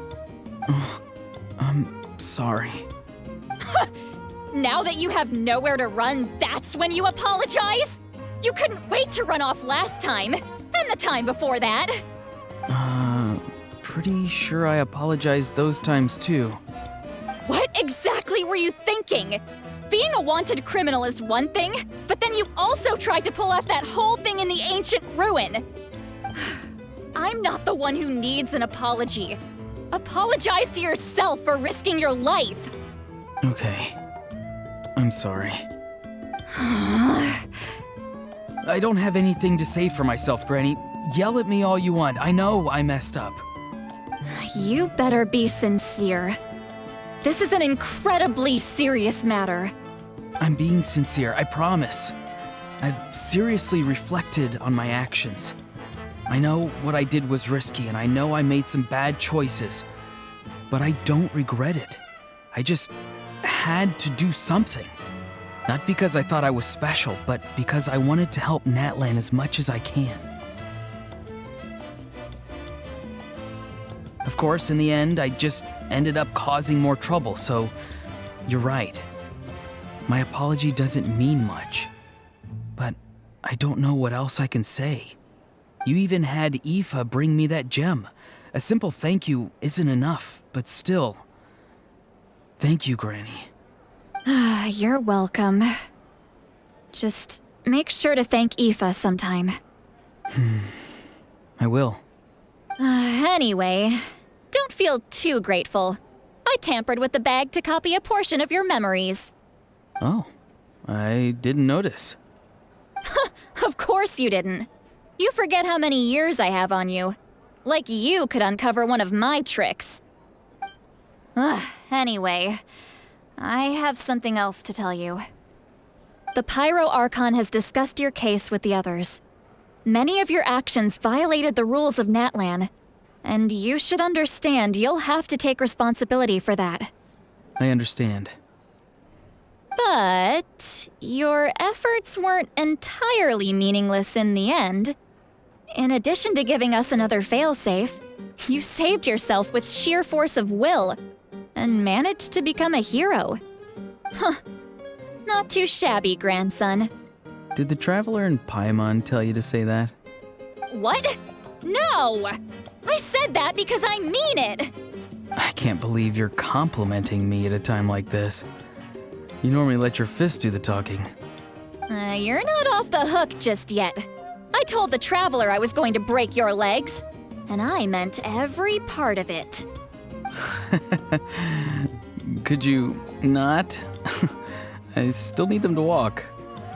Trying to negotiate, are you? All right, make me an offer. Given all the good things that I managed to accomplish, can you let me off the hook this one time? I promise to do better in the future. Fine. I can let this slide for now, but I'll be watching. We'll see if I change my mind. Oh, Traveler, Paimon. Didn't expect to see you here. Hello! Yes. Looking after these little rascals is rather exhausting. Taking care of the Traveler isn't easy either. Paimon's life is an uphill battle.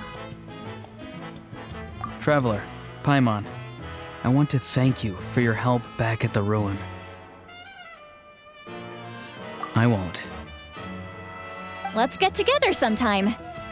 If Ororon really wants to thank you, he can treat us all to a tasty meal. Sounds great! We'll be there!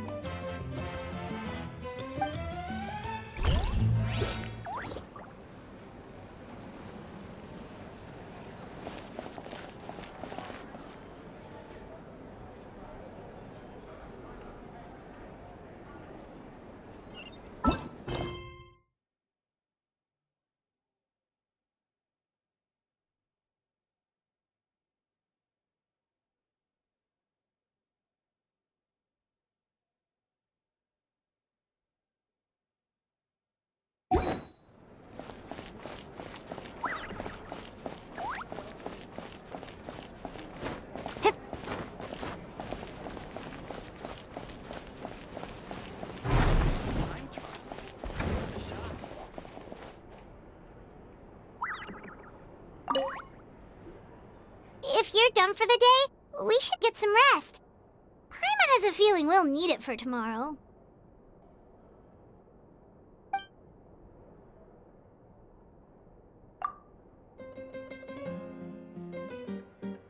You ready? Yep. Let's go meet the Lord of the Night.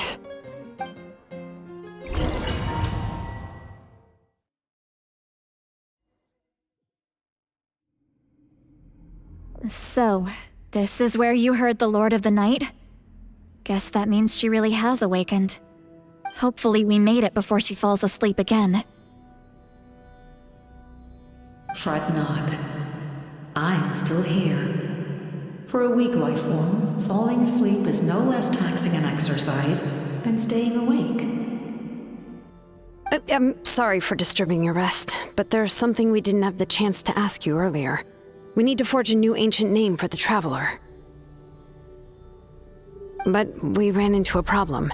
She's not from Natlan, so there are no records of her in the Night Kingdom. I see. Mavuika must hold her in high regard. It would seem the two of you are not simply here on her orders. So, what say you? Do you believe this traveler to be deserving?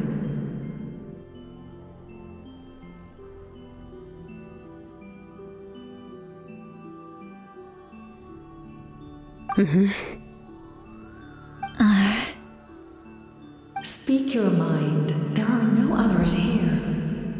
You are both my children, both children of Natlan. I would hear your opinions on the matter. She is special. She saved Kachina and devoted herself to helping us avert this disaster. Natlan owes her a debt. But that debt has not been repaid. And with an ancient name, we can at least guarantee her safety. Even though that guarantee will come at the cost of your own life? Yes. So, it's true. Forging an ancient name consumes the life of the craftsman.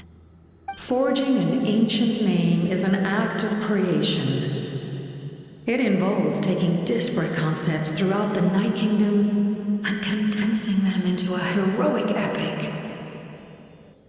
But it takes time for the new concept to be integrated into that realm. If the ancient name is like a seed, then the life of the craftsman is the outer shell, serving as its protection. Once that process is complete, the seed will sprout, and having served its purpose, the outer shell will gradually disappear. Forging an ancient name is no easy task, and creating one for an outlander makes it even more challenging.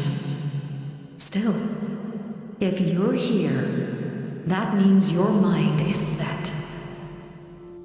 Yes, because I believe forging this name will be well worth it.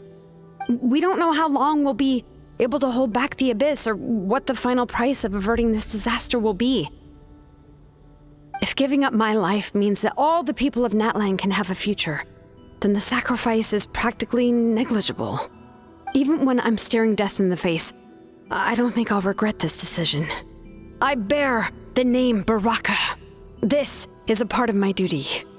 I understand. The chance may be exceedingly slim, but you still want to seize it, because this could be the final step to victory. And you, Citlali, the anxiety you feel, it's because you saw something, yes? Something you were not meant to see.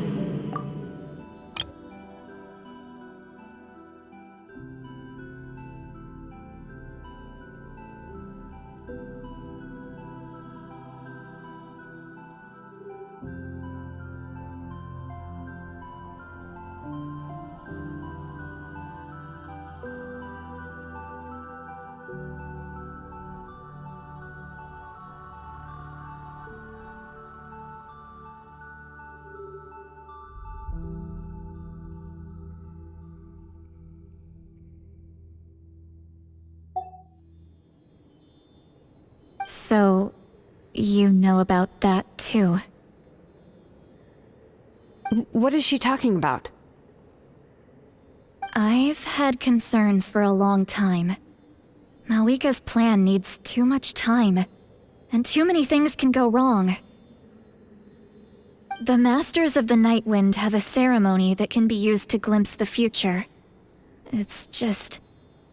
using this power on the Pyro Archon has always been seen as a taboo. And you did it anyway? What did you see? Death.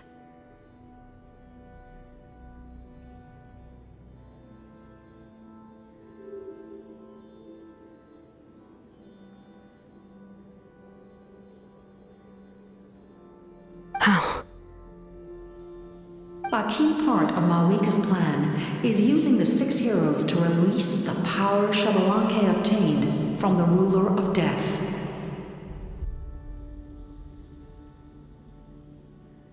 Considering its origins, the price of using that power is death. You're saying Mavuika is going to die in this war against the Abyss? Yes. I can't just ignore what I saw. That's why I need the Traveler's power. I need the power of a Descender. Don't forget, Citlali. Even if it may seem like someone is fated to die, the nature of death and fate are different.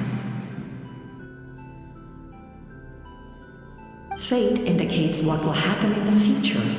The time, manner, and place are all predetermined. But death is different. Death is a rule. The ruler of death's power will allow Mavuika to triumph over the Abyss. But she must offer her own life in the process. The ruler of death cares little for the time and manner of a death. She simply guarantees that it will occur. Fate may be able to influence the timing, but that is all the Traveler can change.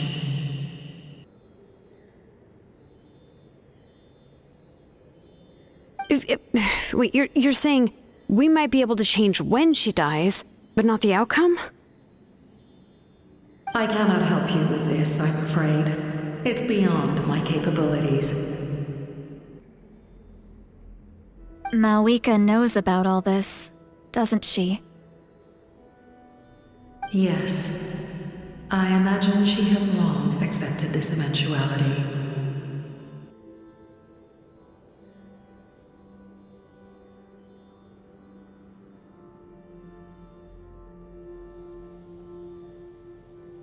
Well, I can't. She's so strong. She never gives up, never rests until a problem is solved. She's not the type of person to just quietly accept her death.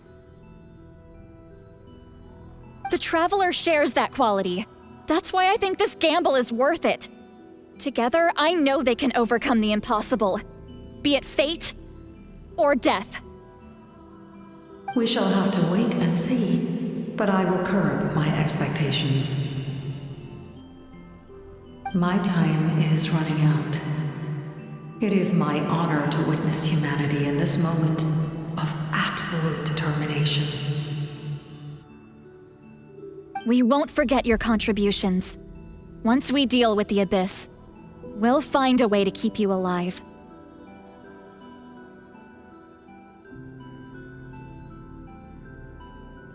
Thank you for saying that, but there is nothing you can do. How many years of life are enough? 10? 100? 1,000? 10,000? The Night Kingdom will disappear. The humans will continue to fight against the Abyss, and in the end, all will cease to exist. When you consider all of that, extending my life is meaningless. That's what makes us different. Even if our end comes tomorrow, humanity will still do whatever it takes to survive today. Exactly. Times like these always fill me with admiration and reinforce my commitment to the mandate I shoulder. My Creator was right in esteeming you as special above others. Here. This is my gift to you and an extension of my will. It can record the traveler's experiences in this land, whether from the past or the future.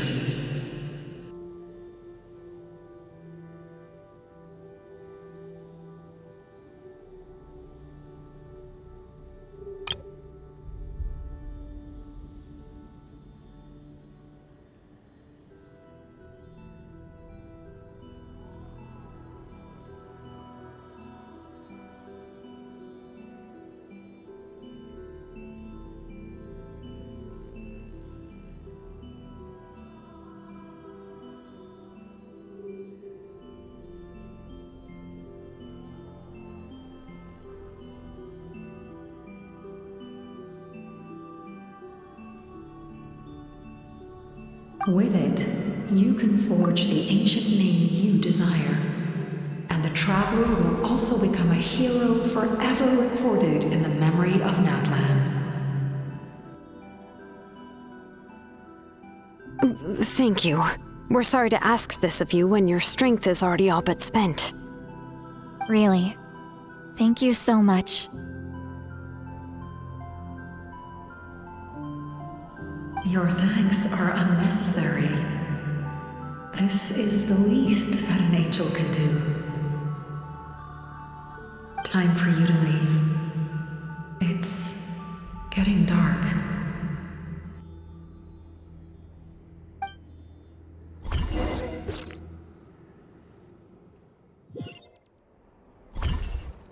I can't sleep with all the noise outside!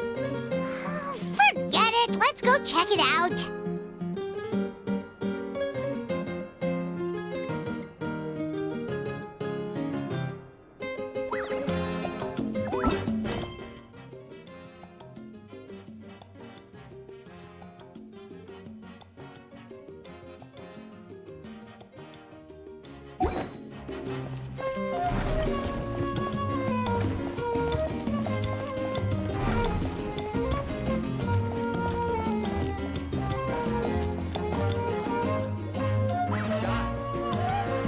Xilonen, Citlali, is there a reason you're up so early? We went to see the Lord of the Night, and she gave us this. Like I said before, I couldn't forge your ancient name because there was no record of you in the Night Kingdom. But with this, we can finally record your deeds. Just keep it with you during your time in Natlan, and eventually it'll be full of your adventures. Really? Let Paimon see!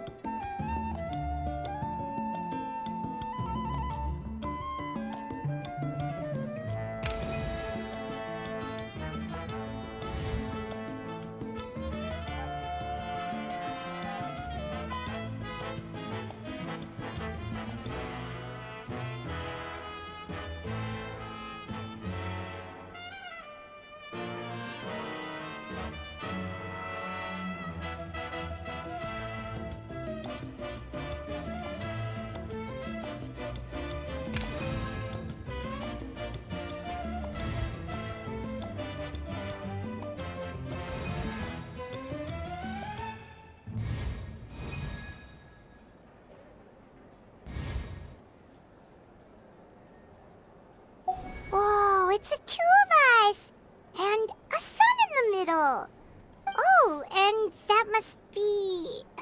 Kachina? It's not a concrete medium. It reflects the Lord of the Night's will, and shows what she wants you to see. Oh, in other words, don't worry about his form. When you want to check the contents, just take it out and have a look. Sounds convenient! It's also super light and doesn't take up too much space. This is a really awesome gift. Oh, yeah. We'd feel bad accepting something like that. Oh, yeah, don't worry, you two. It's, like you saw yesterday, aiding humanity is the Lord of the Night's mandate. She would have willingly reconstructed Natlan's Leylines at the cost of her own existence. She wouldn't ask anything in return for this. Exactly. Just take it. Well, if you say so.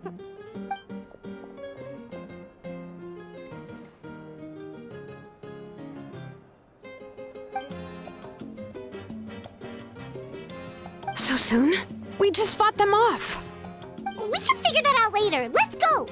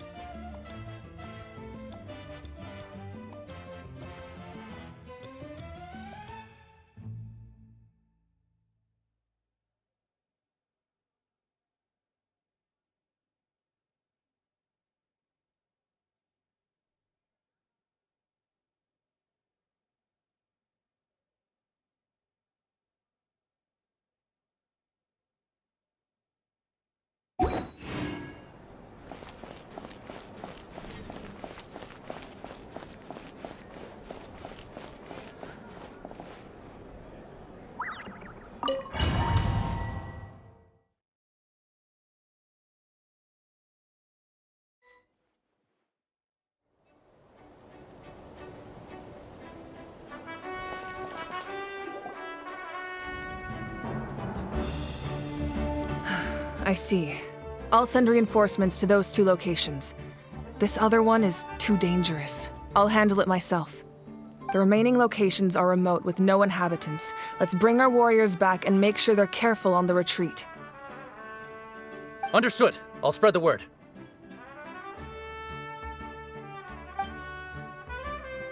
We're here. What's going on? Kachina said the Abyss attacked again? Yes. It's not looking good. Our forces have always been able to handle the sporadic attacks, but now, there are more monsters than ever, and the attacks are more frequent. What about the scale? What areas are they targeting? All of Natlan. Not just around the stadium, but even the remote areas of the Collective of Plenty are reporting attacks. Could this also be some kind of omen? If things continue like this, then... We won't last much longer, I know. What we're seeing now is the desperation of the Abyss. It knows we're only one hero short. I don't have the strength to fight it right now. This is its best opportunity and its final chance. You're saying we just have to hold out for as long as we can? It'll be a long fight. Our current focus needs to be on protecting civilians and conserving manpower. There are caravans and adventurers trapped in the wild. Many of our warriors have already left to rescue them, but they'll need reinforcements.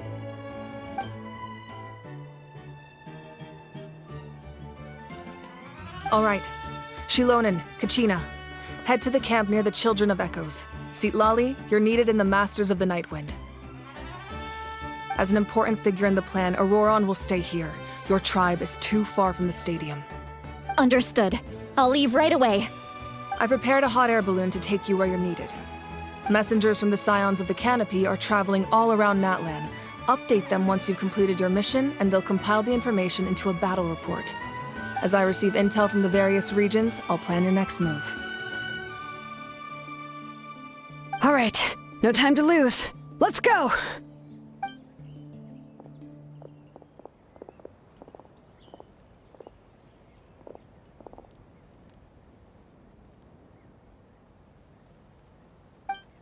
What about us? Where should we go? I received word that a small team escorting civilians back to the stadium was attacked.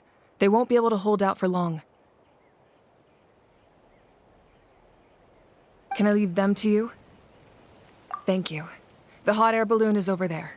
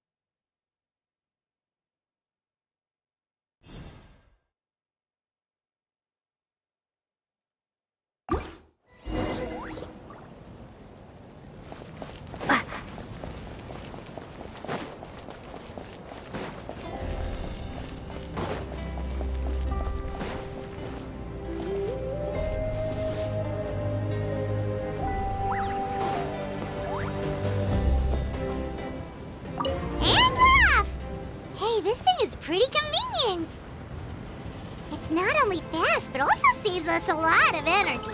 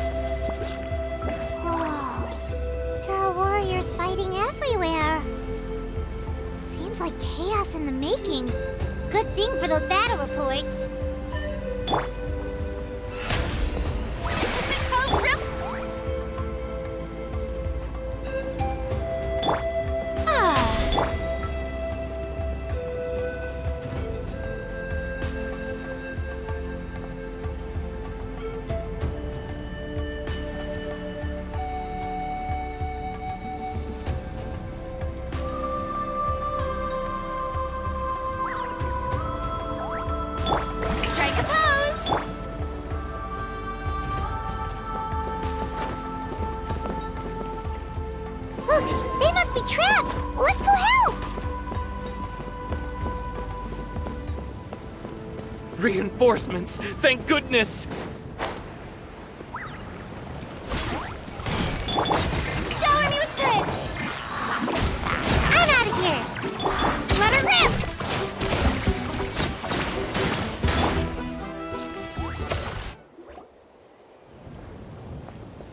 Thank you for coming. We were almost at the breaking point. There were just too many monsters. They just kept coming, wave after wave. I've never seen it this bad. At least we got here in time. You all should get going. I know, but it's not that easy.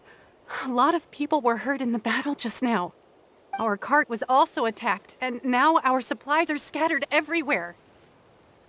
That's not important right now. We need to focus on getting out of here alive. I know, but these were medical supplies. What if they need them back at the stadium? It's them! Over here!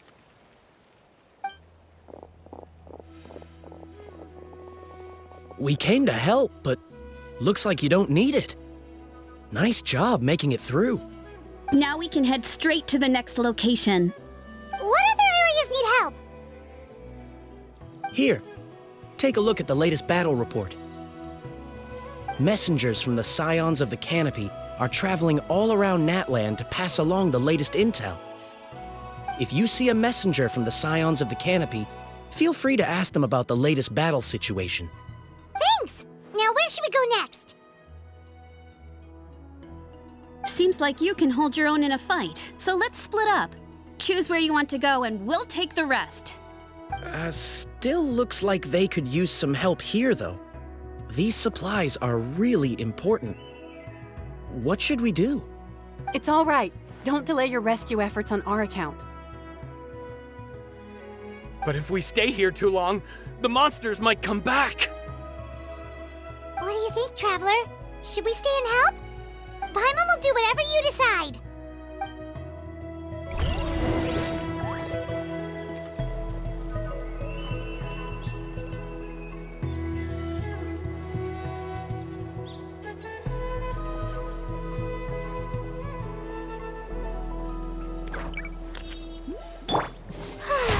The show begins!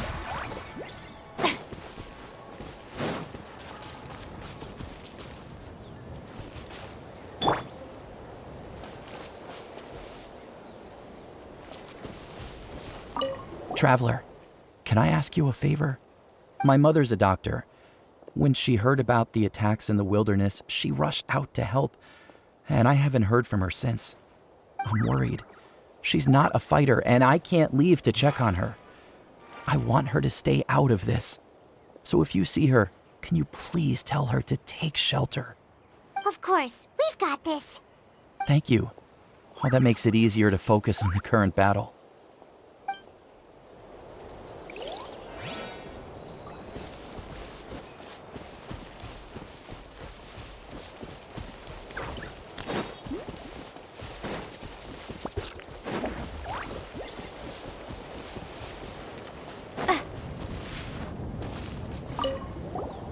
Do you get scared? Normal? You mean I'm not being a coward? Not at all. You're here, aren't you?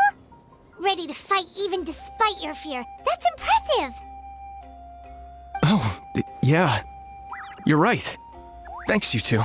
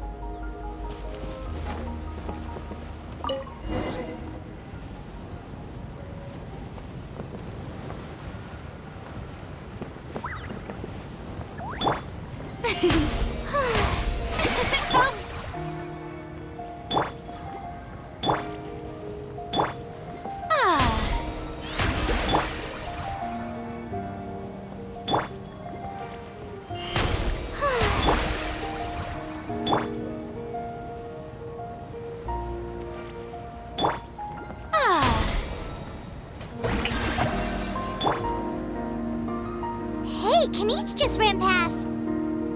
He must be busy delivering messages. At least he didn't look hurt.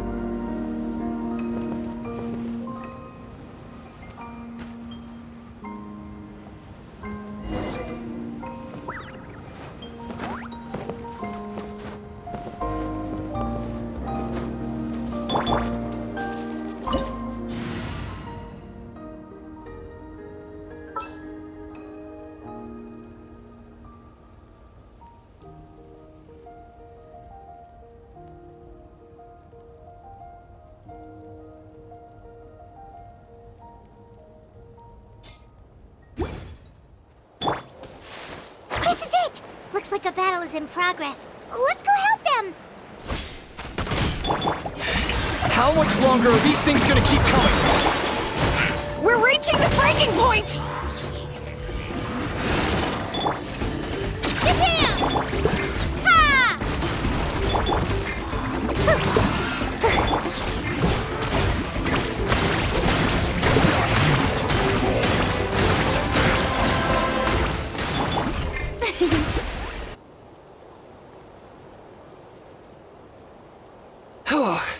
Thank you so much. You came just in time. What's going on? Were other places hit? Yeah, seems like it. The Pyro Archon told us to be ready to evacuate. She warned us something like this could happen. But I never thought there would be this many monsters. You got here just in time. But what should we do about the wounded? The wounded? This area was hit bad. We're housing the wounded in this house for now, but we're short on medicine. It's not easy for them to get around either. We don't know what to do next. We're sitting ducks if we stay here, but we can't just leave them behind. Thank goodness you're here, though. You saved us all. You're right. The monsters are gone, so it should be safe for now. Some of my men can escort them. That will take time, though. And some of the wounded can't walk. They might have to stay here. Don't worry. Once we escort the first group, I'll call for reinforcements. That way, everyone can evacuate. Let's help them out here for now. Then we can head to the next area. Oh, there's a messenger over there. Don't forget, we can get the latest intel from them.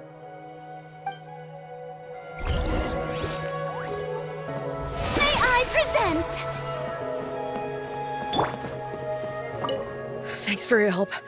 I've updated the intel on this area. I'll start spreading the word. Hang in there, you two. A lot of places still need your help.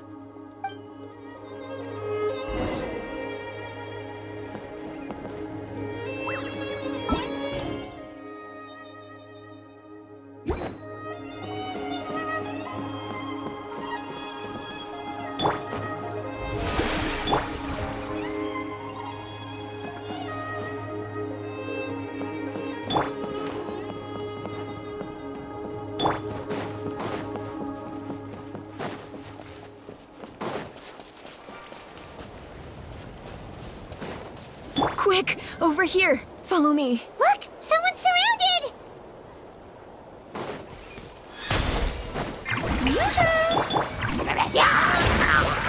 That's me!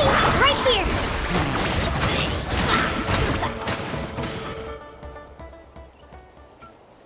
Thank you. They really came out of nowhere. Yeah, that was close. Thank you for coming all this way to help us, Doctor. Just doing my part. Doctor? Wait, do you know Teapot?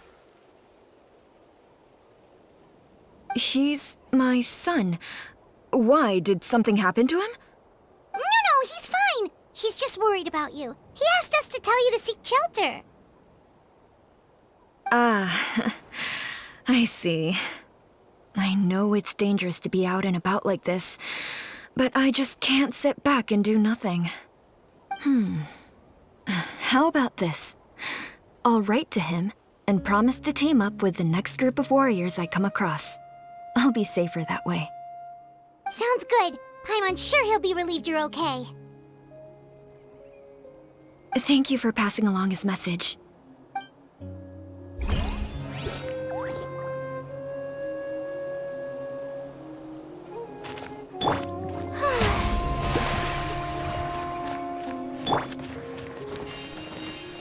Right here.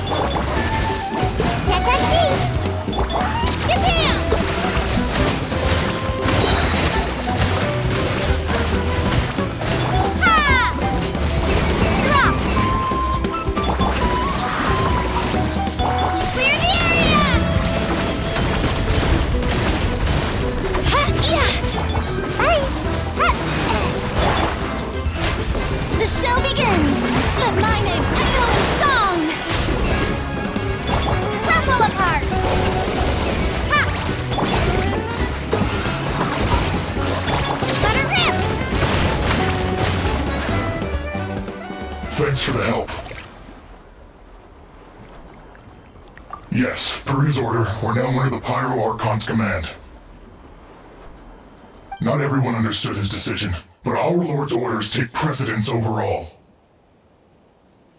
We're alive because of them. They saved us. Well, guess that means we should thank you guys. This feels so weird. Agreed. Where are you headed? The people of the Springs? That was the plan, but I don't know if it's safe anymore.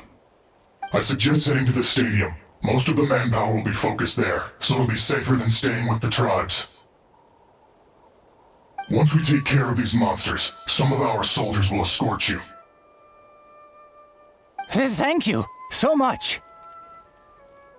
Guess a little extra help never hurts.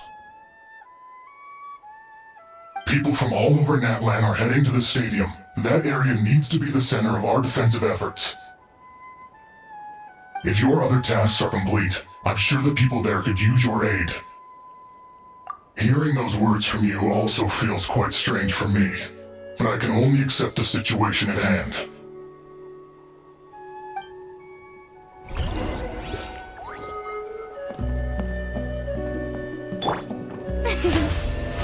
How brilliant!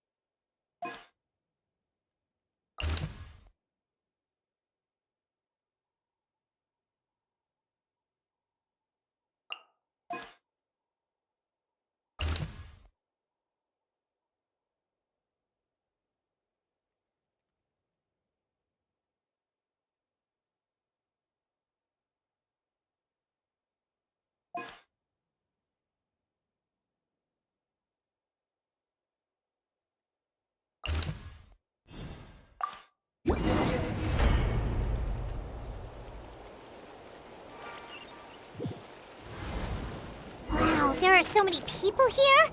Looks like it really is getting too dangerous for people to stay out in the wild. Guess that means the situation isn't getting any better. Well, we'll just have to keep fighting. Right here.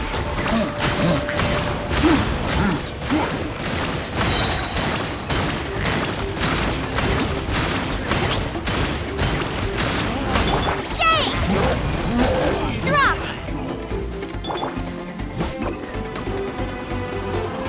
Can't catch me! Ninjutsu!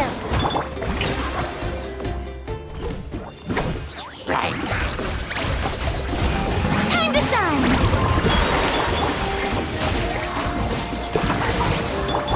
Get back! Ha! Ha! Yoo-hoo! Make my escape.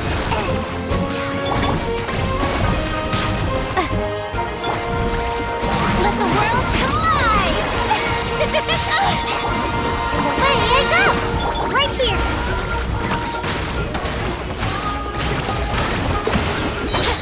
Drilling down! Yeah!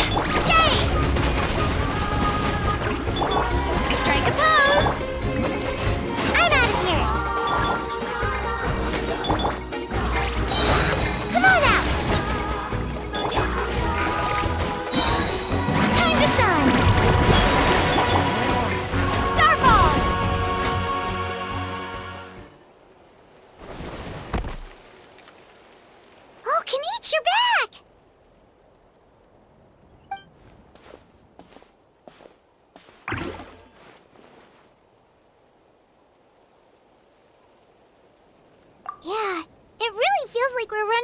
on people everywhere.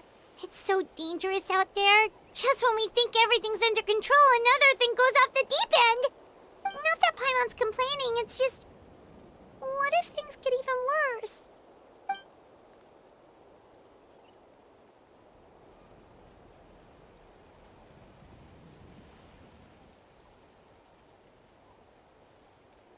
Okay, that's enough out of you!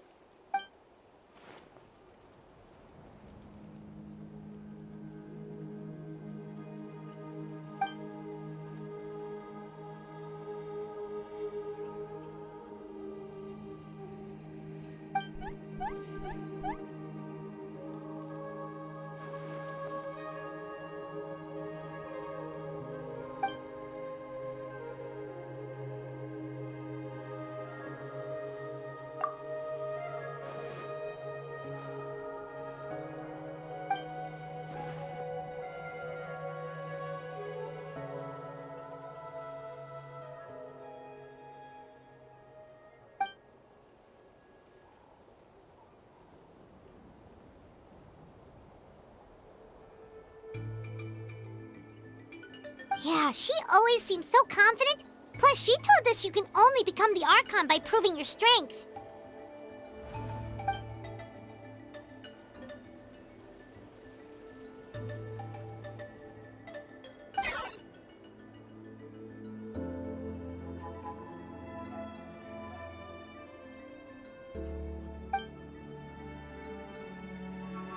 Good idea!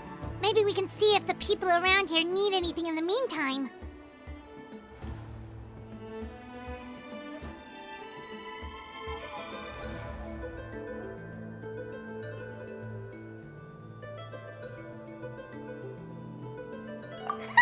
Looks like we're on the same page. There are a lot of people in here. Could they all be refugees?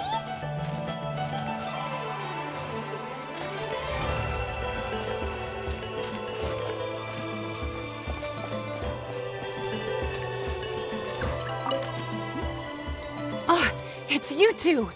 Oh, I'm so glad you're all right. Hey, you made it back! Sure did.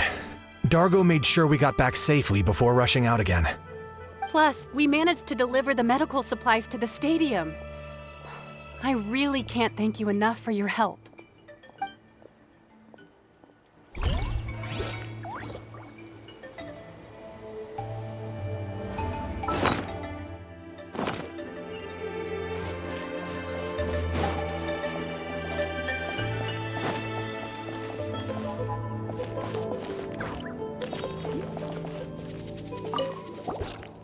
Oh, I didn't expect to see you here.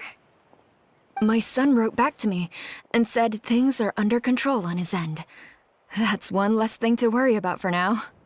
Anyway, I followed a group of warriors back here when I heard they needed medical personnel at the stadium. My age means I can't charge to the front lines, but I can handle things here. Everything will get better.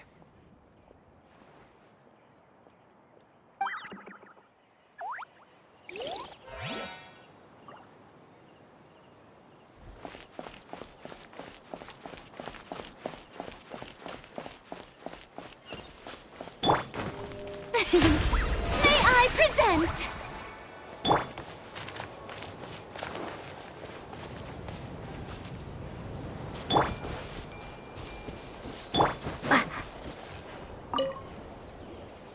I managed to accept my fear, but I still want to ask you one last thing.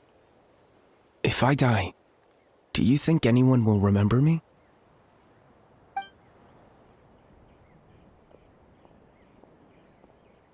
Yeah, please do whatever you can to stay alive. Your life is super important. My life is super important. Got it. Thank you again for leading me to the answer.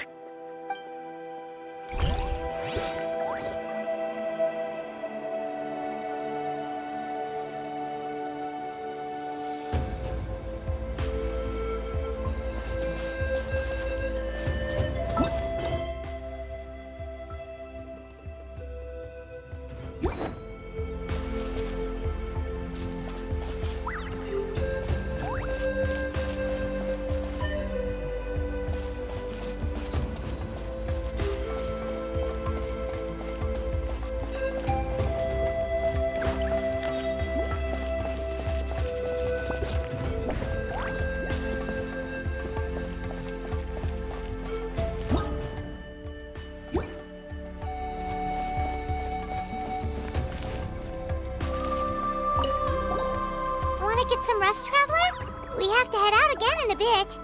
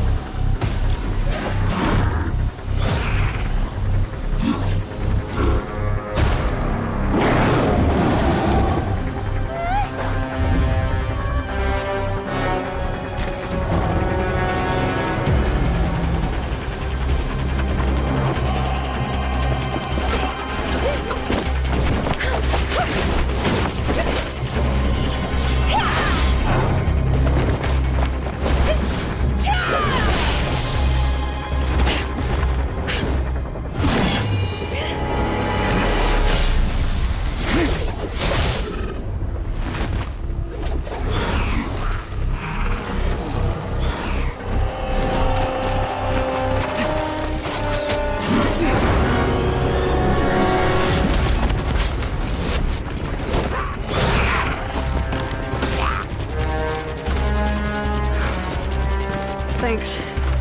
situation is grave. Hold this position. Keep the people safe.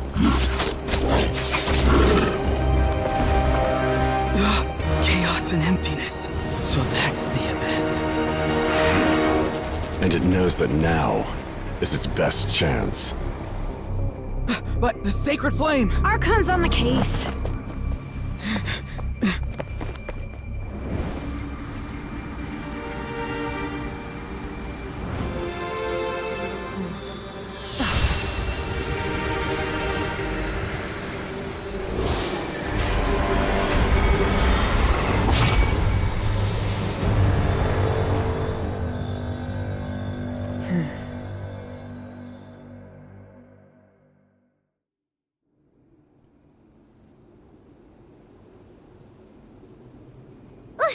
What was that?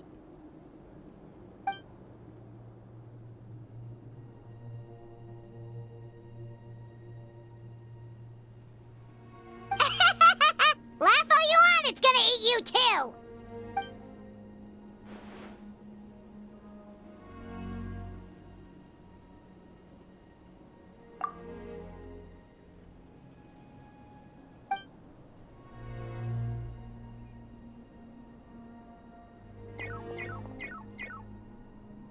The fact that deadpan Kinich is this nervous just goes to show how serious this really is. Oh, let's go. The disaster's really happening.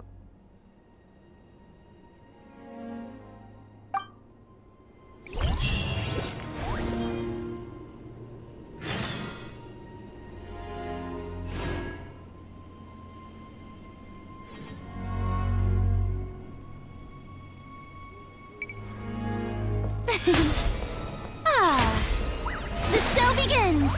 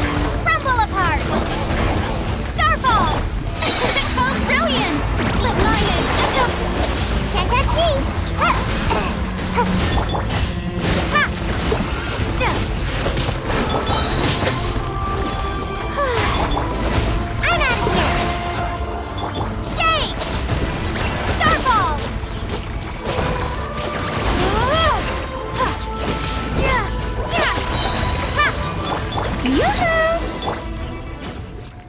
Over here! Come on, quick! Hey, wake up! And you, wake up! They're all dead. Oh no! Were we too late? We were on our way to the stadium with our Saurians when that dark entity emerged in the sky. Seconds later, the abyss monsters appeared and changed into Saurian form. They fought till the end to protect us. And now... Right. You need to get to the stadium. Come on, we'll take you. I guess. Thank you. Oh, I'm so sorry. Truly, I am. May the Wyab watch over your souls, now and forever. Huh? Yeah. Paimon knows, it's just... It hasn't fully sunk in yet. But anyway, right now, let's focus on getting them to the stadium.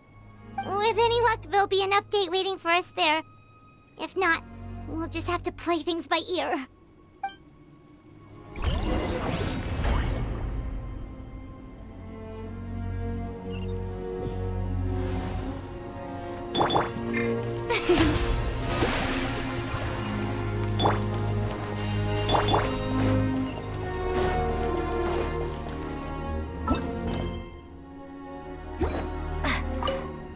Need the latest battle report?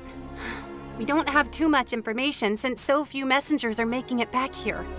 But as I understand, the folks at the Scions of the Canopy outpost suffered a large-scale abyss attack as they were trying to evacuate civilians to the stadium. If you're free, please head there immediately.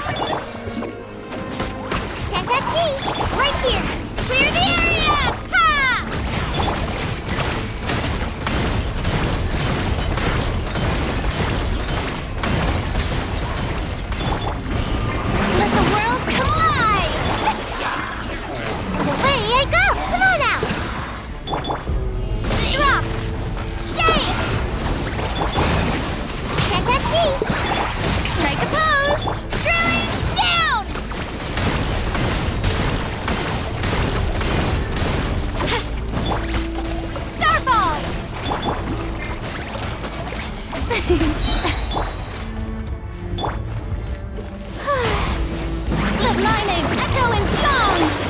I'm out of here! Ah, may I Ninjutsu! Let her rip!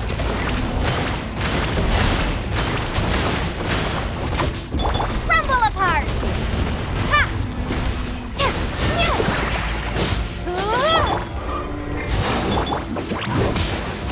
Right here!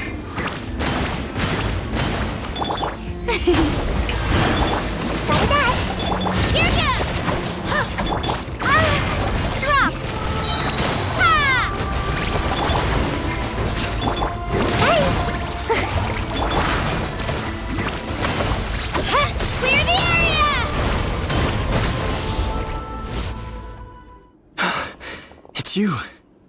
You came. After you left, some of them started evacuating the civilians, while the rest stayed behind to keep guard, but they're all dead.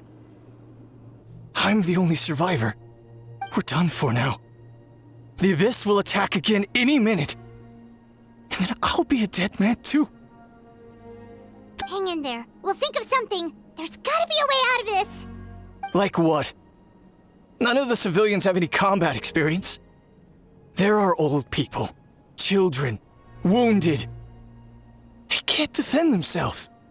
The monsters are gone for now, right? Get back inside. It's too dangerous out here. I know it's dangerous. That's why I came out. Same. Huh? What is this? Can you spare some equipment for us? I've never been in a battle before, but I'm young and I can hold a weapon. That's gotta count for something. And I used to fight in the pilgrimage when I was a younger man. Admittedly, I never made it very far. But if you hand me a spear, I think the old muscle memory will kick in. There are others willing to join us as well. I persuaded them to fight. We can't let the blood spilled by our warrior brethren be in vain. We can't watch on as our heroes lose heart. And we can't let them fight alone. We don't have much equipment left.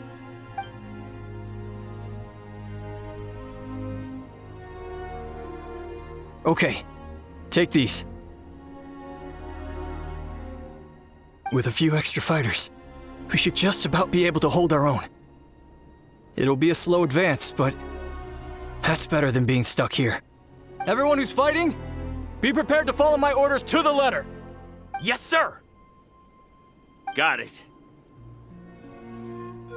Take our hot air balloon. You can use it to get to the stadium. No need. You'll have other people to save. We're taking up arms so that you can focus on more important things. You're the heroes, after all. Okay, well, try going that way. That's the route we came from, and there weren't too many monsters. Thank you, both. You've been a huge help. I am devastated by the deaths of my brothers in arms. But if their sacrifice means anything, I have to live on. We're not going down without a fight. Thanks. We will. Now, go. There are other people to save out there.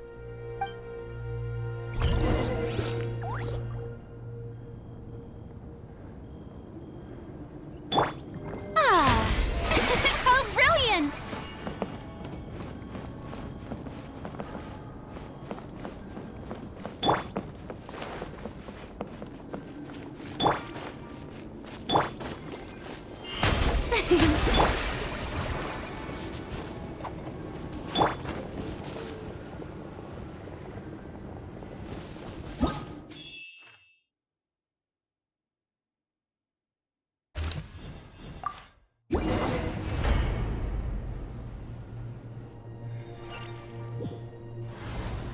Doesn't look like we'll be able to find anyone here.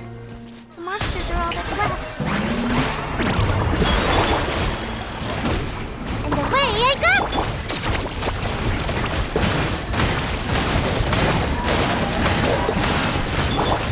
Starfall! Shake! I'm out of here! Come on out! Drilling down!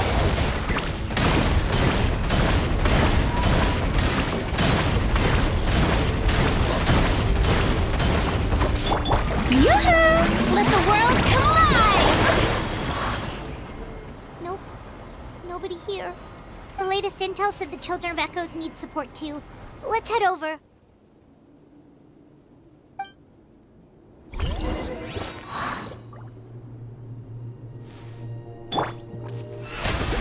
May I present?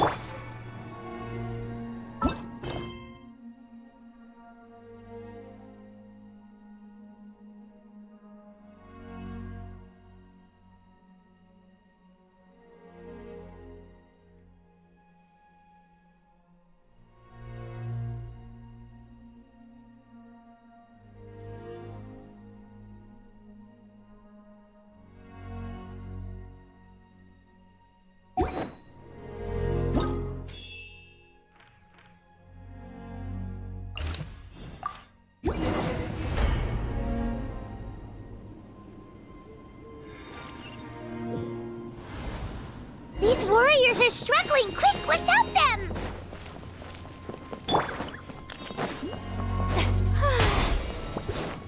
Strike a pose!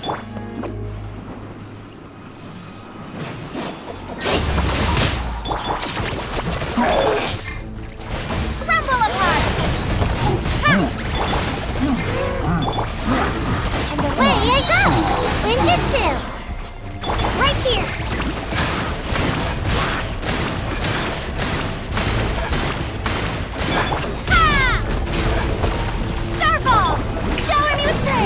Let my name echo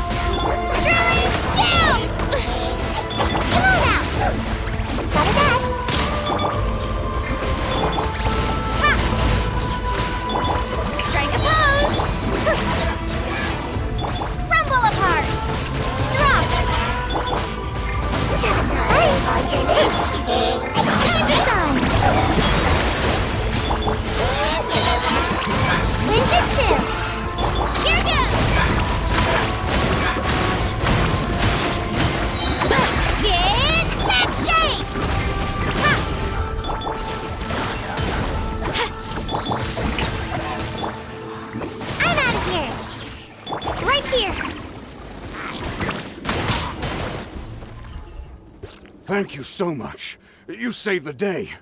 The enemy attacks grow stronger with each wave. We're nearly at breaking point. Given how few of us are left, I think it's time we cut our losses. This base is as good as gone. Yeah, everyone needs to stick together. Best to regroup somewhere else. Better late than never. Time to evacuate. Warriors, gather round.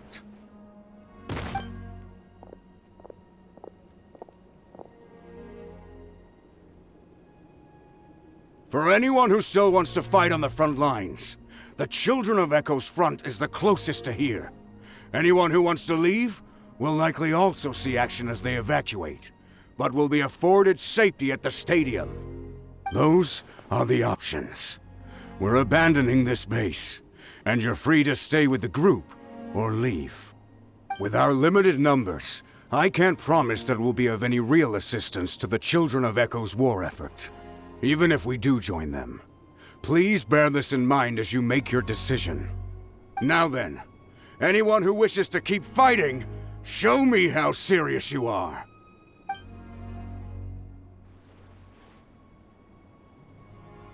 Really? Even after my less than rousing speech? Why would we give up now, after everything we've been through? We didn't stick it out this far just to admit defeat. We can't give another inch to the Abyss. We have to fight them back. If not for our own sake, then at least for our fallen brethren. Very well. For Natlan. For Natlan! We may be few in number, but our will remains strong. We will join the ranks of the Children of Echoes, and they will be stronger for it, however little. Okay, well, take care of yourselves. Don't worry. It'll be just like another Night Warden war. We'll force the Abyss back if it's the last thing we do. Huh?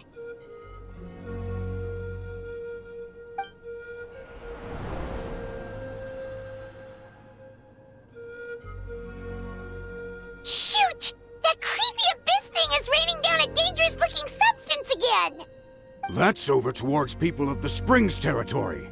From what I've heard, their defenses have been substantially weakened by the Abyss invasion. Then let's head over and check on them!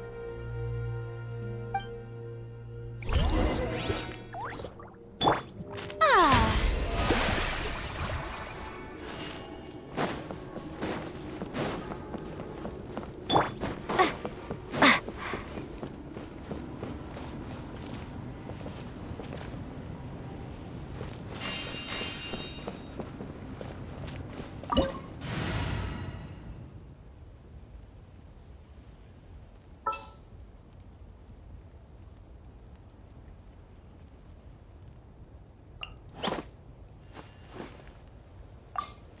You want me on your team?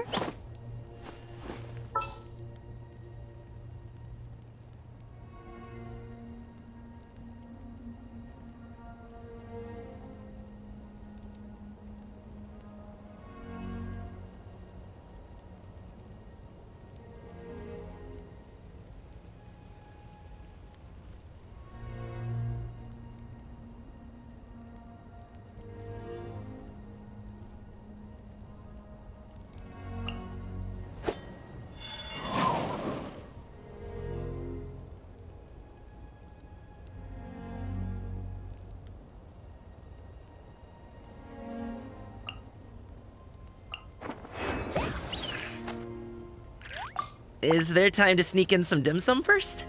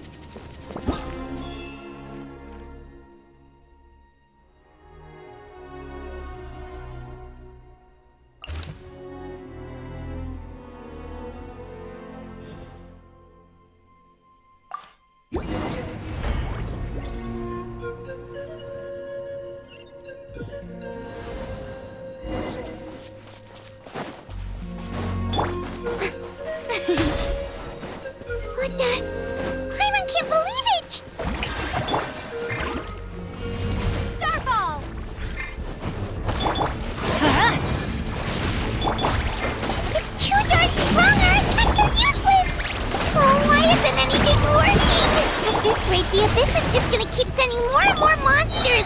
The next wave will be here soon. We need to get out of here. Let's check the area for survivors and hurry! Sorry, pal. Alley-oop.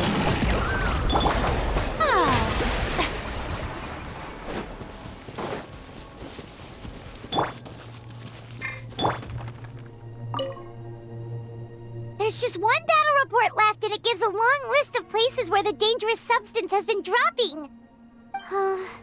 This is the first report we've had in ages, which means the messenger's job has become all but impossible. But there's nothing we can do about that. Our priority is to get to the next affected zone. Even if we don't find any survivors, maybe that strange substance over there won't be as rock solid as here. There's a chance at least.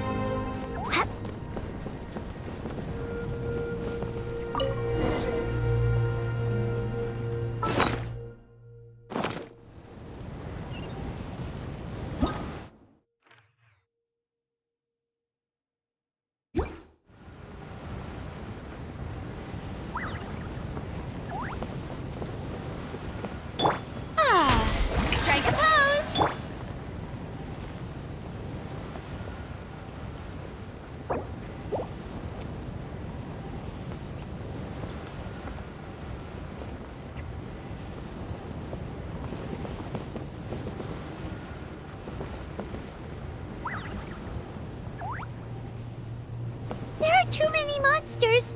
There are just too many! It's beyond anything we've seen before!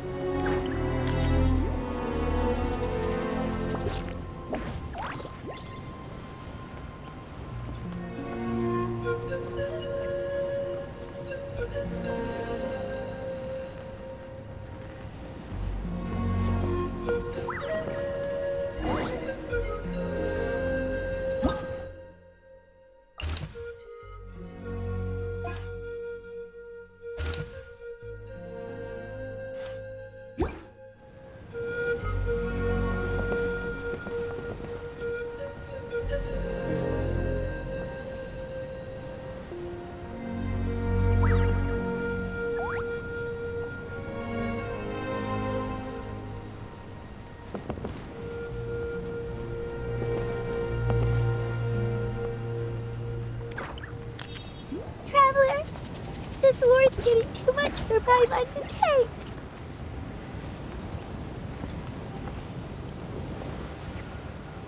Okay, let's do this!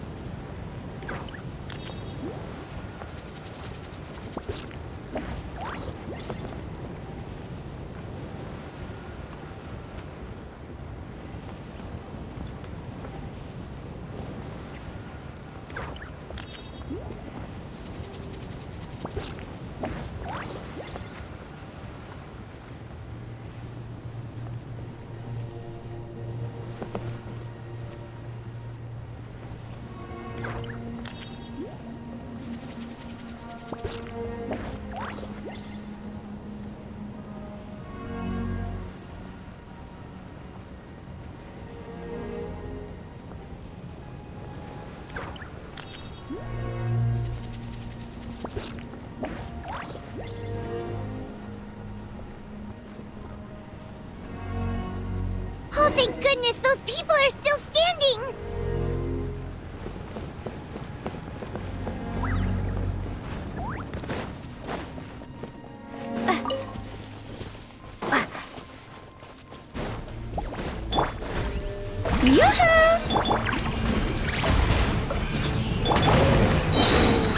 Everybody stand back!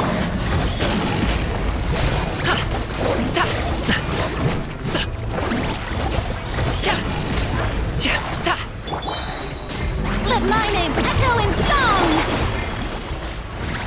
Shake! I'm going in! Many happy returns!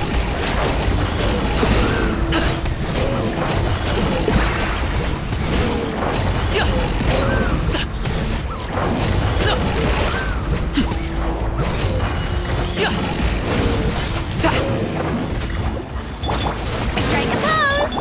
Starball! Crumble apart! Everybody stand back!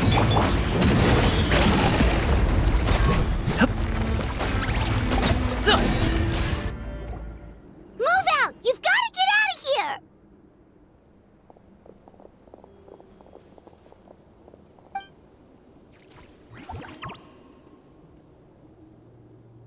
Still no luck, huh? What on earth are these things? How are they invulnerable to attack? Yeah, at least with regular abyssal pylons, anyone with a vision can destroy them. But this thing, no one's seen anything like it before. It's like a part of that sky demon's body or something. Whatever it is, it seems like it can spawn abyssal pylons, and with them, a never-ending stream of abyss monsters. We're just no match for it. At this point, retreat looks like our best option. We're fighting a losing battle here. The stadium is our only hope.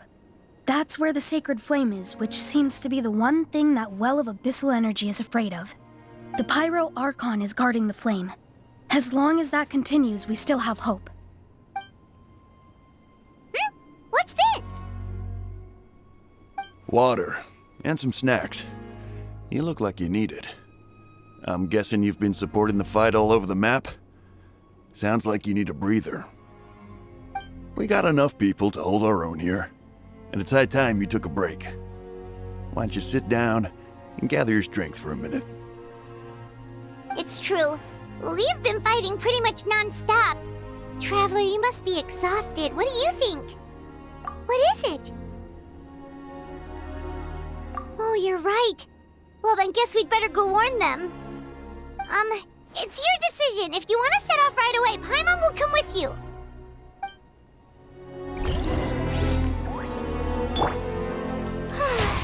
May I present?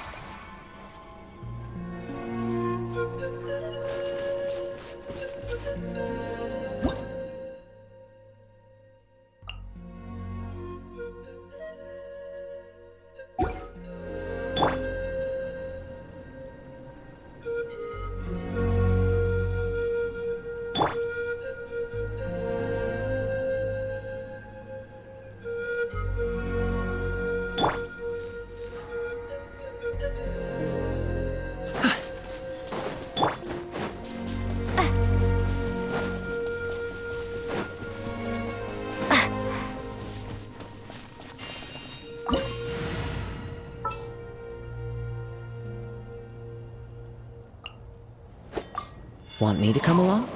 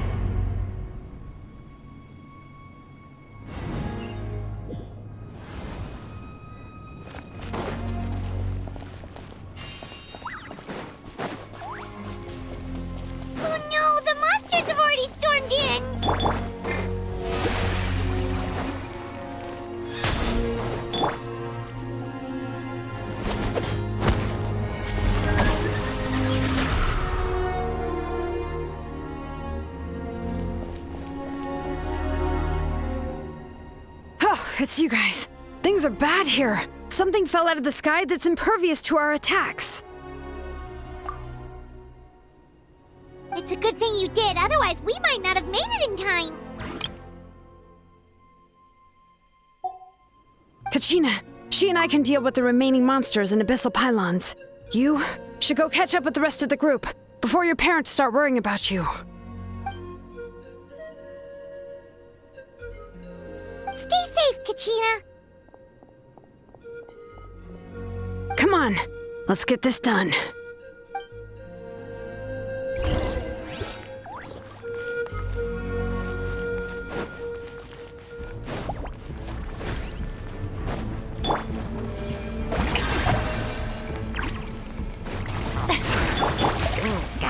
One with nature.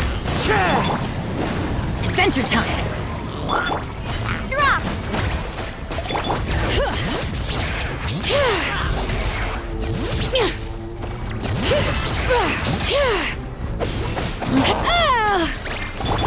Shower me with fate. Let's light it up. Starball. Time to shine.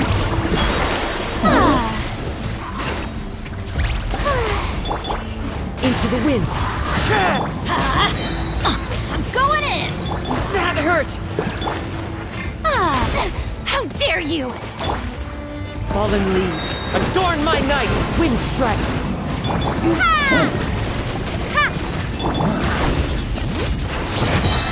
Letting brave names echo. Strike a pose. Let's light it up. Drop. Rumble apart.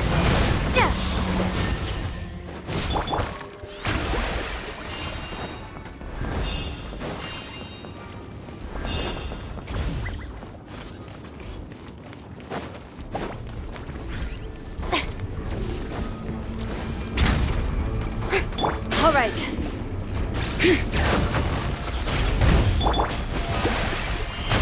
Let the world come alive.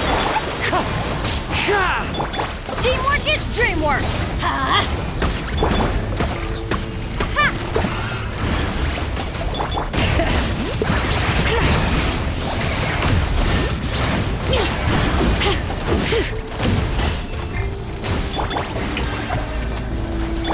Wind strike. Drop. Shake. As one with wind and cloud. Bring it!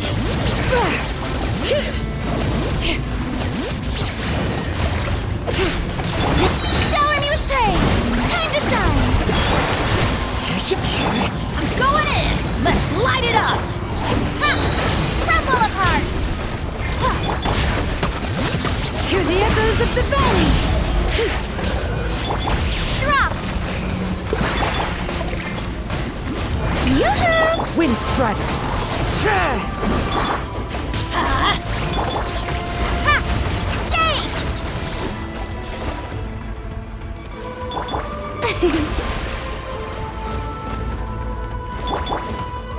Shake! Starball!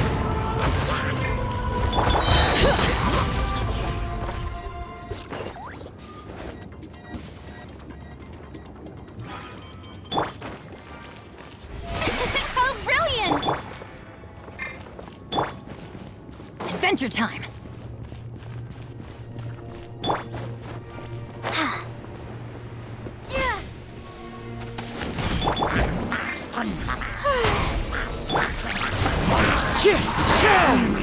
Clouds high. The birds call. Strike a pose! Let my name echo in song! Everybody stand back! Let's crumble apart! Ha! Bring it!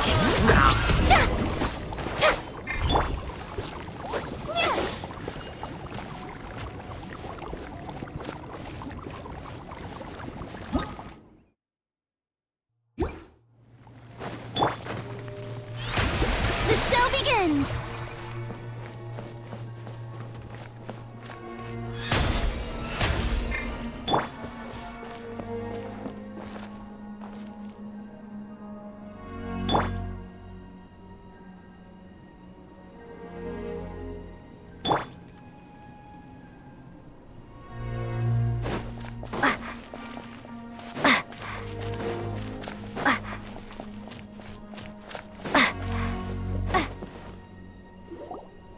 Yep, that's everyone. And no more casualties by the look of things. Yeah, this is, good. We can evacuate shortly. I appreciate your help. How are things out there? Pretty dire, I bet. Some of the things I've seen, I don't know if I'll ever be able to get them out of my mind. Are we in Natlan doomed to this fate? I've never witnessed a full-scale abyss invasion before. I mean, I'd heard stories about the sky being painted black, but I always thought that was an exaggeration. Mavuika has witnessed this all before, so she knew better than anyone the terror and despair an abyss invasion would bring. Yeah, and despite that, she's still facing it head-on. We've had to abandon our homes and chase the dying light of day, and maybe the only time we'll see the dawn again is in our dreams. But as long as there's even a sliver of hope, I am not gonna give up. We should catch up with the group. Let's go!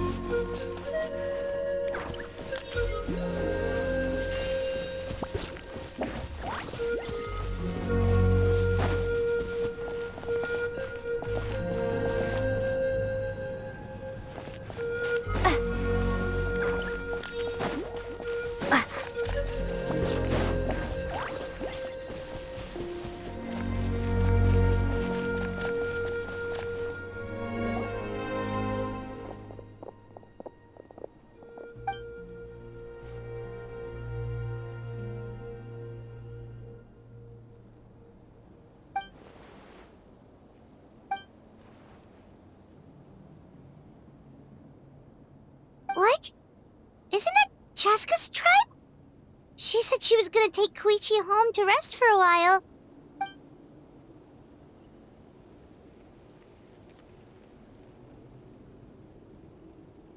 But how, right? Everyone's struggling just to defend themselves. There is no spare manpower. At this rate, it won't be long before even the stadium is indefensible. And with everyone congregating at the stadium, the Abyss forces will start converging there, too. Then there'll be a battle on a scale much larger than anything we've seen so far. On the bright side, at least my old injuries aren't playing up at the moment. Means I can actually join in with the fighting. The crux of the issue is that the heart of the Abyss itself has joined the invasion. That's a power we just can't match. I have every faith in the courage of our people. The Natlanese will never give in to despair. But still, the fact is, our lives are more fragile than our spirits. Traveler, Paimon knows what you're about to say. Yeah, Paimon sure is getting tired from all this flying, but it doesn't matter. Wherever you go, Paimon's going too. Yep, we'll leave the Children of Echoes to you guys. Flower Feather Clan, hang in there. We're coming. If there was ever a time to push ourselves to the limit, that time is now!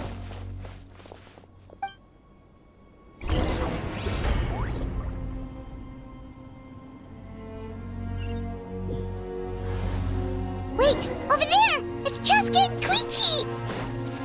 Traveler! Over here! Hurry!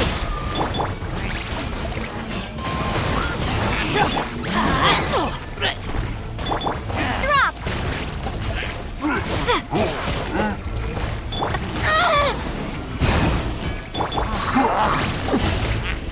Stay focused. The show begins! Let the world collide!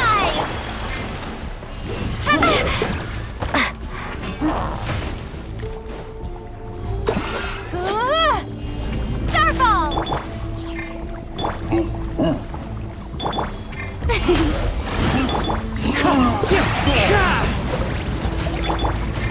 Let's light it up! Teamwork is dreamwork! Yeah! Drop! Shade! Shower me with praise! Wind strider. Fallen leaves, adorn my night.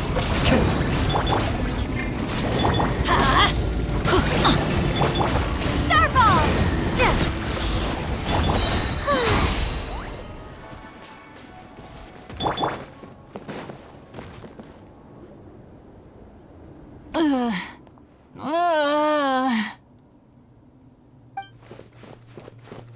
What happened to her? She's covered in abyssal energy!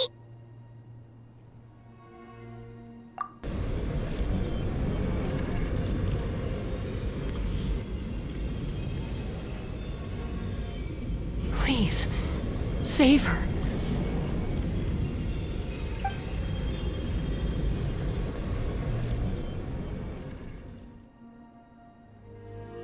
How's that, Koichi? Any better now? Koichi! Koichi! Cheska, I used to think Mom and Dad were crazy for adopting you. I was the younger sibling, but I always felt like it was my job to help Mom and Dad take care of you. I thought I could set you free from the abyssal energy you struggled with. I guess I was pretty full of myself, huh? Thinking I could fix you when... well, we were always the same. Hush, Koichi. Put those thoughts right out of your mind. We'll be at the stadium in no time, okay? I'll carry you there. The abyssal contamination is gone now. Just rest, and you'll get better. I was always nagging you to slow down. Stop rushing headlong into things. I just didn't want anything to happen to you, or to anyone else because of you. I worried about you so much. But now, I realize I never really understood what it's like for you. The fact that you survived an abyssal contamination was a miracle. But it also left you in a constant state of agitation. The fact that we became family was another miracle. But with me worrying about you all the time, it feels like I just agitated you even further. No, absolutely not. Nothing could be further from the truth. Do you hear me? All you ever did was love me. Same goes for Mom and Dad. I've always known that. And I feel terrible because I really did want to get along as a family. It might take me some time, but I'll find a way to make it work. I'm so sorry, Koichi. I never meant to make you feel this way. It's okay, Chaska. No need to apologize. You didn't do anything wrong. No one did. It's nobody's fault that things didn't turn out great. I get it now. So, no nagging from me this time. You keep forging ahead, sis. Never slow down, and never hold back. Spread your wings and fly free, like the fiercest kukasaur in the sky. Show the world who the bravest flower feather warrior is. Because that's who you are. And that's the sister I'm proud of.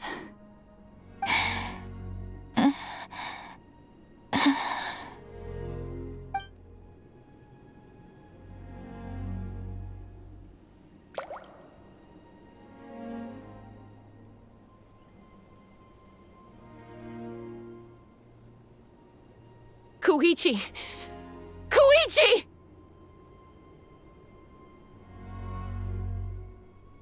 Koichi?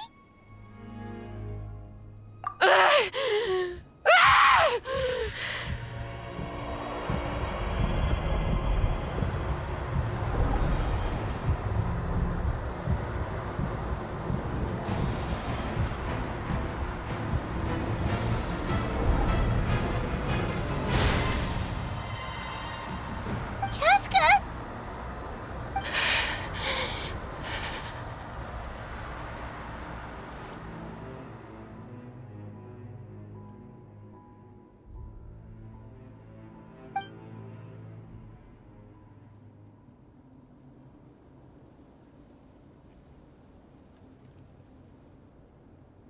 What happened?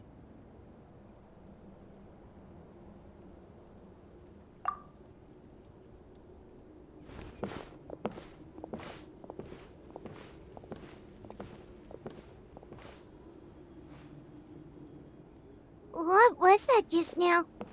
It looked like abyssal energy was flowing out of her, but then, a split second later, it disappeared.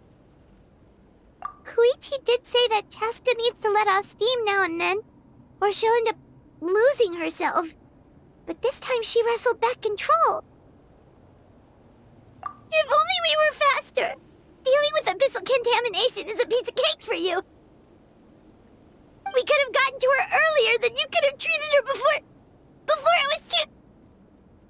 Wait, what's happening to Chaska? How unfair life can be. She's had the odds stacked against her from the very beginning, and each step forward has been an agonizing one. Maybe she would have been better off embracing her pain. But her journey goes on, and one question looms large in her mind. If she could rise above the layers of pain and ascend over the dark clouds of her mind, what then would she find? Maybe the glorious light of the sun, or maybe a dark, empty void. There is only one way to find out. She needs to spread her wings and soar to new heights. That is the true meaning of life. My life's suffering shall be my epitaph. To remember the pain I endured. And finally, transcended.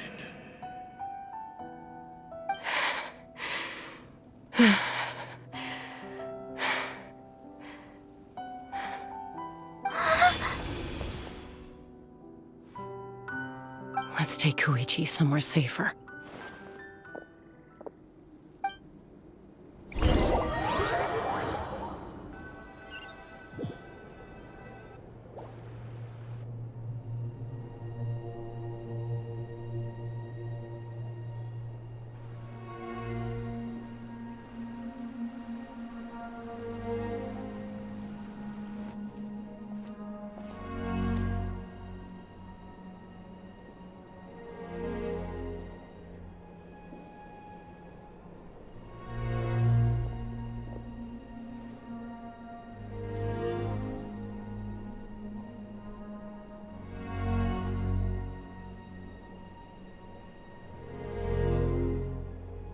Please, take care of Koichi for me. I still have more important things to do. Of course. We are grateful for her service. Yes. She served selflessly. I'm sorry, Chaska.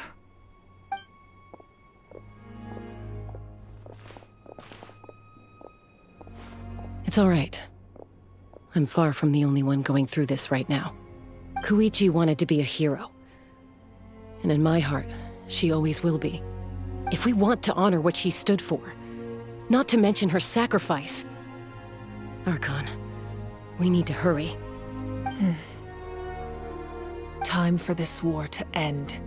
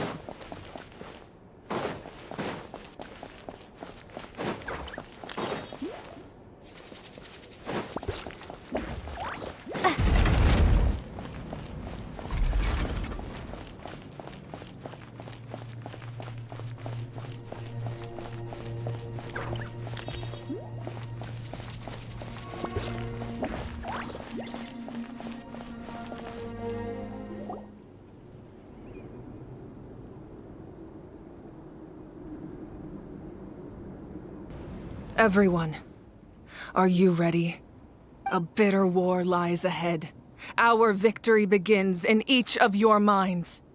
So ignite the spirit of victory for me. May no further lives be lost, and no one else may to suffer the loss of their loved ones. As long as blood still runs through your veins, even the tiniest spark of steel against stone can ignite a flame.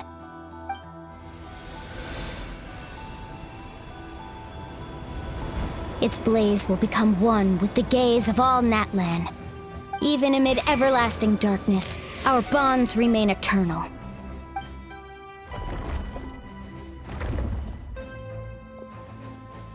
Stone engraved in echoing peaks. Converge, disperse, and ashes be reborn. For flames born anew, and the blazing dawn. A hero scaled the volcano to seize the sun. Anointed with flames, she shone with the light of 1,000 stars. Now, guide me in my first step. Having foretold his own death, the omniscient man holds a feast in celebration. Let us raise our cups in honor of his heroism and send him off with this final tribute. For at last, his wish is now fulfilled.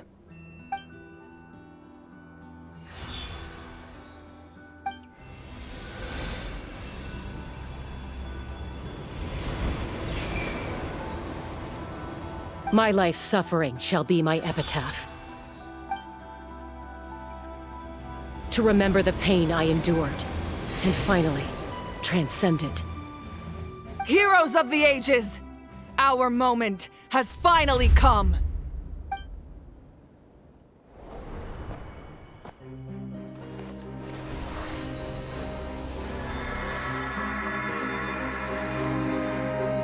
We unite as one!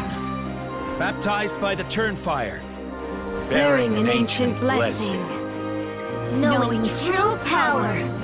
And accepting a fate of devotion. We embrace the transcendent flame. For Natlan! For Natlan!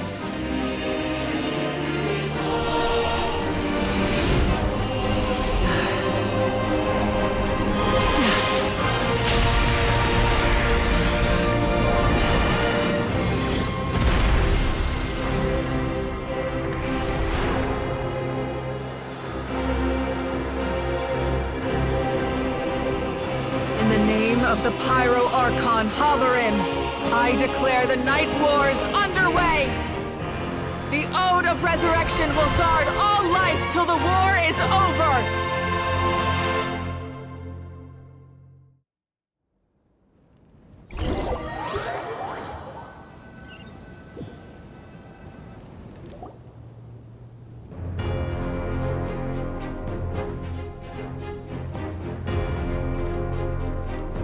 That is an outright scary level of power. So, from now on, all warriors will be able to resurrect themselves using the sacred flame. That's right. No more casualties. It's time to wipe the enemy off the face of the earth. And to reclaim our lost territory.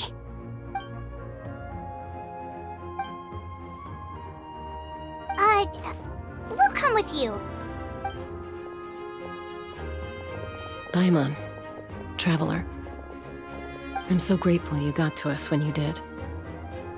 You gave Koichi the chance to say those words to me before the end. If I'd lost control out there in the wild, this counterattack might never have been possible. Probably best not to think about that. More importantly, how are you feeling now? Any better? Not really. But now's not the time to deal with it. In the spirit of VUCA, I have to rise above it. The conflict and suffering in me are there to test my character. My struggle will make me stronger, and make me the person Koichi believed I can be. Alright, let's go show the Abyss what human beings are made of. They'll be sorry they messed with Natlan after we're through with them.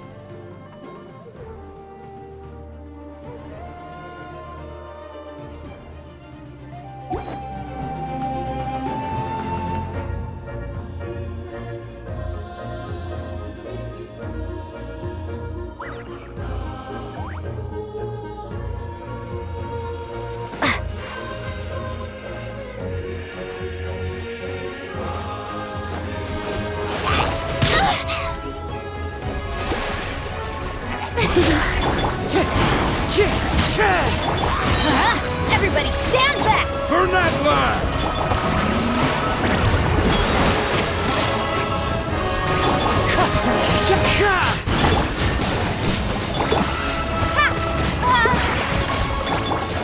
Strike a pose!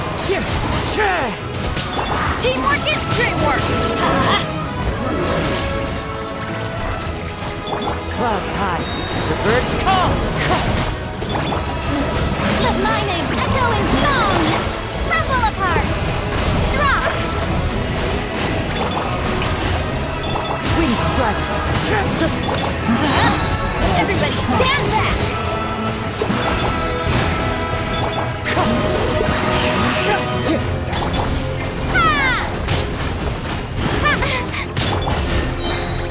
Let the world collide! As one with wind and cloud! I'm going in! Adventure time! Starballs! Crumble apart!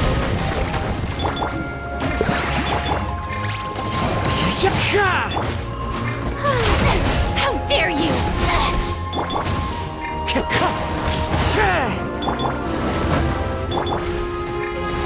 May I present?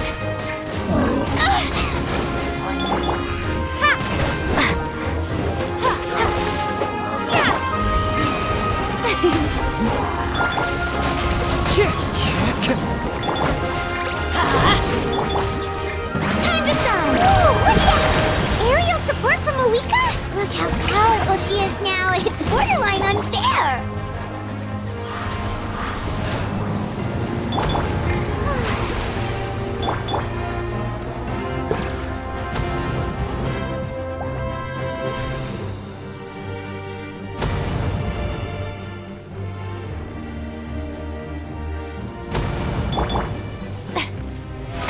How brilliant!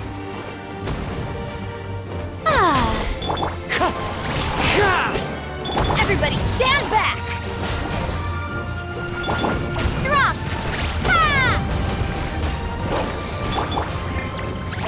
Wind Strider! Fallen leaves, adorn my night! Let my name echo in song! You should...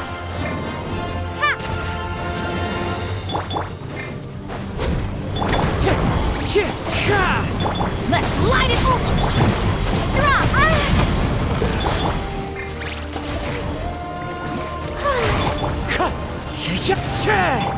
Teamwork is dreamwork! Huh? Use my power to destroy the Abyss tumors. Got it! Thanks for the backup!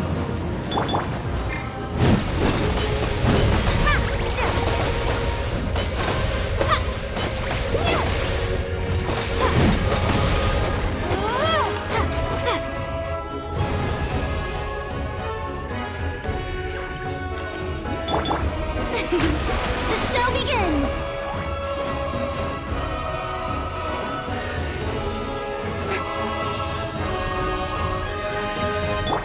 Time to go.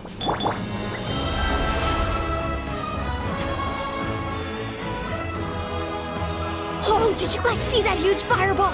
It exploded right above my head. Sorry, Mulani. I'll adjust my aim. No, you're good, Archon. It didn't hurt at all. Plus, it was freaking cool. Not great for your eyesight, though. Oh yeah, fair point.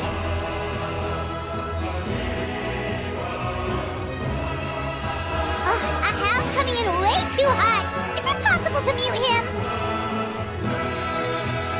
Done. Thank you, Mavuika.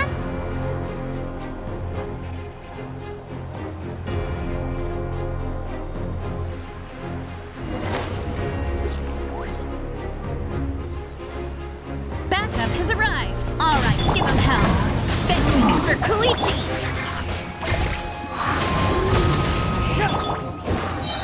Everybody stand back! Drop! Shake!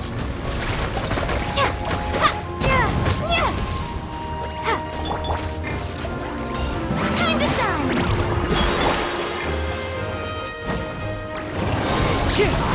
As one with wind and cloud! Let's light it up! The enemy ranks are thinning. Time to double down. Use the Pyro Archon's power and show no mercy.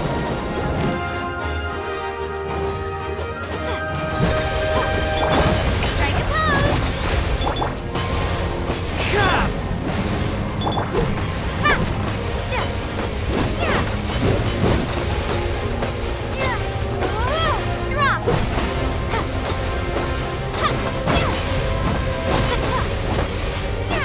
Starball!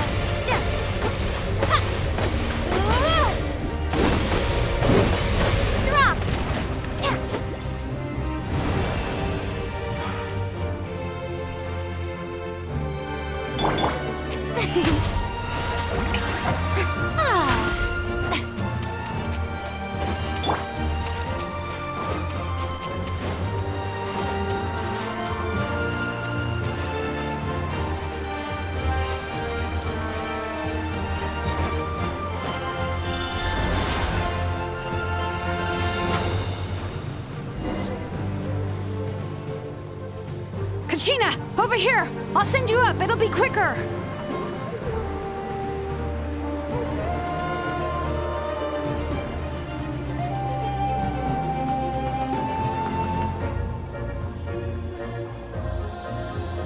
Okay, everyone's safe.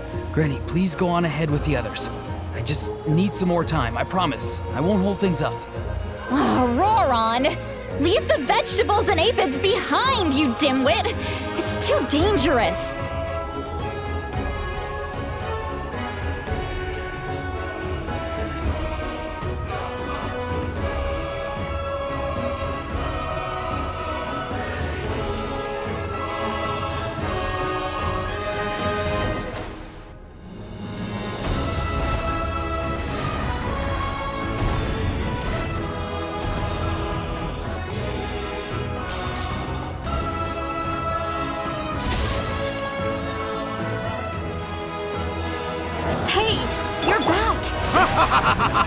That sacred flame has got me pretty fired up.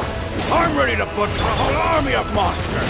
Everyone, nothing's now off the table. So charge!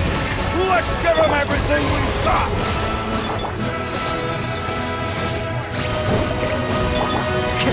Wind strike. Clouds high. The birds call. Drop!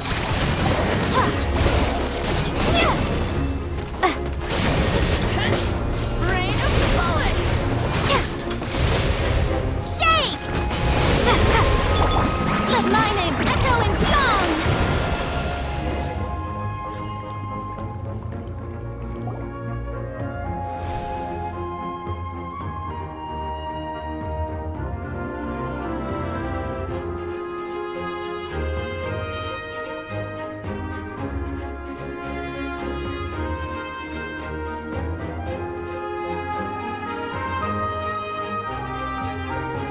The Children of Echo's territory is secure. All monsters down.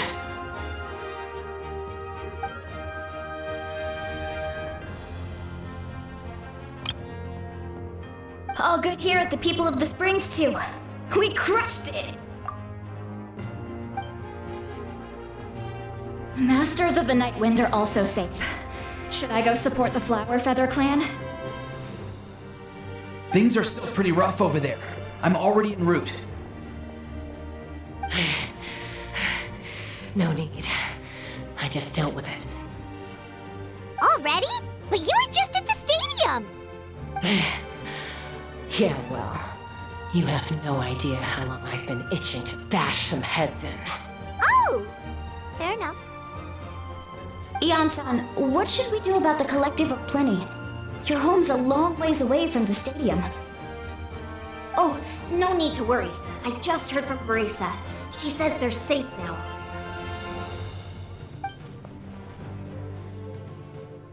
Yeah! Their only game plan was to outnumber us, and that ain't gonna work now that we have the Ode of Resurrection on our side!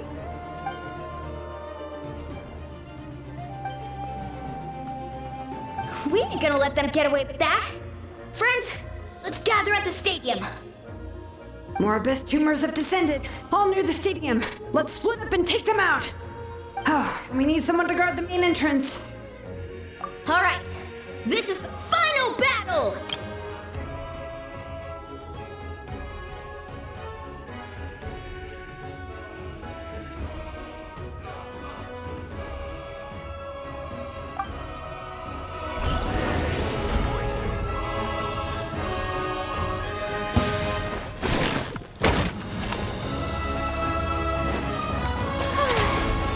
Show begins!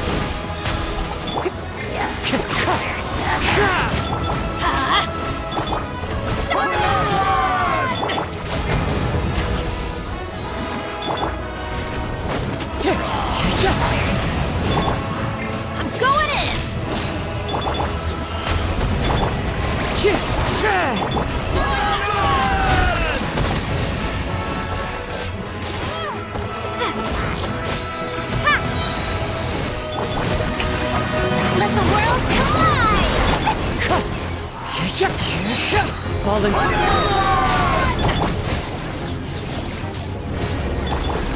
Starfall! Ha! Wind strike. Drop!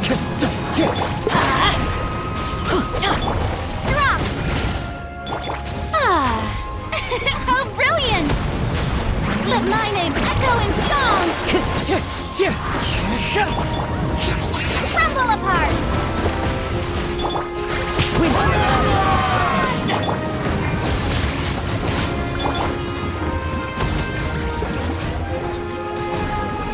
Yoo-hoo! Time to shine! Clouds high. The birds call. Let's light it up! Starfall! Shake!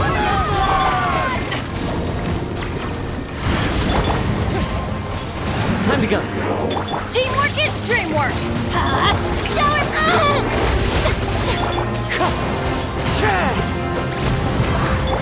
Let my name echo in song! Crumble apart! Ha!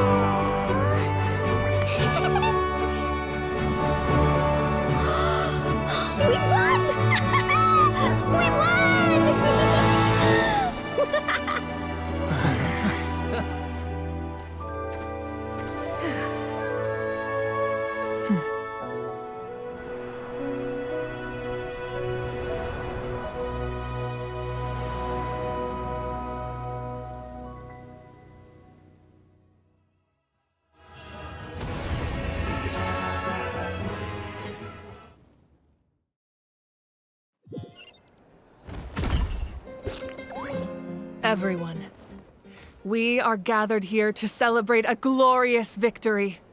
It is a victory forged by each and every one of us, and we should all be proud of what we have accomplished. We emerge victorious from another crisis to declare, our beloved Natlan is saved! Woo! All right! I must caution that this war is not yet over. We have not destroyed our enemy, merely driven them further into the depths of the Night Kingdom.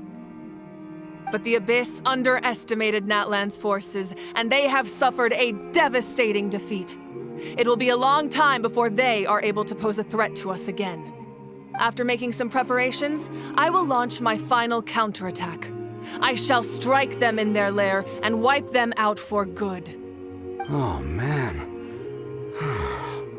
Wait, Archon, are you saying you're going alone? Yes. The abyssal energy there is too strong. Contact with it would be instantly lethal to anyone else. I'm sure you're all still fired up, and you must be eager to take the fight home to the enemy. But I must ask you to temper your ambitions. I will return victorious, for all of us. It's kind of a shame that we can't join in with a final showdown. Please, look at the bigger picture. Thanks to every one of you, we have already secured an enormous victory. Tonight, we should celebrate to our heart's content. I guess if our lives are no longer at risk, things can basically go back to normal, right? That's good enough for me. Beats having monsters everywhere.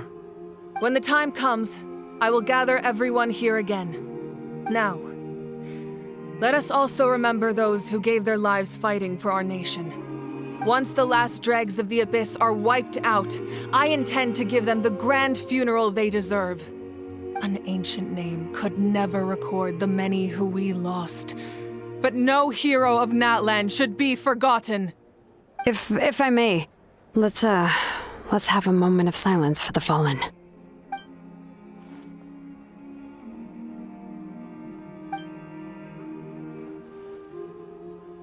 Lastly, there is one more person I must thank for his extraordinary support in our time of need, and that is the Captain. Speaking in a personal capacity, I should like to offer my sincere congratulations on your victory. Well, everyone, please enjoy the victory feast.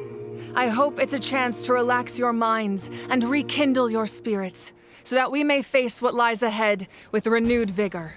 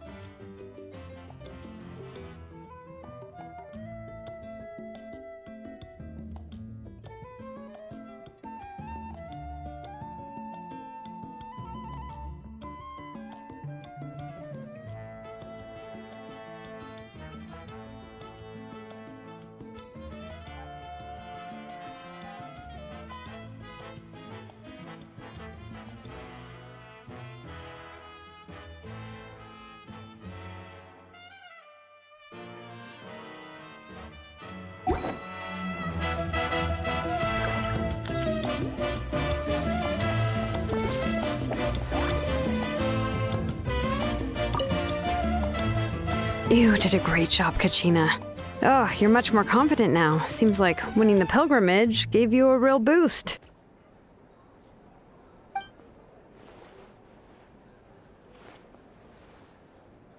I spoke to your mom and dad. They were singing your praises. They said the world's your oyster now. How are things at the People of the Springs base?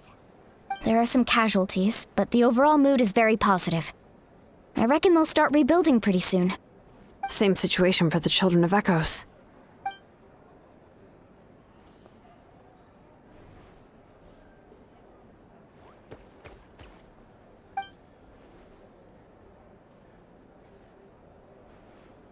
Oh, that's a great idea.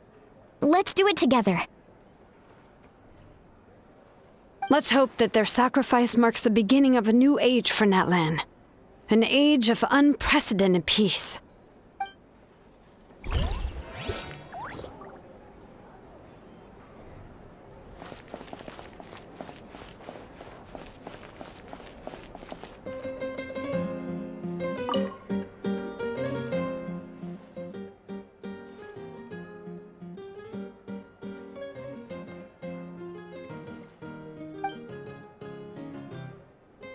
Unless you want to get punched in the face.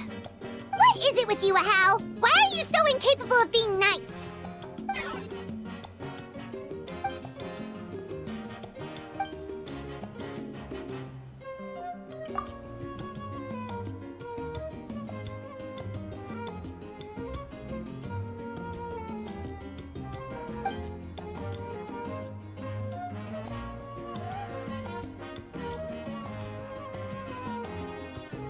The Collective of Plenty was the furthest from the Abyss's entry point, so they didn't have as many monsters to deal with. From what I hear, they got off relatively unscathed. But it might have been a different story if Chaska hadn't gotten there when she did. That's good to hear. All's well that ends well.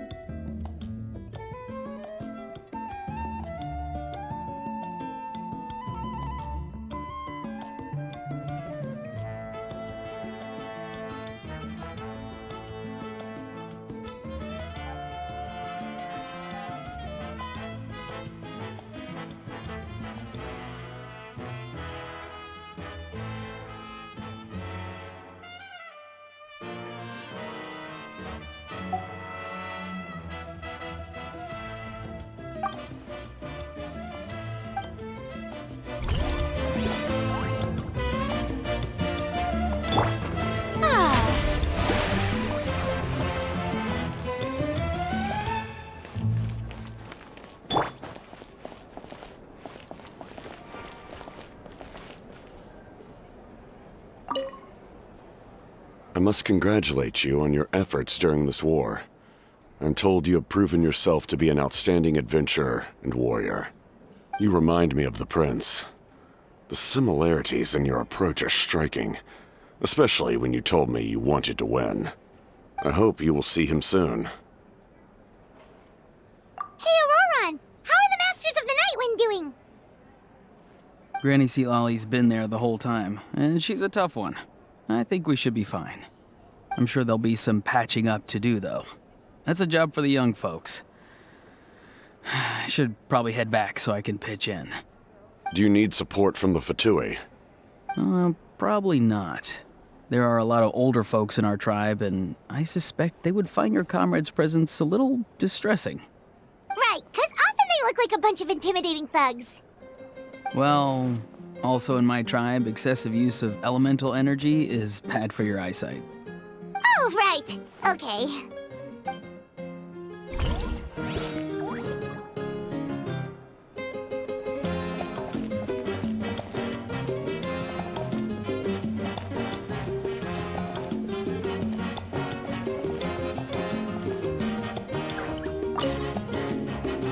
Ah, welcome.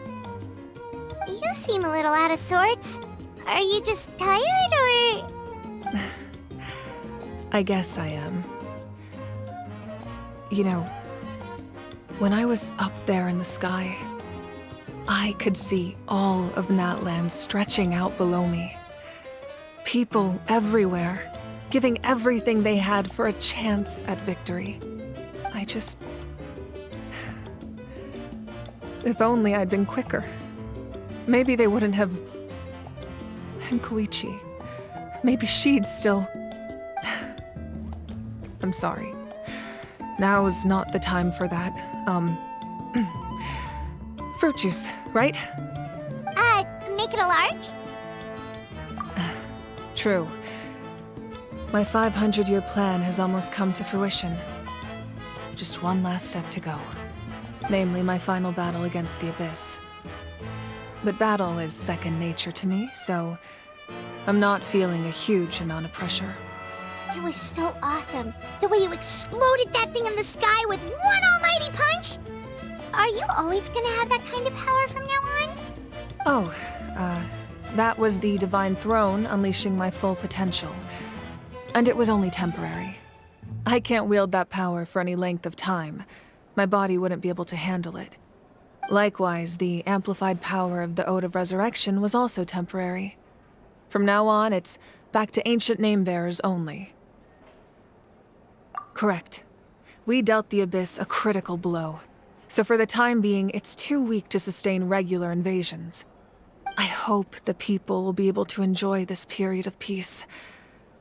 Or rather, assuming all goes to plan, eternal peace. We've had centuries of war with the Abyss, and it's high time we brought that chapter to a close. Anyway, there's something I've been wondering about.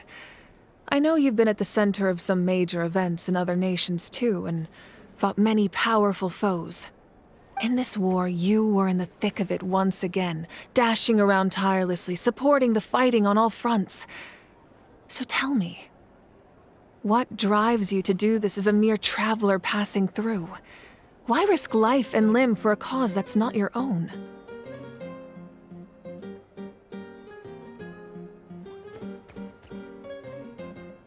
Wait, what's this got to do with Paimon? She's just showing how much you mean to her, in her own way. What I'm really trying to say is, I would love for you, with your extraordinary talent and your sense of justice, to join me in this final step. You and I together, finally putting an end to the ever-looming threat of the Abyss. But I also don't want to take advantage of your good nature and readiness to help others. The final battle will be very dangerous, and you have the rest of your journey to consider. I'm sure you must be weary.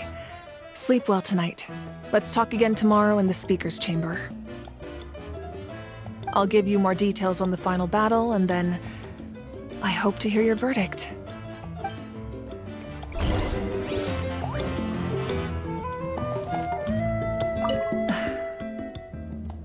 My mind is still flooded with scenes from the war. I can't get the images out of my head. Maybe I need another drink.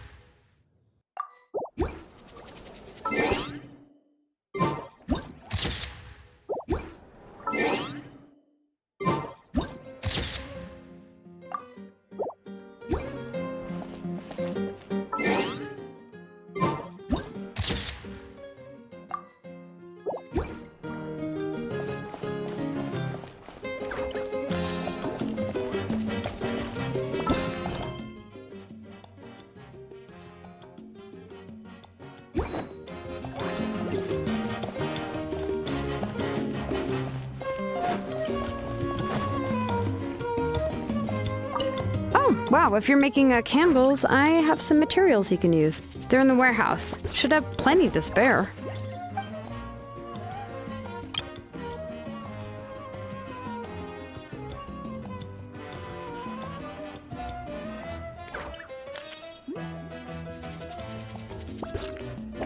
Good point. I'll go instead.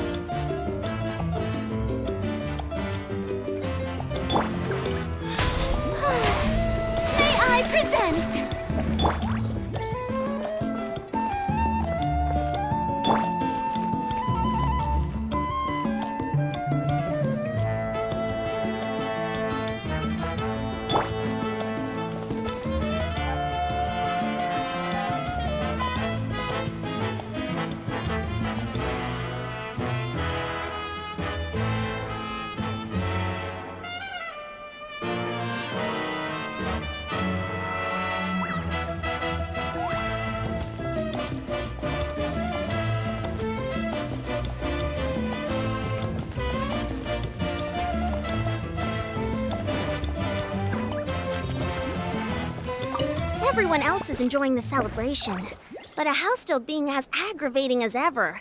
Does he have a chip on his shoulder? What's it about?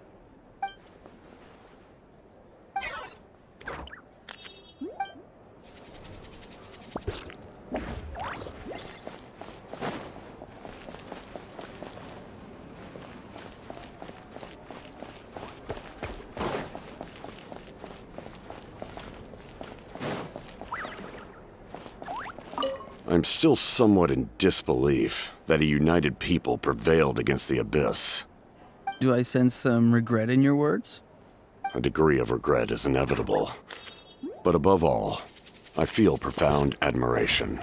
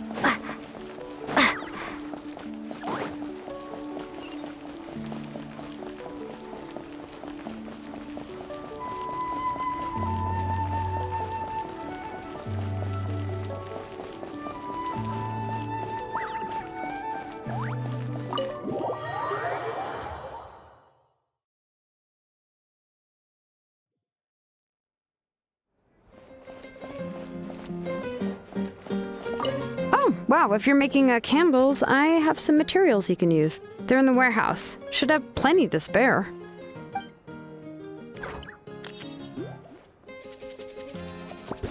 Good point. I'll go instead.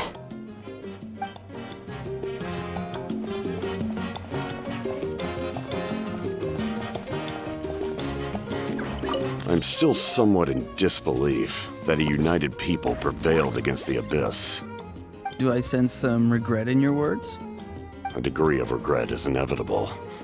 But above all, I feel profound admiration.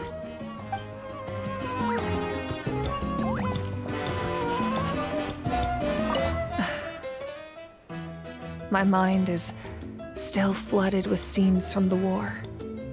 I can't get the images out of my head. Maybe I need another drink.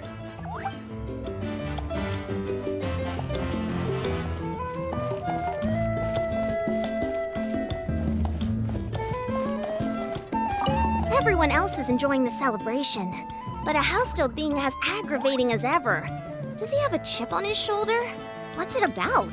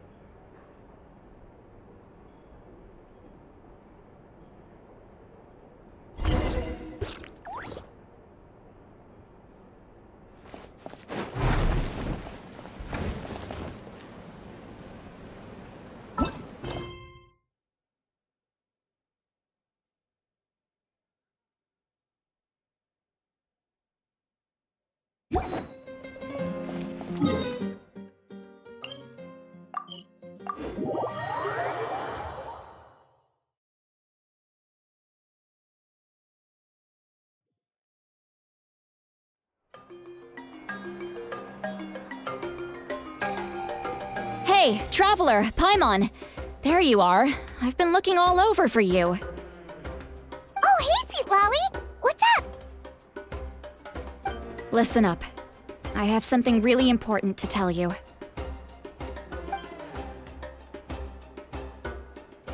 What? Are you serious? Natlan must pay the price for Mavuika's use of the Ruler of Death's power. That price is death. And only Mavuika's death can clear the debt. I had thought that the Ruler of Death might have a change of heart after seeing the people of Natlan come together and fight so bravely. But even now that the war's over and the threat to Natlan is gone, it looks like that death is still set in stone. I had to know your thoughts. I want to save her, but I can't do it alone. Okay, good. That makes me feel a little better. Thank you for standing up for us. There's clearly something special about you, so if anyone has a chance of defying the rules, that would be you. Oh, and please don't breathe a word of this to Mavuika. I'm sure she's well aware of the cost of using the Divine Throne's power, but if she finds out that anyone else knows, it could ruin our chances to help. Got it. Mum's the word. All right, that was the last major item on my to-do list. Now, since I've come all this way, I think it's finally time for a well-earned drink. Go easy, though, yeah? Don't worry. I said a drink. That means just one.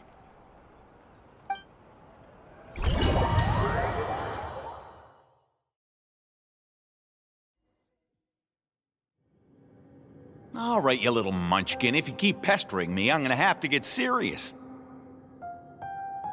I get 100 kids a day telling me they want to be the next Pyro Archon. Why should I train you? Nagging isn't gonna accomplish anything. No one can predict the future, and unless you have some exceptional jaw-dropping talent I'm unaware of. I can shoot those cornflakes in your kitchen from right here. Don't be ridiculous. You couldn't make that shot from all the way over here? Wait, hold on. You could hurt someone with that. Well, I'll be. You made the shot. The science of the canopy raised him tough. That's some real skill you got there, little lady. Maybe you really will be Pyro Archon one day.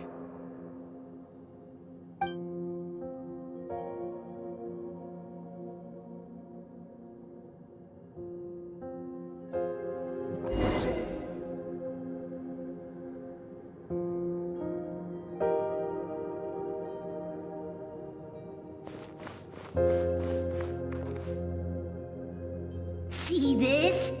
I'm the first one of us to get an ancient name. And it's not just any ancient name, but Malipo. If you ask me nicely, there's still time to join my team for the pilgrimage, you know. No need to scowl. You lost and I won, it's no big deal. You want me to be happy for you when your turn comes, right? So cheer up. I'll get my own ancient name soon enough, and it'll be an even better one than yours. Oh, really? Well, good luck with that. What ancient name could beat Malipo in our tribe? Unless... surely you don't mean Kiangozi?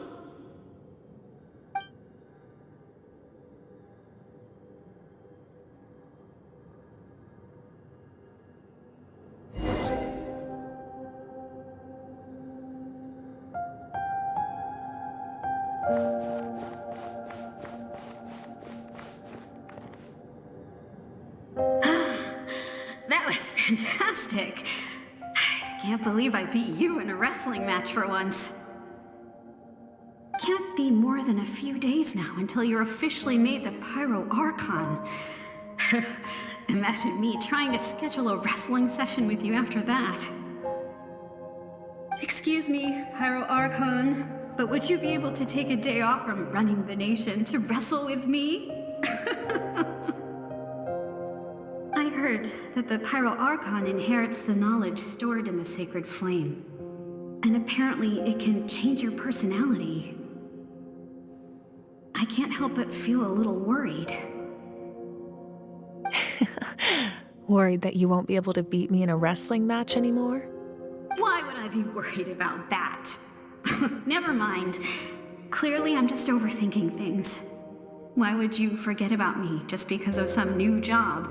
Even if that job happens to be Archon. Come on, one more round.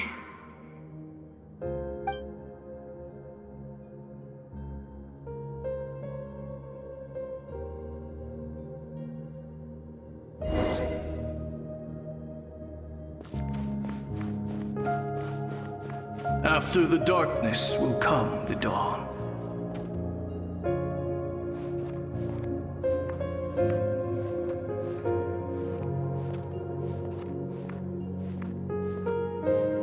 No one fights alone.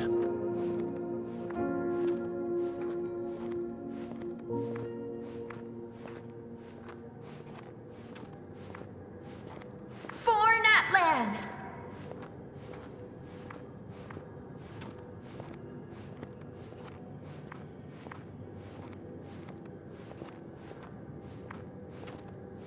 Look at the sky! It's getting brighter at last!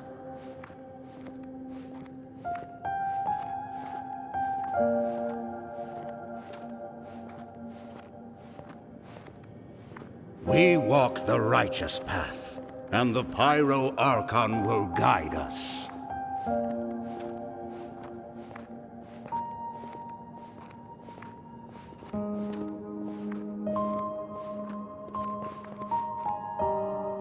The victors shall burn bright, while the losers must turn to ash. I have done what is required of me. The rules are now written into the Night Kingdom, and this will help you to stand against the Abyss. It is still not enough. All this can do is give my people courage. It will not see us through a true catastrophe.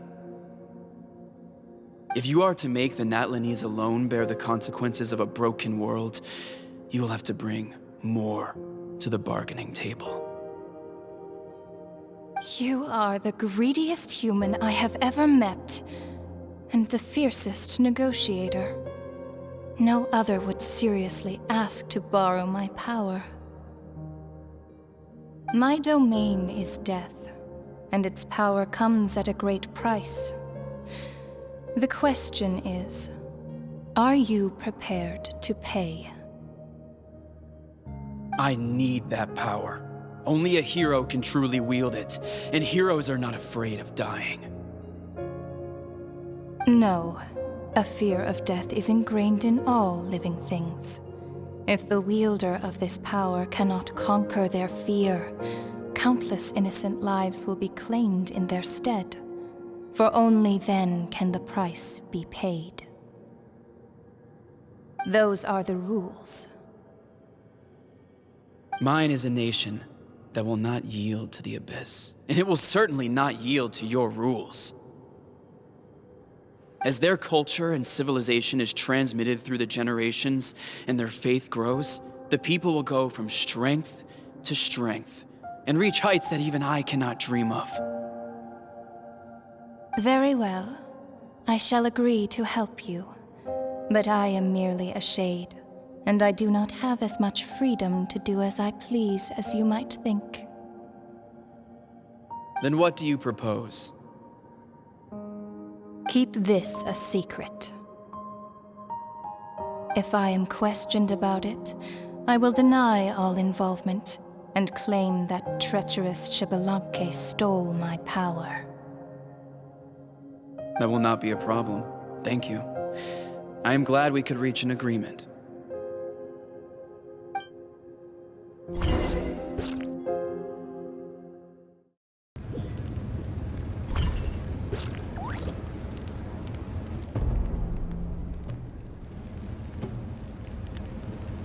Come in.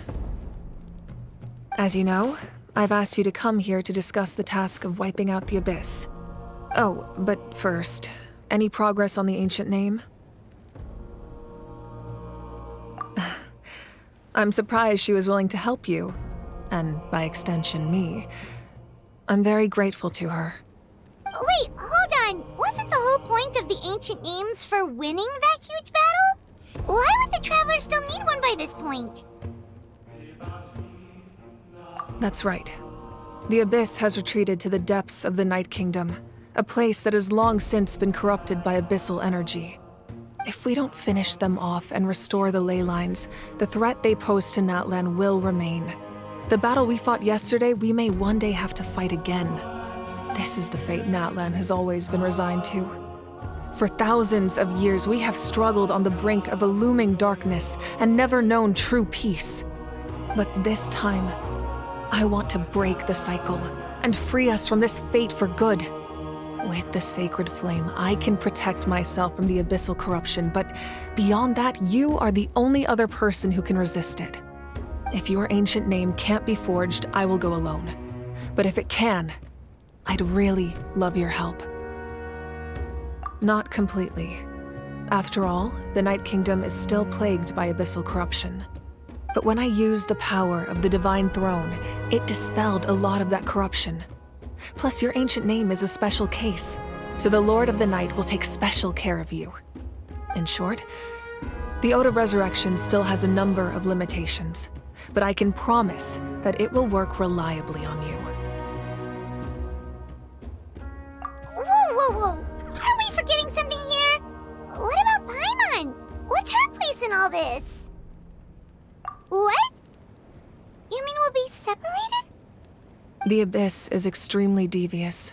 If you two go there together, you can bet they'll make Paimon their primary target just to put us in an impossible position. Paimon wasn't that worried, but now she's petrified. What will you do without me?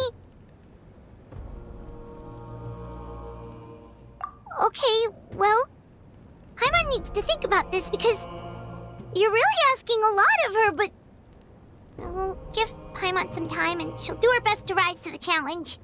I greatly appreciate it. Everyone in Natlan knows how important this final battle is. You will be remembered and revered long into the future, until the end of time. If you have any other questions, please ask away.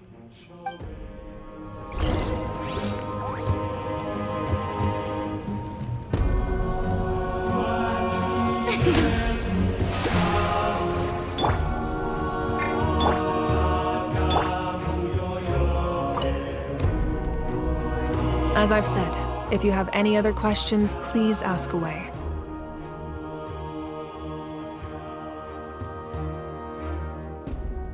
The work of rebuilding is underway, and people are flocking to join the effort. With everyone rallying together, I'm sure it won't be long before there's no trace left of the damage done by this war. The healing process, on the other hand, that's a bigger obstacle to overcome. Many are grieving, and there's simply no replacing the ones we lost. As the sun rises once more and we rediscover the ability to believe in the future, we must never forget their sacrifice. As I've said, if you have any other questions, please ask away. False sky. I have heard this expression before, but I think this was the first proof of its existence. I think there's a lot of investigating to be done to understand what the fragments behind the sky are and why they were hidden in the first place. However, from what the Adventurers Guild tells me, neither the split sky phenomenon nor the fragments have ever been observed in any other nation. My guess is that the Heavenly Principles wants them kept a secret. I just hope they don't cause me any trouble over it. Oh, you should be fine. We did something much crazier back in Fontaine and we're still here. Well, that's good to know. Anyway, the line I'm going with for the masses is astronomical anomaly. And I don't expect much of a backlash. Meanwhile, we can look into it at our own pace. As I've said, if you have any other questions, please ask away. That wasn't their souls we saw, but a snapshot of them in time. All the work of the ancient name engravers 500 years ago, who made some special modifications to their names. Their souls returned to the Night Kingdom long ago, and will have been reborn in Natlan since, albeit in a different form. For all we know, they may have already lived many new lives by now. And so, even though we will never meet again, they will always be by our side in one way or another. I think that gives another layer of meaning to the phrase, "No one fights alone." As I've said, if you have any other questions, please ask away.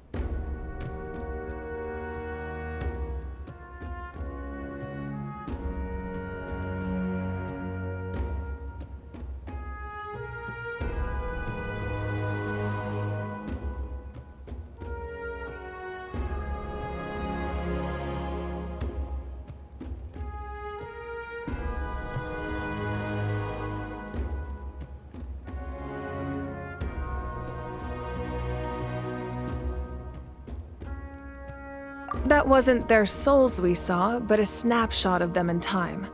All the work of the ancient name engravers 500 years ago, who made some special modifications to their names. Their souls returned to the Night Kingdom long ago, and will have been reborn in Natlan since, albeit in a different form. For all we know, they may have already lived many new lives by now. And so, even though we will never meet again, they will always be by our side in one way or another. I think that gives another layer of meaning to the phrase, "No one fights alone." As I've said, if you have any other questions, please ask away.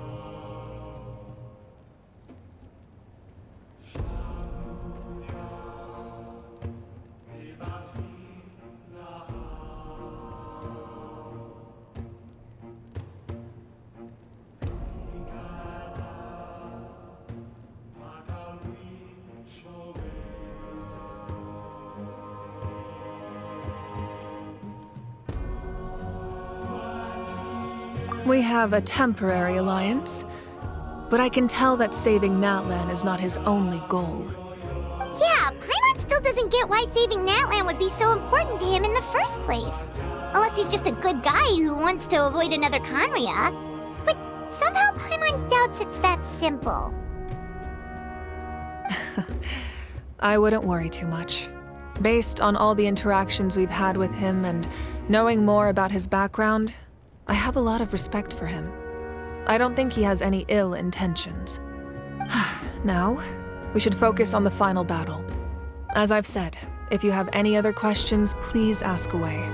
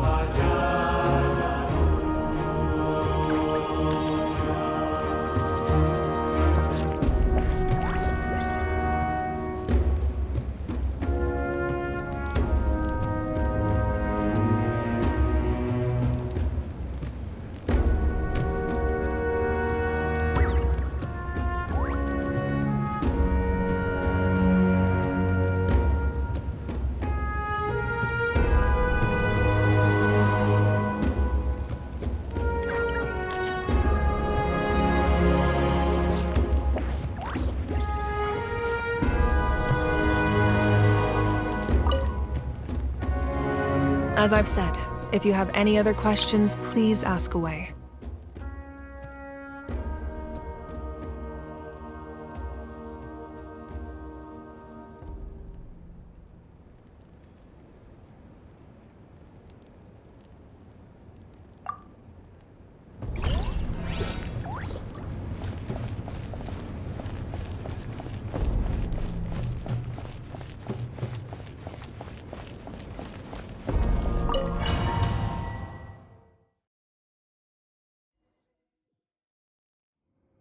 The Outlander with deep ties to this land returns.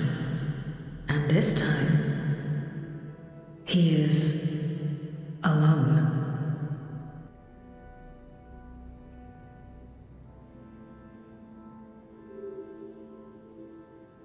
The power that the Pyro-Archon used to strike back at the Abyss came from the Ruler of Death. From what I know of her rules, she will demand death in return.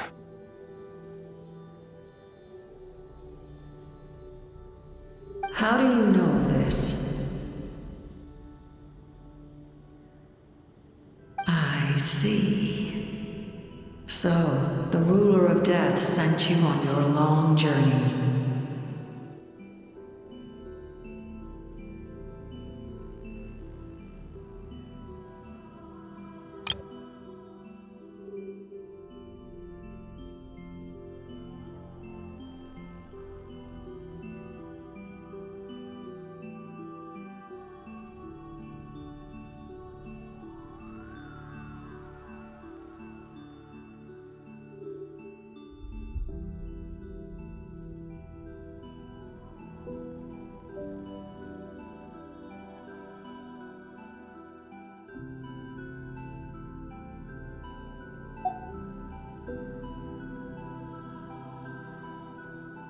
Natlan still has a final battle to fight, and I too have a final foe to face.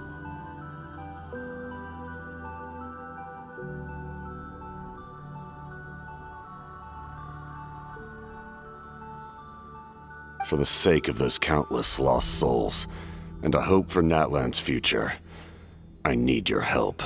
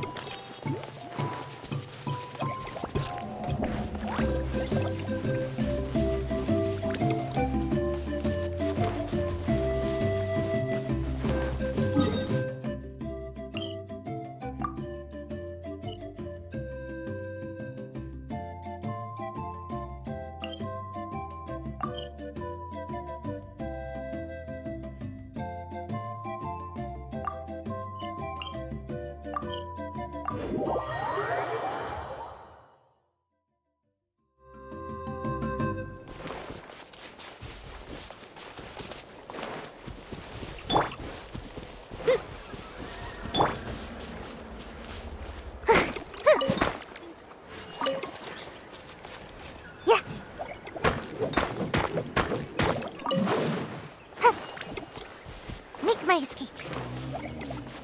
Ha. Yeah.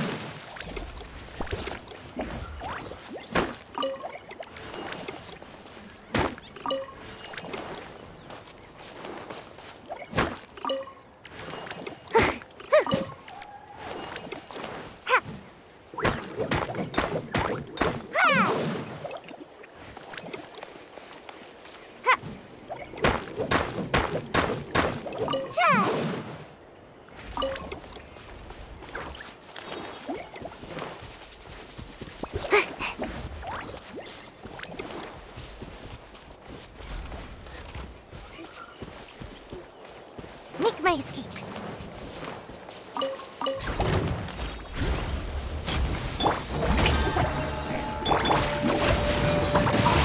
Right here.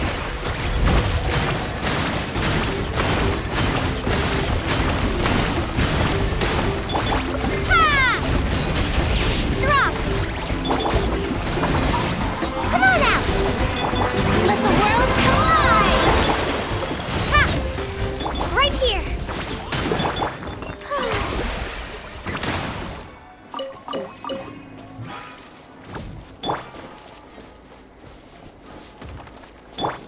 The show begins!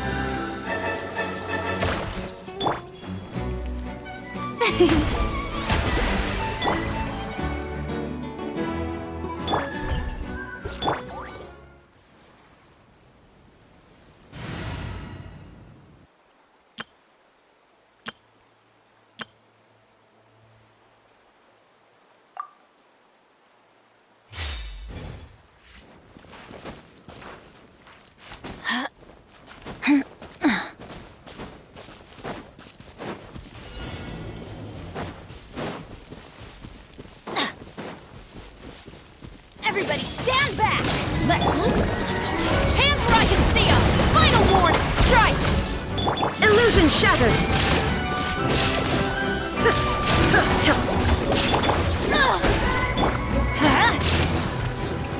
Drop your weapons! Get flash! Shine down!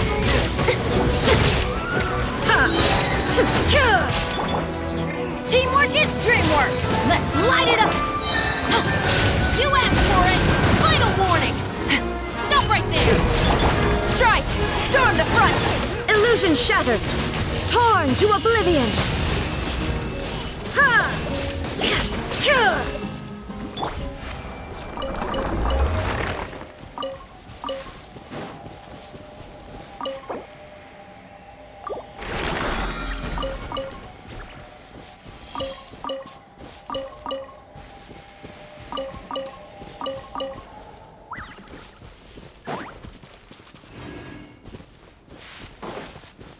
Adventure time!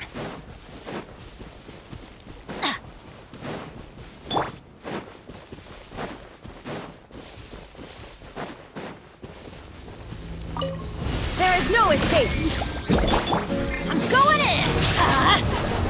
Drop your weapons! Flash! Glory to the Shogun! Now you shall perish!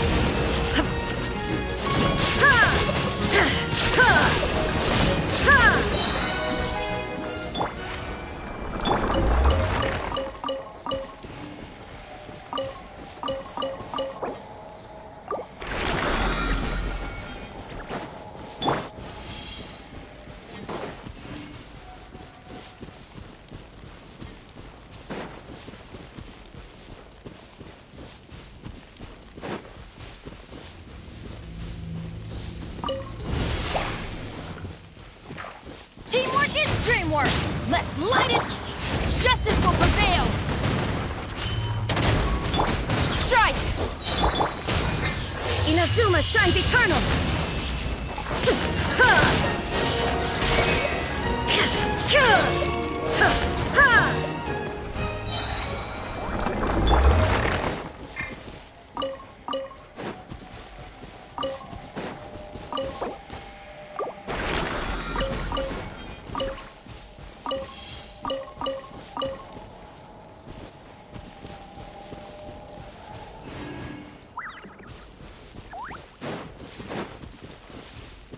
Off we go!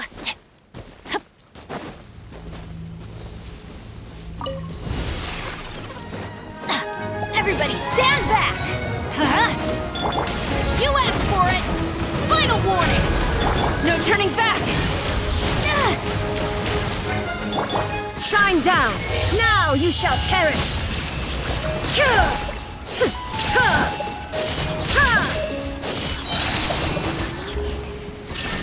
I'm going in! Let's light it up!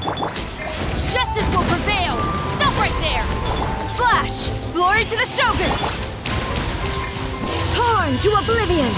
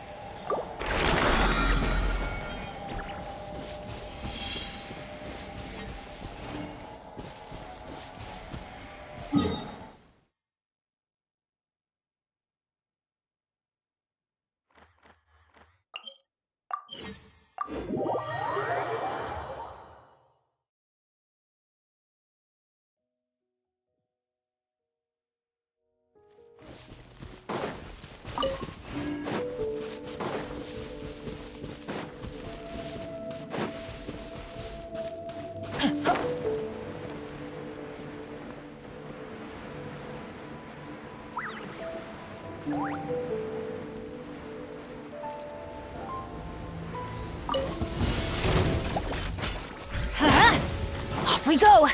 Yeah! Adventure time! Everybody stand back! Drop your weapons! Quiver! Illusion shattered!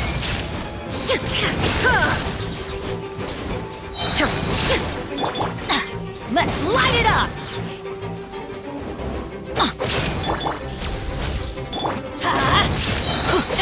Going in! Hands where I can see them! Final warning! Storm the front! Flash! Inazuma shines eternal!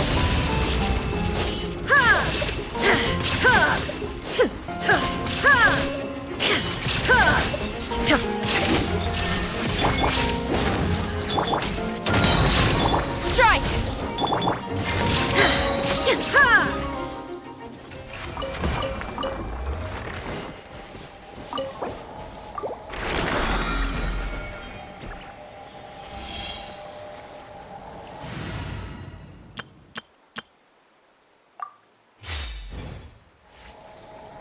Strike a pose! Ah.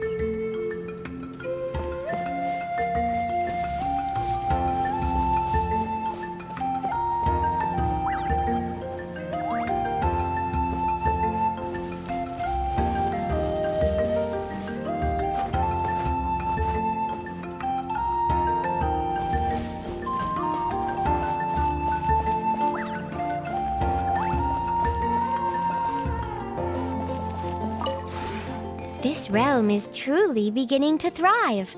I cannot help but be stirred.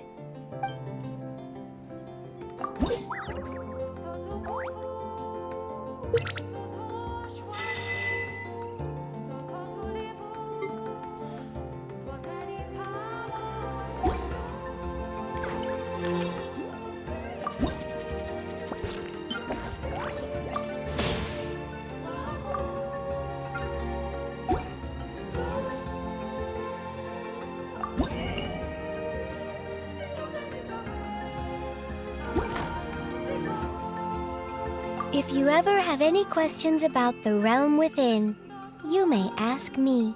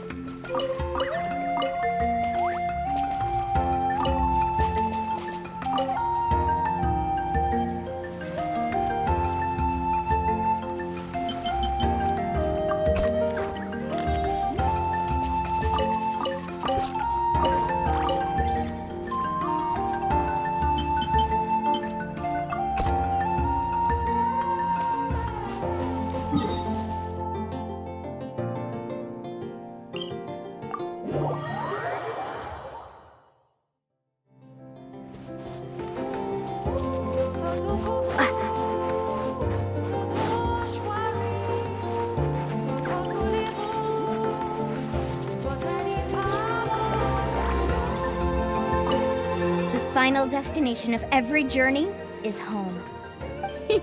So I knew you'd show up here eventually. Couldn't have picked a better moment. I just got back. Took a walk around the place and then had a chat with Tubby.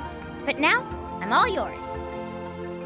Well, you gotta make an effort when you go somewhere new. I always like taking walks and talking to the locals. So, how about you? I'm curious. What do you do to try and fit in when you arrive someplace new? Same! I approve. 2 thumbs up from me. And 2 big toes as well. I don't know about you, but for me, a big part of taking things as they come is not necessarily being a morning person. Sometimes it's nice to just explore without a set goal, see where the journey takes you. Of course, that can lead to nice and nasty surprises, but I guess that's all part of the fun. All right, I'll keep your preferences in mind for the next time we travel together. It'll be a journey into the unknown. I can't wait! Of course.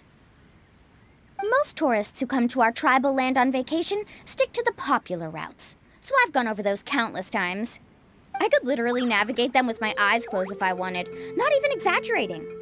But I never would, because even when it's a road I've been down before, each time I go, it's a new journey. All kinds of things make each trip unique, whether it's the clouds in the sky, the ever-changing weather, the wildflowers by the side of the road, or all the wild animals that give you a fright when they jump out of nowhere. And that's not even considering the tourists who suddenly change their plans and head off the beaten track onto some tiny winding trail. Oh, no, I wasn't complaining. I actually don't mind at all. Just the opposite, in fact. More twists and turns means a more varied and scenic route, so it's no loss at all. Sure, I guess. I'll gladly go wherever you want. But remember, if you ever get sick of walking everywhere, just hop onto my surfboard.